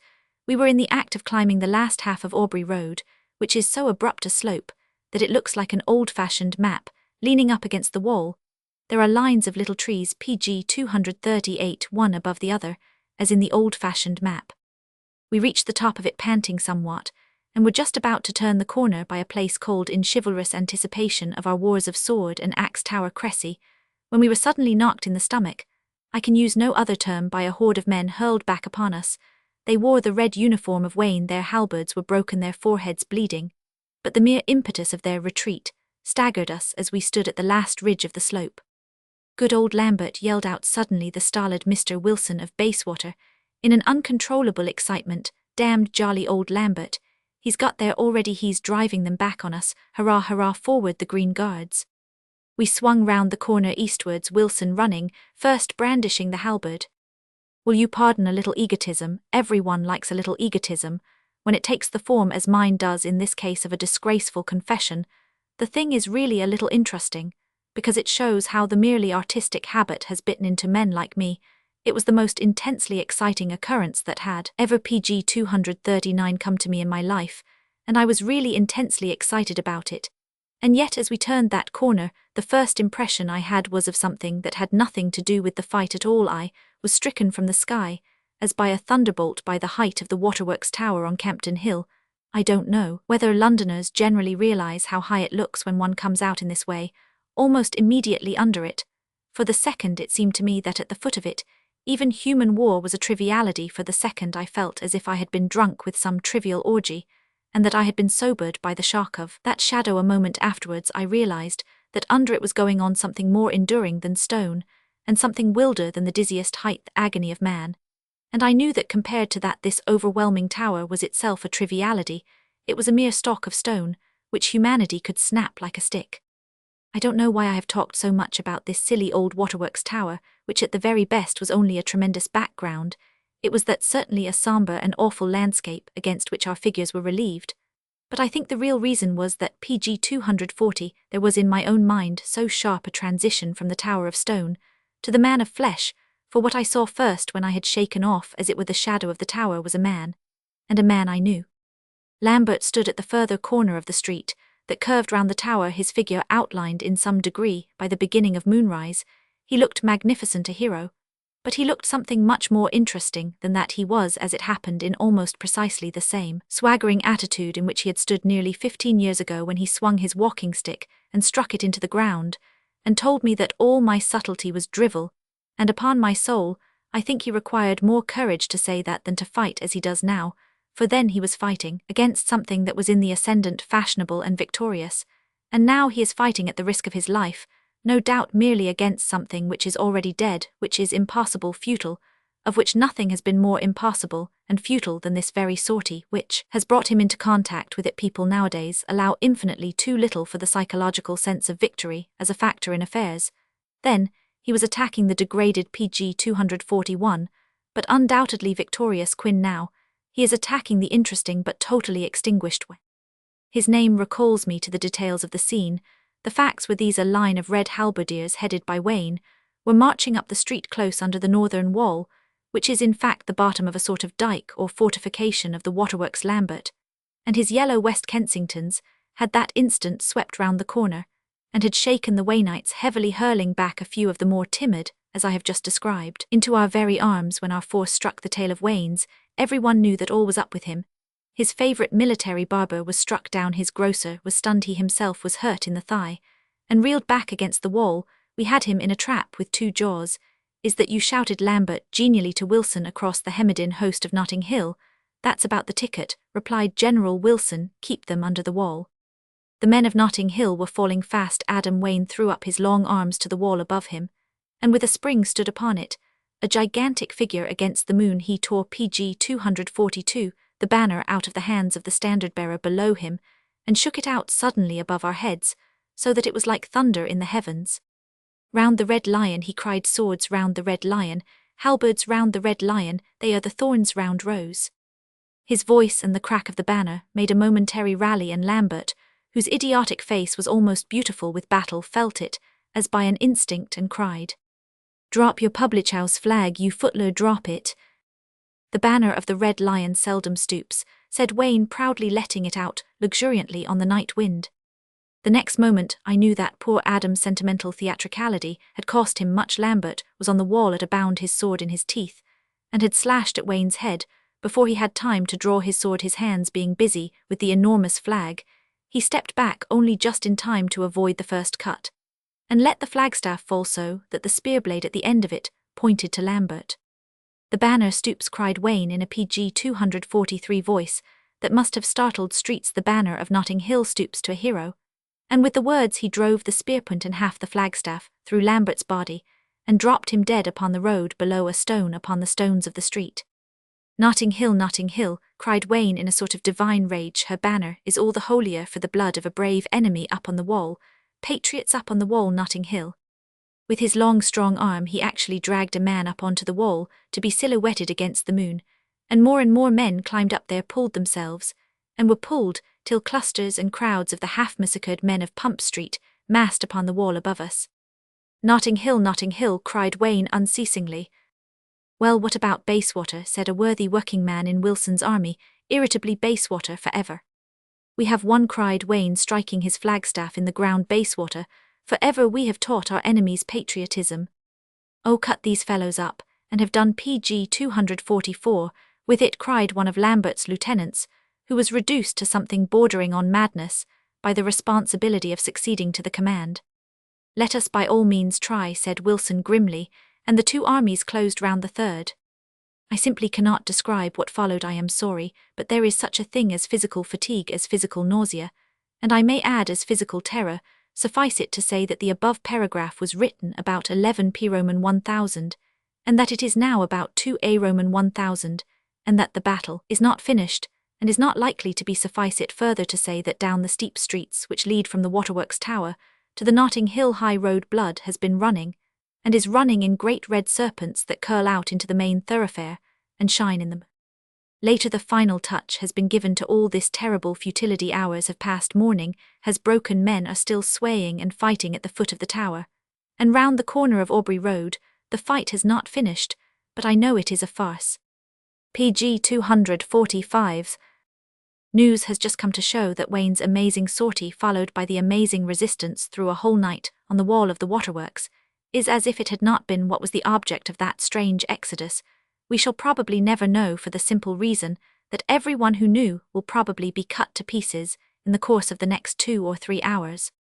I have heard about 3 minutes ago that Buck and Buck's methods have won. After all, he was perfectly right, of course, when one comes to think of it, in holding that it was physically impossible for a street to defeat a city, while we thought he was patrolling the eastern gates with his purple army, while we were rushing about the streets and waving halberds and lanterns, while poor old Wilson was scheming like Moltke and fighting like Achilles to entrap the wild provost of Notting Hill. Mr. Buck, retired draper, has simply driven down in a hansom cab and done something about as plain as butter, and about as useful and nasty. He has gone down to South Kensington, Brompton and Fulham, and by spending about £4,000 of his private means, has raised an army of nearly as many men, that is to say, an army big enough, PG 246, to beat not only Wayne, but Wayne and all his present enemies put together. The army, I understand, is encamped along High Street, Kensington, and fills it from the church to Addison Road Bridge. It is to advance by 10 different roads uphill to the north.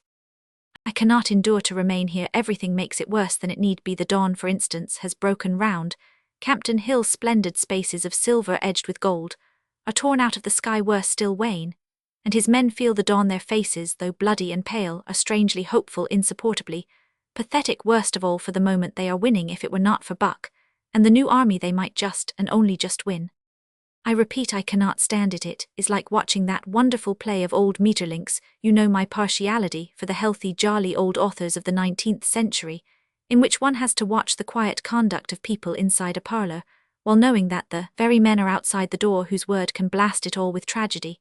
And this is worse, for the men are not talking, but writhing and bleeding and dropping dead, for a thing that is already settled and settled against them. The PG 247 great grey masses of men still toil and tug and sway hither and thither around the great grey tower, and the tower is still motionless, as it will always be motionless.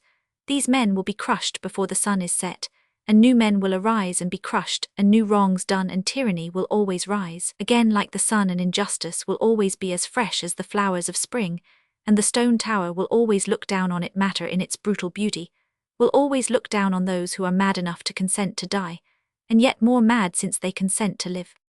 Thus ended abruptly the first and last contribution of the special correspondent of the Court Journal to that valued periodic. The correspondent himself, as has been said, was simply sick and gloomy at the last news of the triumph of Buck.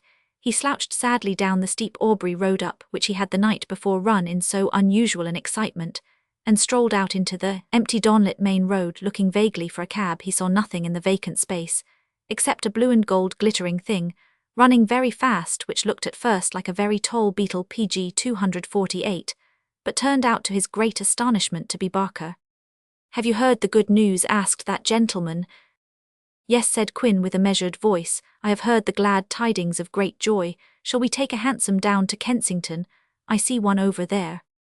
They took the cab, and were in 4 minutes fronting the ranks of the multitudinous and invincible army. Quin had not spoken a word all the way, and something about him had prevented the essentially impressionable Barker from speaking either.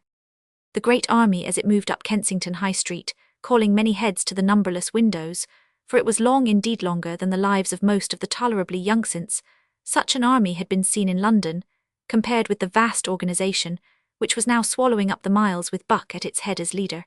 and the king hanging at its tail. As journalist, the whole story of our problem was insignificant in the presence of that army. The red Notting Hills and the green Basewaters were alike tiny and straggling groups in its presence. The whole struggle round Pump Street was like an anthill under the hoof of an ox. Pg 249. Every man who felt or looked at that infinity of men knew that it was the triumph of Buck's brutal arithmetic. Whether Wayne was right or wrong, wise or foolish, was quite a fair matter for discussion. But it was a matter of history. At the foot of Church Street, opposite Kensington Church, they paused in their glowing good humour. "Let us send some kind of messenger or herald up to them," said Buck, turning to Barker, "and the king let us send, and ask them to cave in without more muddle." "What shall we say to them?" said Barker doubtfully. "The facts of the case are quite sufficient," rejoined Buck. "It is the facts of the case that make an army surrender. Let us simply say that our army that is fighting their army, and their army that is fighting our army, amount altogether to about 1,000 men. Say that we have 4,000. It is very simple. Of the 1,000 fighting, they have at the very most 300, so that with those 300, they have now to fight 4,700 men. Let them do it if it amuses them." And the provost of North Kensington laughed. Pg 250.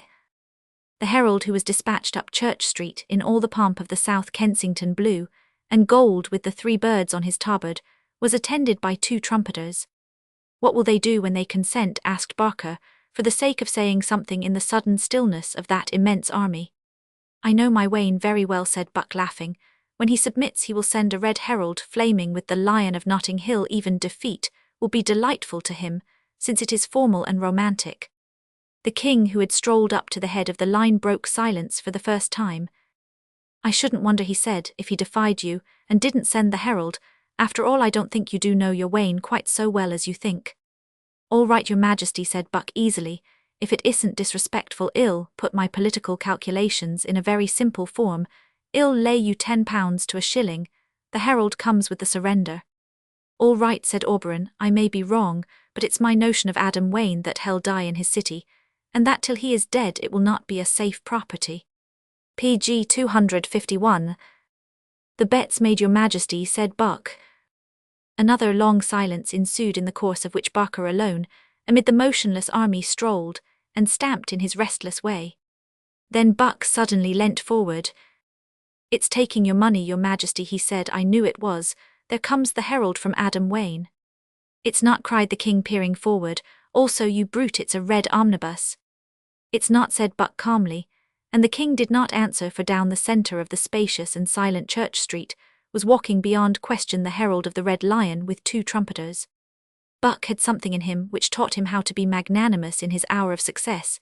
He felt magnanimous towards Wayne, whom he really admired, magnanimous towards the king off whom he had scored so publicly, and above all magnanimous towards Barker, who was the titular leader of this vast South Kensington army which his own talent had evoked. "General Barker," he said, bowing, "do you propose now to receive the message from the besieged?" Pg 252. Barker bowed also and advanced towards the herald. "Has your master, Mr. Adam Wayne, received our request for surrender?" he asked. The herald conveyed a solemn and respectful affirmative. Barker resumed, coughing slightly but encouraged. "What answer does your master send?" The herald again inclined himself submissively and answered in a kind of monotone. "My message is this: Adam Wayne, Lord High Provost of Notting Hill, under the charter of King Auberon, and the laws of God, and all mankind free, and of a free city, greets James Barker, Lord High Provost of South Kensington, by the same rights free and honourable leader of the Army of the South, with all friendly reverence, and with all constitutional consideration. He desires James Barker to lay down his arms, and the whole army under his command to lay down their arms also." Before the words were ended, the king had run forward into the open space, with shining eyes the rest of the staff, and the forefront of the army were literally struck breathless. Pg 253. When they recovered, they began to laugh beyond restraint. The revulsion was too sudden. "The Lord High Provost of Notting Hill," continued the herald, "does not propose, in the event of your surrender, to use his victory for any of those repressive purposes which others have entertained against him. He will leave you your free laws, and your free cities, your flags, and your governments. He will not destroy the religion of South Kensington, or crush the old customs of Bayswater." An irrepressible explosion of laughter went up from the forefront of the great army. "The king must have had something to do with this humour," said Buck, slapping his thigh. "It's too deliciously insolent, Barker, have a glass of wine."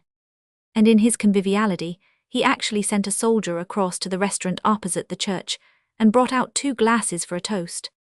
When the laughter had died down, the herald continued quite monotonously, "In the event of your surrendering your arms and dispersing under the superintendence of our forces, these local rights of yours shall be carefully observed. In the event of your PG 254 not doing so, the Lord High Provost of Notting Hill desires to announce that he has just captured the waterworks tower just above you on Campden Hill, and that within 10 minutes from now, that is on the reception through me of your refusal, he will open the great reservoir and flood the whole valley where you stand in 30 feet of water, God save King Oberon." Buck had dropped his glass and sent a great splash of wine over the road. But he said, and then by a last and splendid effort of his great sanity, looked the facts in the face. "We must surrender," he said. "You could do nothing against 50,000 tons of water coming down a steep hill 10 minutes hence. We must surrender our 4,000 men, might as well be 4 Vicisti Gallo Perkins. You may as well get me another glass of wine." In this way the vast army of South Kensington surrendered, and the Empire of Notting Hill began. One further fact in this connection is perhaps worth mentioning: the fact that after his victory Adam Wayne caused the great tower on Campden Hill to be plated with gold, and inscribed with a great epitaph PG 255, saying that it was the monument of Wilfrid Lambert, the heroic defender of the place, and surmounted with a statue in which his large nose was done something less than justice to. PG 257. Book 5.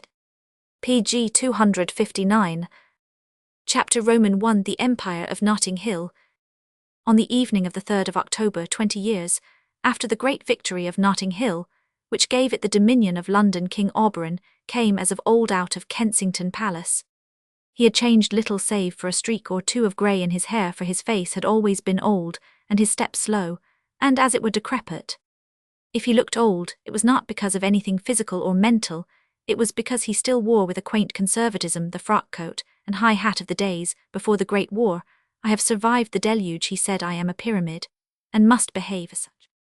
As he passed up the street, the Kensingtonians in their picturesque blue smocks saluted him as a king, and then looked after him as a curiosity. It seemed odd to them that men had once worn so elvish an attire. The king, cultivating the walk attributed to the oldest inhabitant Gaffer Oberon, his PG 260 friends, were now confidentially desired to call him. Went toddling northward. He paused with reminiscence in his eye at the southern gate of Notting Hill, one of those 9 great gates of bronze and steel wrought with reliefs of the old battles, by the hand of Chiffy himself. "Ah," he said, shaking his head and assuming an unnecessary air of age and a provincialism of accent, "I mind, when there warn't none of this here." He passed through the Ossington Gate, surmounted by a great lion wrought in red copper on yellow brass, with the motto Nothing Roman 99. The guard in red and gold saluted him with his halberd. It was about sunset, and the lamps were being lit. Oberon paused to look at them, for they were Chiffy's finest work, and his artistic eye never failed to feast on them in memory of the great battle of the lamps. Each great iron lamp was surmounted by a veiled figure, sword in hand, holding over the flame an iron hood or extinguisher, as if ready to let it fall if the armies of the south and west should again show their flags in the city. Thus no child in Notting Hill could play about the streets without the very lamp-posts reminding PG 261 him of the salvation of his country in the dreadful year. "Old Wayne was right in a way," commented the king. "The sword does make things beautiful. It has made the whole world romantic by now. And to think people once thought me a buffoon for suggesting a romantic Notting Hill. Dearie me, dearie me. I think that is the expression. It seems like a previous existence." Turning a corner, he found himself in Pump Street, opposite the 4 shops which Adam Wayne had studied 20 years before he entered idly the shop of Mr. Mead. The grocer, Mr. Mead, was somewhat older like the rest of the world, and his red beard, which he now wore with a moustache and long and full, was partly blanched, and discoloured. He was dressed in a long and richly embroidered robe of blue, brown and crimson interwoven with an Eastern complexity of pattern, and covered with obscure symbols and pictures representing his wares passing from hand to hand, and from nation to nation. Round his neck was the chain with the blue argosy cut in turquoise which he wore as Grand Master of the Grocers, The whole shop had the sombre and sumptuous look of its owner. The wares were displayed pg 262 as prominently as in the old days, but they were now blended and arranged with a sense of tint, and grouping too often neglected by the dim grocers of those forgotten days. The wares were shown plainly, but shown not so much as an old grocer would have shown his stock, but rather as an educated virtuoso would have shown his treasures. The tea was stored in great blue and green vases, inscribed with the 9 indispensable sayings of the wise men of China. Other vases of a confused orange and purple, less rigid and dominant, more humble and dreamy, stored symbolically the tea of India. A row of caskets of a simple silvery metal contained tinned meats. Each was wrought with some rude but rhythmic form, as a shell, a horn, a fish, or an apple, to indicate what material had been canned in it. "Your Majesty," said Mr. Meade, sweeping an oriental reverence, "this is an honor to me, but yet more an honor to the city." Oberon took off his hat. "Mr. Meade," he said, "Notting Hill, whether in giving or taking, can deal in nothing but honor. Do you happen to sell licorice?" "Licorice, sire," said Mr. Meade, "is not pg 263, the least important of our benefits out of the dark heart of Arabia." And going reverently towards a green and silver canister, made in the form of an Arabian mosque, he proceeded to serve his customer. "I was just thinking, Mr. Meade," said the king reflectively, "I don't know why I should think about it just now, but I was just thinking of 20 years ago. Do you remember the times before the war?" The grocer, having wrapped up the licorice sticks in a piece of paper inscribed with some appropriate sentiment, lifted his large grey eyes dreamily, and looked at the darkening sky outside. "Oh yes, your Majesty," he said, "I remember these streets, before the Lord Provost began to rule us. I can't remember how we felt very well all the great songs, and the fighting change one so, and I don't think we can really estimate all we owe to the Provost, but I can remember his coming into this very shop 22 years ago, and I remember the things he said. The singular thing is that as far as I remember, I thought the things he said odd at that time. Now, it's the things that I said, as far as I can recall them, that seem to me odd as a madman's antics." Pg 264. "Ah," said the king, and looked at him with an unfathomable quietness. "I thought nothing of being a grocer." Then he said, "Isn't that odd enough for anybody? I thought nothing of all the wonderful places that my goods come from, and wonderful ways that they are made. I did not know that I was for all practical purposes a king, with slaves spearing fishes near the secret pool, and gathering fruits in the islands under the world. My mind was a blank on the thing. I was as mad as a hatter." The king turned also and stared out into the dark, where the great lamps that commemorated the battle were already flaming. "And is this the end of poor old Wayne?" he said half to himself, "to inflame everyone so much that he has lost himself in the blaze? Is this his victory, that he, my incomparable Wayne, is now only one in a world of Waynes? Has he conquered and become, by conquest, commonplace? Must Mr. Meade the grocer talk as high as he lord? What a strange world in which a man cannot remain unique, even by taking the trouble to go mad." And he went dreamily out of the shop.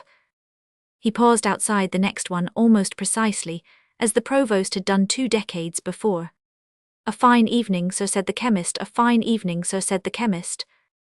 Pg 265. "How uncommonly creepy this shop looks," he said, "but yet somehow encouragingly creepy, invitingly creepy.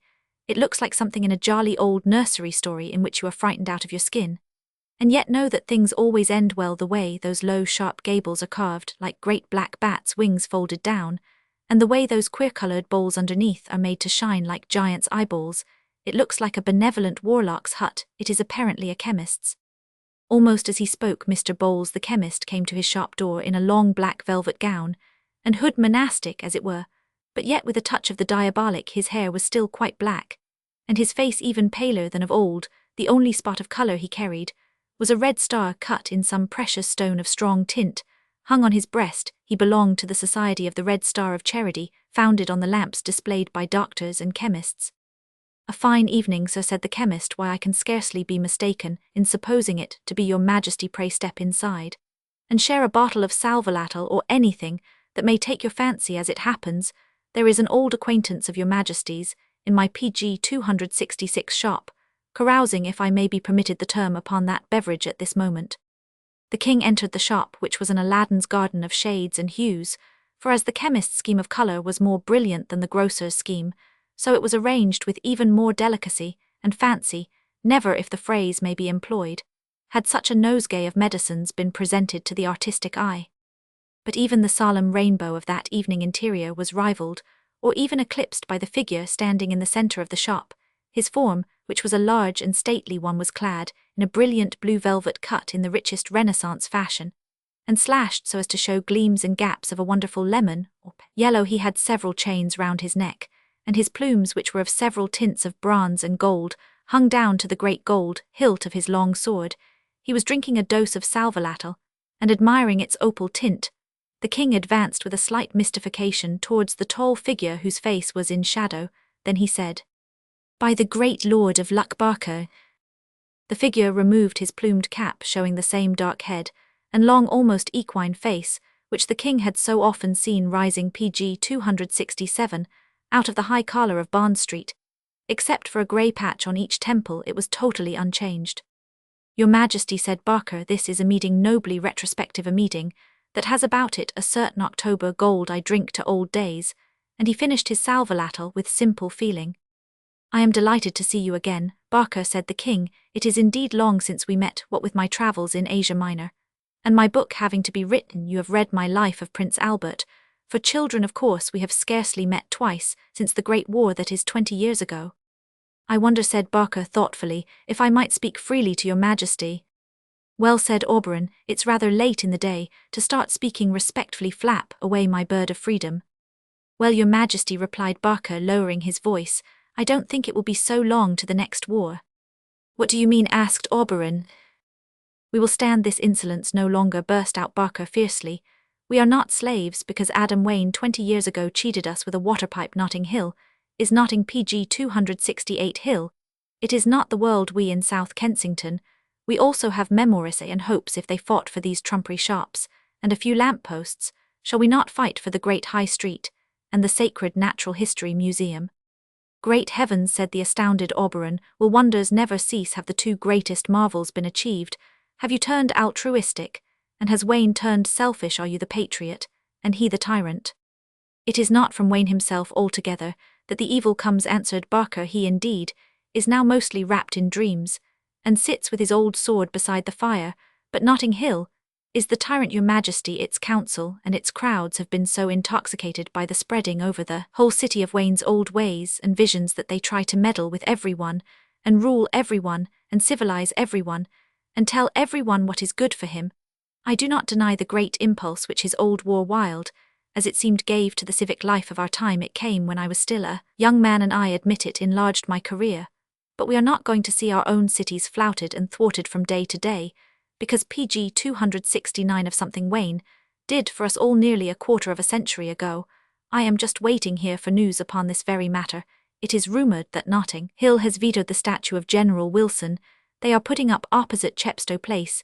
If that is so, it is a black and white shameless breach of the terms on which we surrendered to Turnbull after the Battle of the Tower. We were to keep our own customs and self-government, if that is so." "It is so," said a deep voice, and both men turned round. A burly figure in purple robes with a silver eagle hung round his neck, and moustaches almost as florid as his plumes stood in the door. "Yes," he said, acknowledging the king's start, "I am Provost Buck, and the news is true.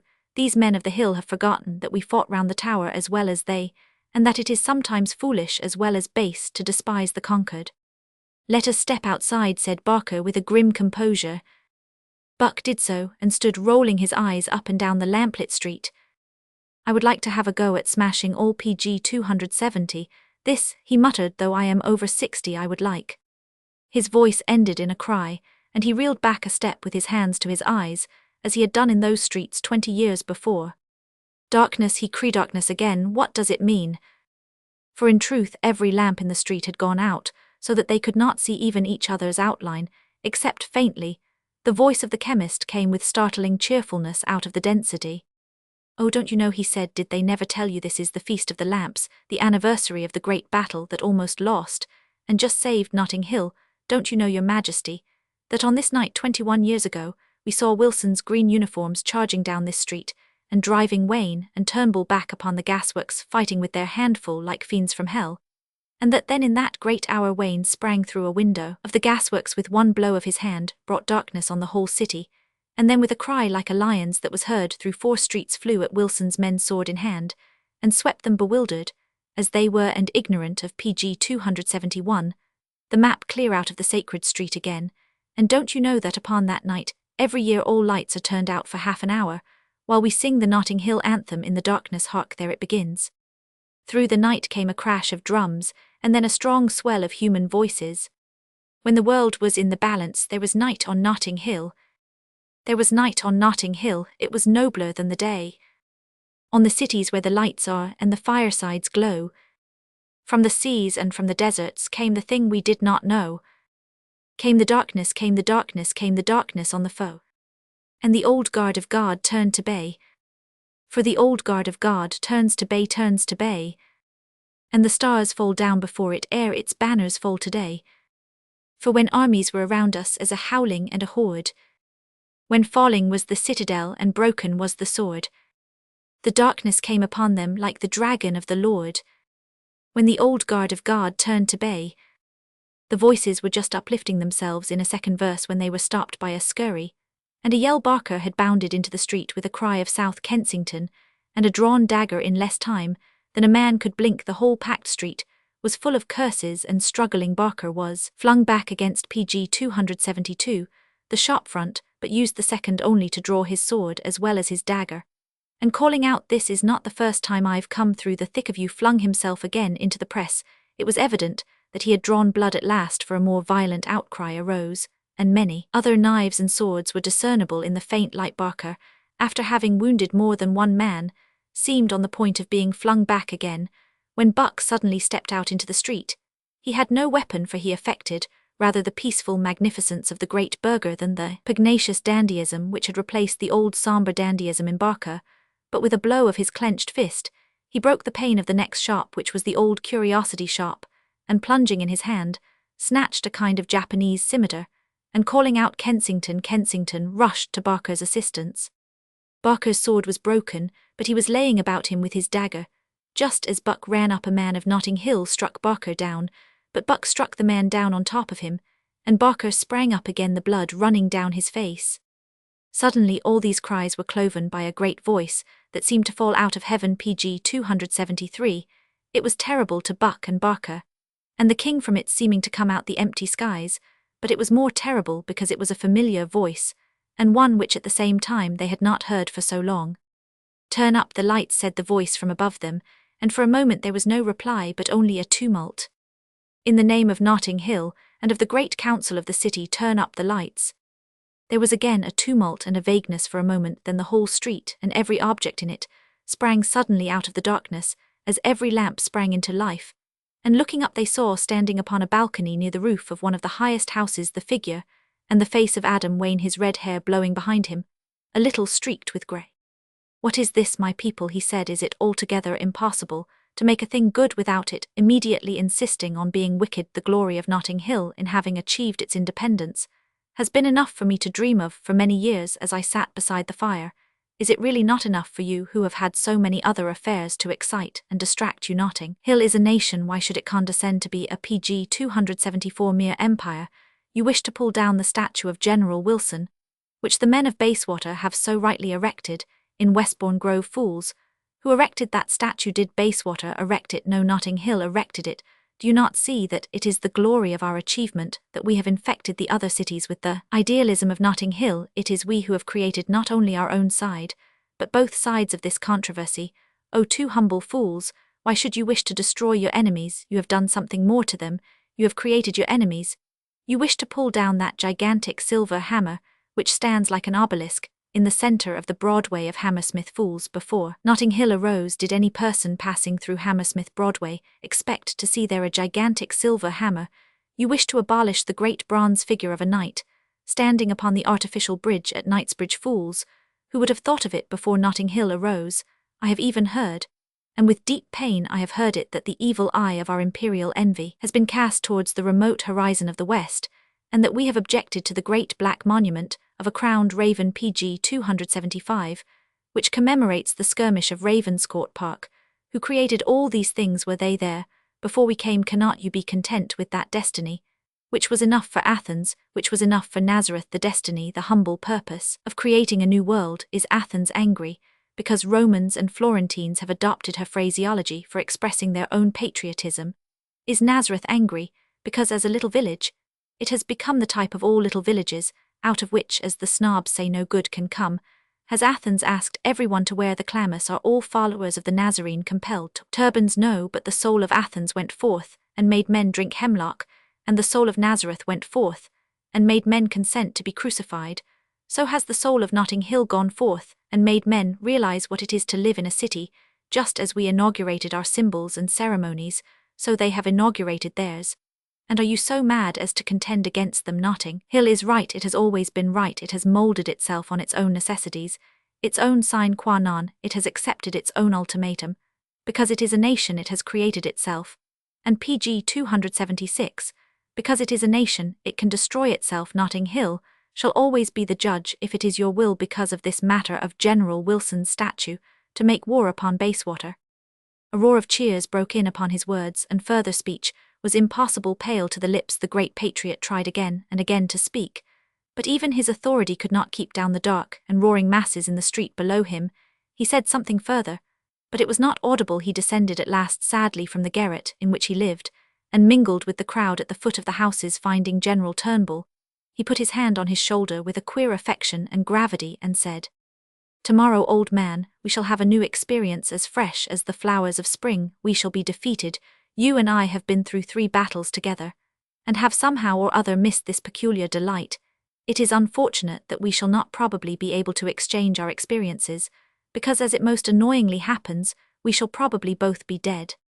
Turnbull looked dimly surprised. "I don't mind so much about being dead." pg 277, he said, "but why should you say that we shall be defeated?" "The answer is very simple," replied Wayne calmly. "It is because we ought to be defeated. We have been in the most horrible holes before now, but in all those I was perfectly certain that the stars were on our side, and that we ought to get out. Now I know that we ought not to get out, and that takes away from me everything with which I won." As Wayne spoke, he started a little, for both men became aware that a third figure was listening to them, a small figure with wondering eyes. "Is it really true, my dear Wayne," said the king, interrupting, "that you think you will be beaten tomorrow?" "There can be no doubt about it, whatever," replied Adam Wayne. "The real reason is the one of which I have just spoken. But as a concession to your materialism, I will add that they have an organized army of 100 allied cities against our one that in itself, however, would be unimportant." Quinn, with his round eyes, seemed strangely insistent. "You are quite sure," he said, "that you must be beaten?" pg 278. "I am afraid," said Turnbull gloomily, "that there can be no doubt about it." Then cried the king, flinging out his arms, "Give me a halberd, give me a halberd, somebody. I desire all men to witness that I, Auberon, King of England, do hear, and now abdicate, and implore the provost of Notting Hill to permit me to enlist in his army. Give me a halberd." He seized one from some passing guard, and shouldering it, stamped solemnly after the shouting columns of halberdiers, which were by this time parading the streets. He had, however, nothing to do with the wrecking of the statue of General Wilson, which took place before morning. pg 279.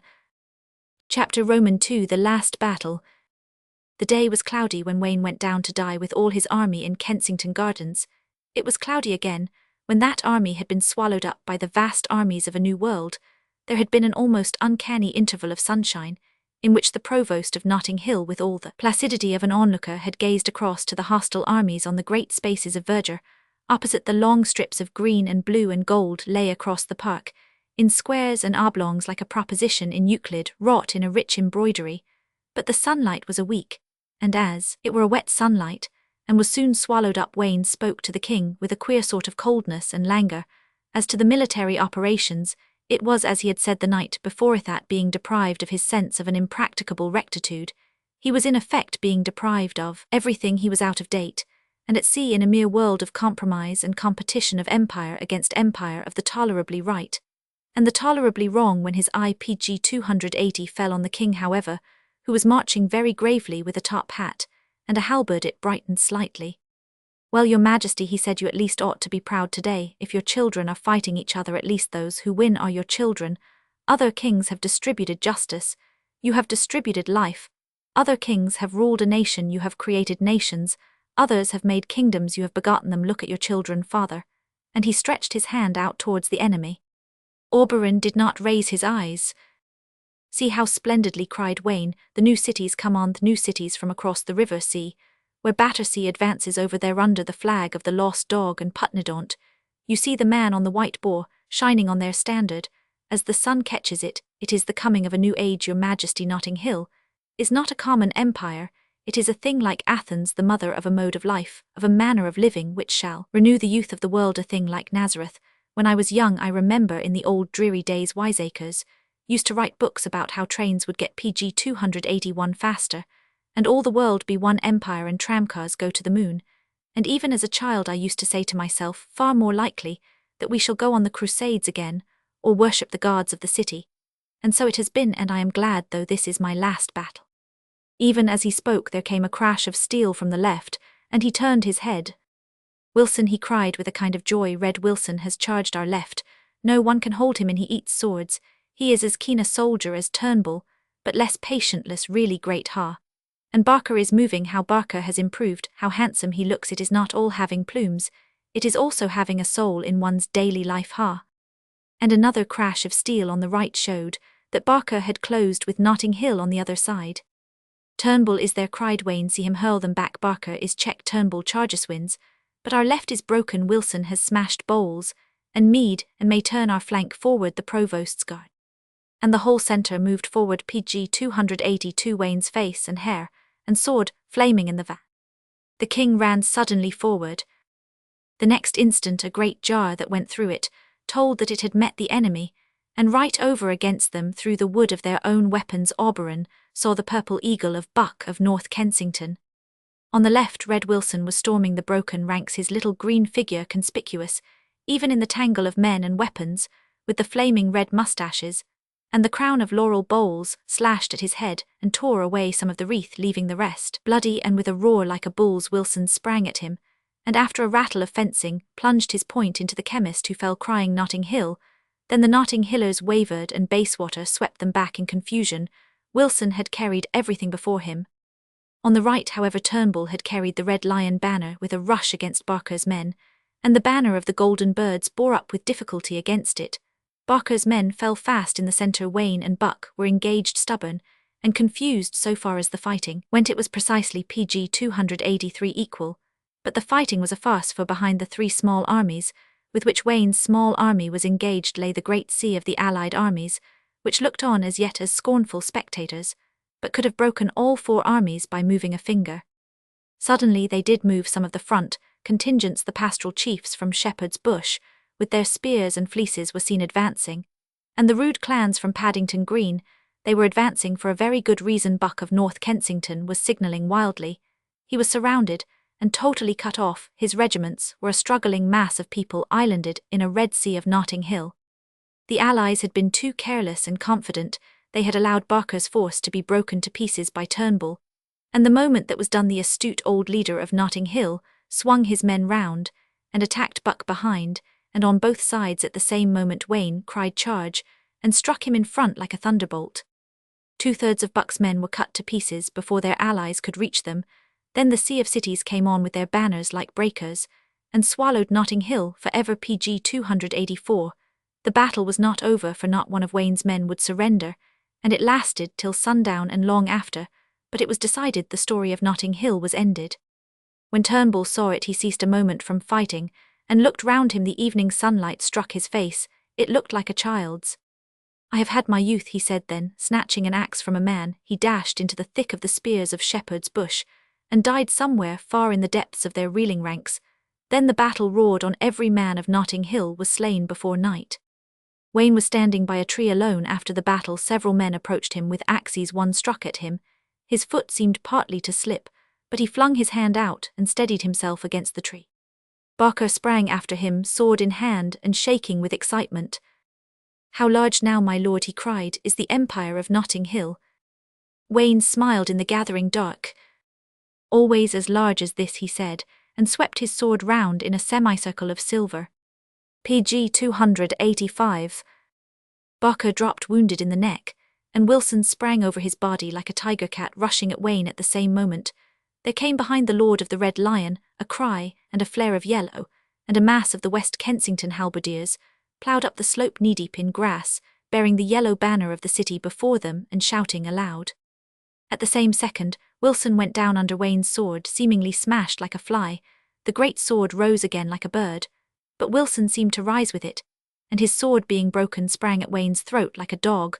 The foremost of the yellow halberdiers had reached the tree and swung his axe above the struggling Wayne. With a curse the king whirled up his own halberd and dashed the blade in the man's face. He reeled and rolled down the slope, just as the furious Wilson was flung on his back again, and again he was on his feet, and again at Wayne's throat. Then he was flung again, but this time laughing triumphantly grasped in his hand was the red and yellow favour that Wayne wore as Provost of Notting Hill. He had torn it from the place where it had been carried for 25 years. PG 286. With a shout the West Kensington men closed round Wayne, the great yellow banner flapping over his head. "Where is your favour now, Provost?" cried the West Kensington leader. And a laugh went up. Adam struck at the standard-bearer and brought him reeling forward. As the banner stooped he grasped the yellow folds and tore off a shred. A halberdier struck him on the shoulder, wounding bloodily. "Here is one colour," he cried, pushing the yellow into his belt, "and here," he cried, pointing to his own bloodher, "is the other." At the same instant, the shock of a sudden and heavy halberd laid the king stunned or dead. In the wild visions of vanishing consciousness, he saw again something that belonged to an utterly forgotten time, something that he had seen somewhere long ago in a restaurant. He saw with his swimming eyes, red and yellow, the colours of Nicaragua. Quinn did not see the end. Wilson, wild with joy, sprang again at Adam Wayne, and the great sword of Notting Hill was whirled above once more. Then men ducked instinctively at the rushing noise of the sword, coming down PG 287 out of the sky, and Wilson of Bayswater was smashed and wiped down upon the floor like a fly. Nothing was left of him, wreck, but the blade that had broken him was broken. In dying he had snapped the great sword, and the spell of it, the sword of Wayne, was broken at the hilt. One rush of the enemy carried Wayne by force against the tree. They were too close to use halberd or even sword. They were breast to breast, even nostrils to nostrils, but Buck got his dagger free. "Kill him," he cried in a strange, stifled voice. "Kill him, good or bad. He is none of us. Do not be blinded by the face, God. Have we not been blinded all along?" And he drew his arm back for a stab, and seemed to close his eyes. Wayne did not drop the hand that hung on to the tree branch, but a mighty heave went over his breast, and his whole huge figure like an earthquake over great hills.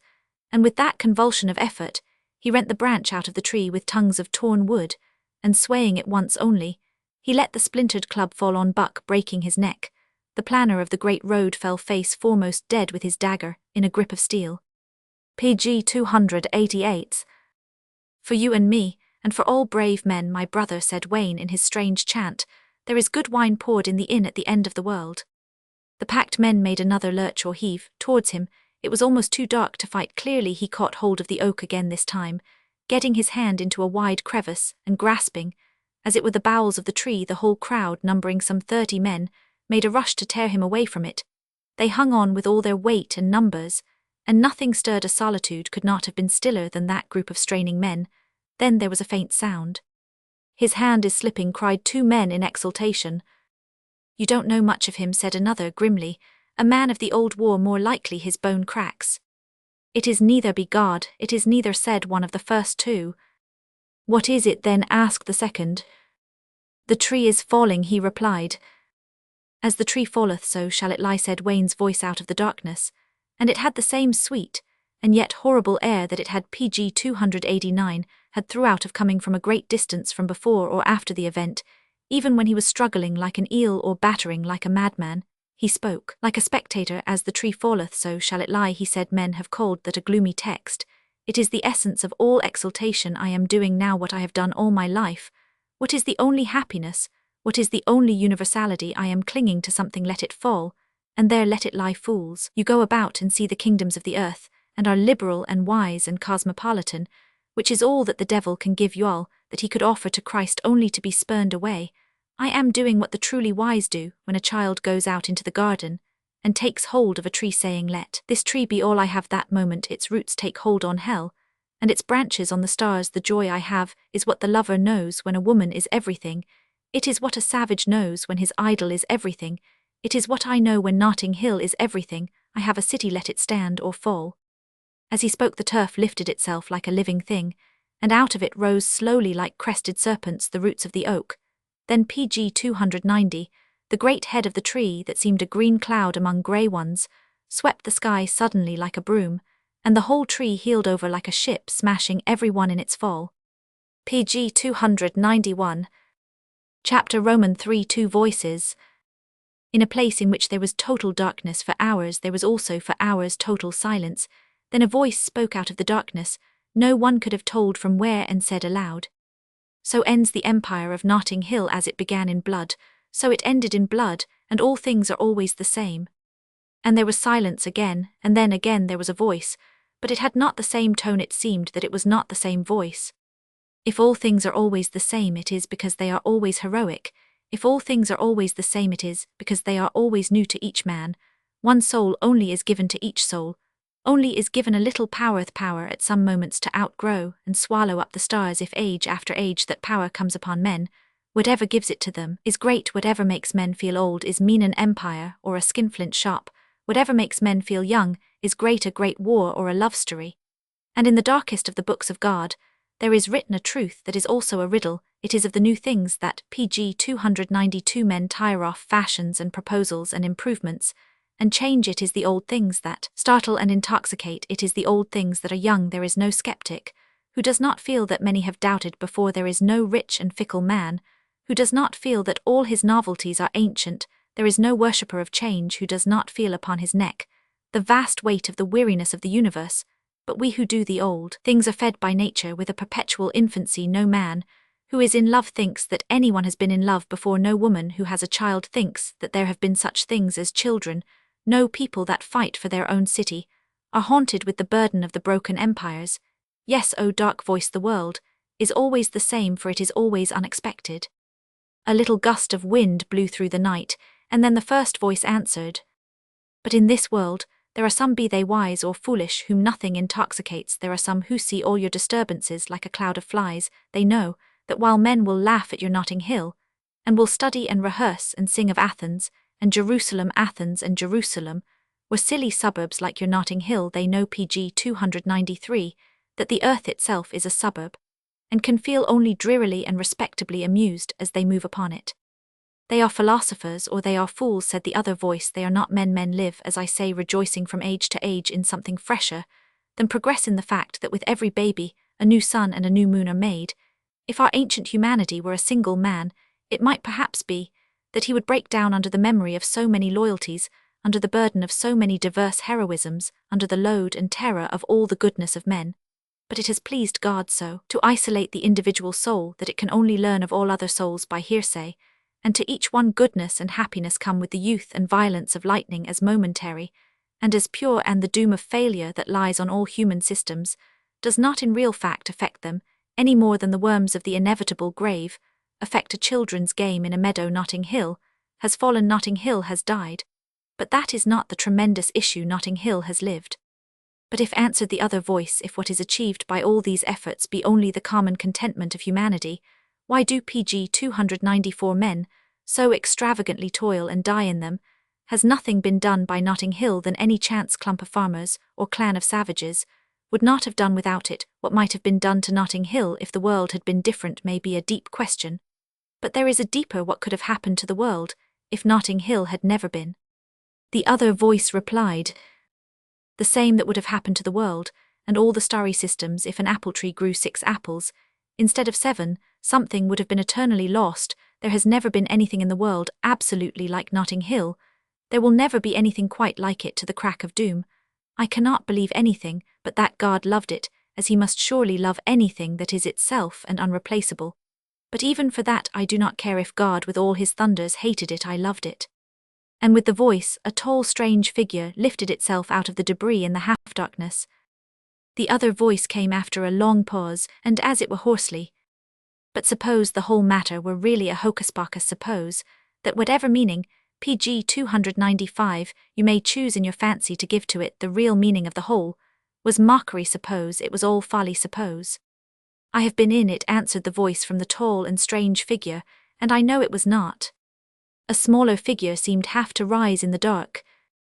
Suppose I am God, said the voice, and suppose I made the world in idleness, suppose the stars that you think eternal are only the idiot fireworks of an everlasting schoolboy, suppose the sun and the moon to which you sing alternately are only the two eyes of one vast and sneering giant opened alternately in a never-ending wink, suppose the trees in my eyes are as foolish as enormous toadstools, suppose Socrates and Charlemagne are to me only beasts made funnier by walking on their hind legs, suppose I am God, and having made things laugh at them. And suppose I am man, answered the other, and suppose that I give the answer that shatters even a laugh, suppose I do not laugh back at you, do not blaspheme, you do not curse you, but suppose standing up straight under the sky, with every power of my being I thank you for the fool's paradise, pg 296, you have made, suppose I praise you with a literal pain of ecstasy for the jest that has brought me so terrible a joy, if we have taken the child's games, and given them the seriousness of a crusade, if we have drenched your grotesque Dutch garden with the blood of martyrs, we have turned a nursery into a temple, I ask you in the name of heaven who wins. The sky close about the crests of the hills and trees was beginning to turn from black to grey with a random suggestion of the morning. The slight figure seemed to crawl towards the larger one, and the voice was more human. But suppose, friend, it said, suppose that in a bitterer and more real sense it was all a mockery, suppose that there had been from the beginning of these great wars one who watched them with a sense that is beyond expression, a sense of detachment, of responsibility, of irony, of agony, suppose that there were one who knew it was all a joke. The tall figure answered, he could not know it, for it was not all a joke. And a gust of wind blew away some clouds that sealed the skyline, and showed a strip of pg 297 silver behind his great dark legs. Then the other voice came, having crept nearer still. Wayne, it was all a joke, Wayne, it was all a joke. Adam Wayne, it said, there are men who confess only in articulo mortis. There are people who blame themselves only when they can no longer help others. I am one of them here upon the field of the bloody end of it. All I come to tell you plainly what you would never understand, before do you know who I am? I know you, Auberon Quinn, answered the tall figure, and I shall be glad to unburden your spirit of anything that lies upon it. Adam Wayne, said the other voice, of what I have to say you cannot in common reason be glad to unburden me, Wayne. It was all a joke when I made these cities. I cared no more for them than I care for a centaur, or a merman, or a fish with legs, or a pig with feathers, or any other absurdity, when I spoke to you solemnly and encouragingly about the flag of your freedom, and the peace of your city. I was playing a vulgar practical joke on an honest gentleman, a vulgar practical joke that has lasted for 20 years, though no one could believe it of me perhaps. It is the truth that I am a man both timid and tender-hearted. I never dared in the early pg 298 days of your hope, or the central days of your supremacy, to tell you this. I never dared to break the colossal calm of your face. God knows why I should do it now when my farce has ended in tragedy and the ruin of all your people, but I say it now, Wayne, it was done as a joke. There was silence, and the freshening breeze blew the sky clearer and clearer, leaving great spaces of the white dawn. At last Wayne said very slowly, you did it all only as a joke. Yes, said Quinn briefly. When you conceived the idea, went on Wayne dreamily, of an army for Bayswater and a flag for Notting Hill, there was no gleam, no suggestion in your mind that such things might be real and passionate. No, answered Auberon, turning his round white face to the morning with a dull and splendid sincerity, I had none at all. Wayne sprang down from the height above him and held out his hand. I will not stop to thank you, he said with a curious joy in his voice, for the great good for the world you have actually wrought, all that I think of that I have said to you a moment ago, even when I thought that your pg 299 voice was the voice of a derisive omnipotence, its laughter older than the winds of heaven. But let me say what is immediate and true. You and I, Auberon Quinn, have both of us throughout our lives been again and again called mad. And we are mad because we are not two men but one man. We are mad because we are two lobes of the same brain, and that brain has been cloven in two. And if you ask for the proof of it, it is not hard to find. It is not merely that you, the humorist, have been in these dark days stripped of the joy of gravity. It is not merely that I, the fanatic, have had to grope without humor. It is that though we seem to be opposite in everything, we have been opposite like man and woman, aiming at the same moment at the same practical thing. We are the father and the mother of the charter of the cities. Quinn looked down at the debris of leaves and timber, the relics of the battle and stampede now glistening in the growing daylight, and finally said, Yet nothing can alter the antagonism of the fact that I laughed at these things, and you adored them. Wayne's wild face flamed with something PG 300 godlike, as he turned it to be struck by the sunrise. I know of something that will alter that antagonism, something that is outside us, something that you and I have all our lives perhaps taken too little account of the equal and eternal human being, will alter that antagonism, for the human being sees no real antagonism between laughter and respect, the human being, the common man whom mere geniuses like you and me can only worship like a god when dark and dreary days come. You and I are necessary, the pure fanatic, the pure satirist. We have between us remedied a great wrong. We have lifted the modern cities into that poetry which everyone who knows mankind knows to be immeasurably more common than the commonplace. But in healthy people, there is no war between us. We are but the two lobes of the brain of a ploughman. Laughter and love are everywhere. The cathedrals built in the ages that loved God are full of blasphemous grotesques. The mother laughs continually at the child, the lover laughs continually at the lover, the wife at the husband, the friend at the friend. Auberon Quinn, we have been too long separated. Let us go out together. You have a halberd, and I a sword. Let us start our PG 301 wanderings over the world, for we are its two essentials. Come, it is already day. In the blank white light, Auberon hesitated a moment, then he made the formal salute with his halberd, and they went away together into the unknown world.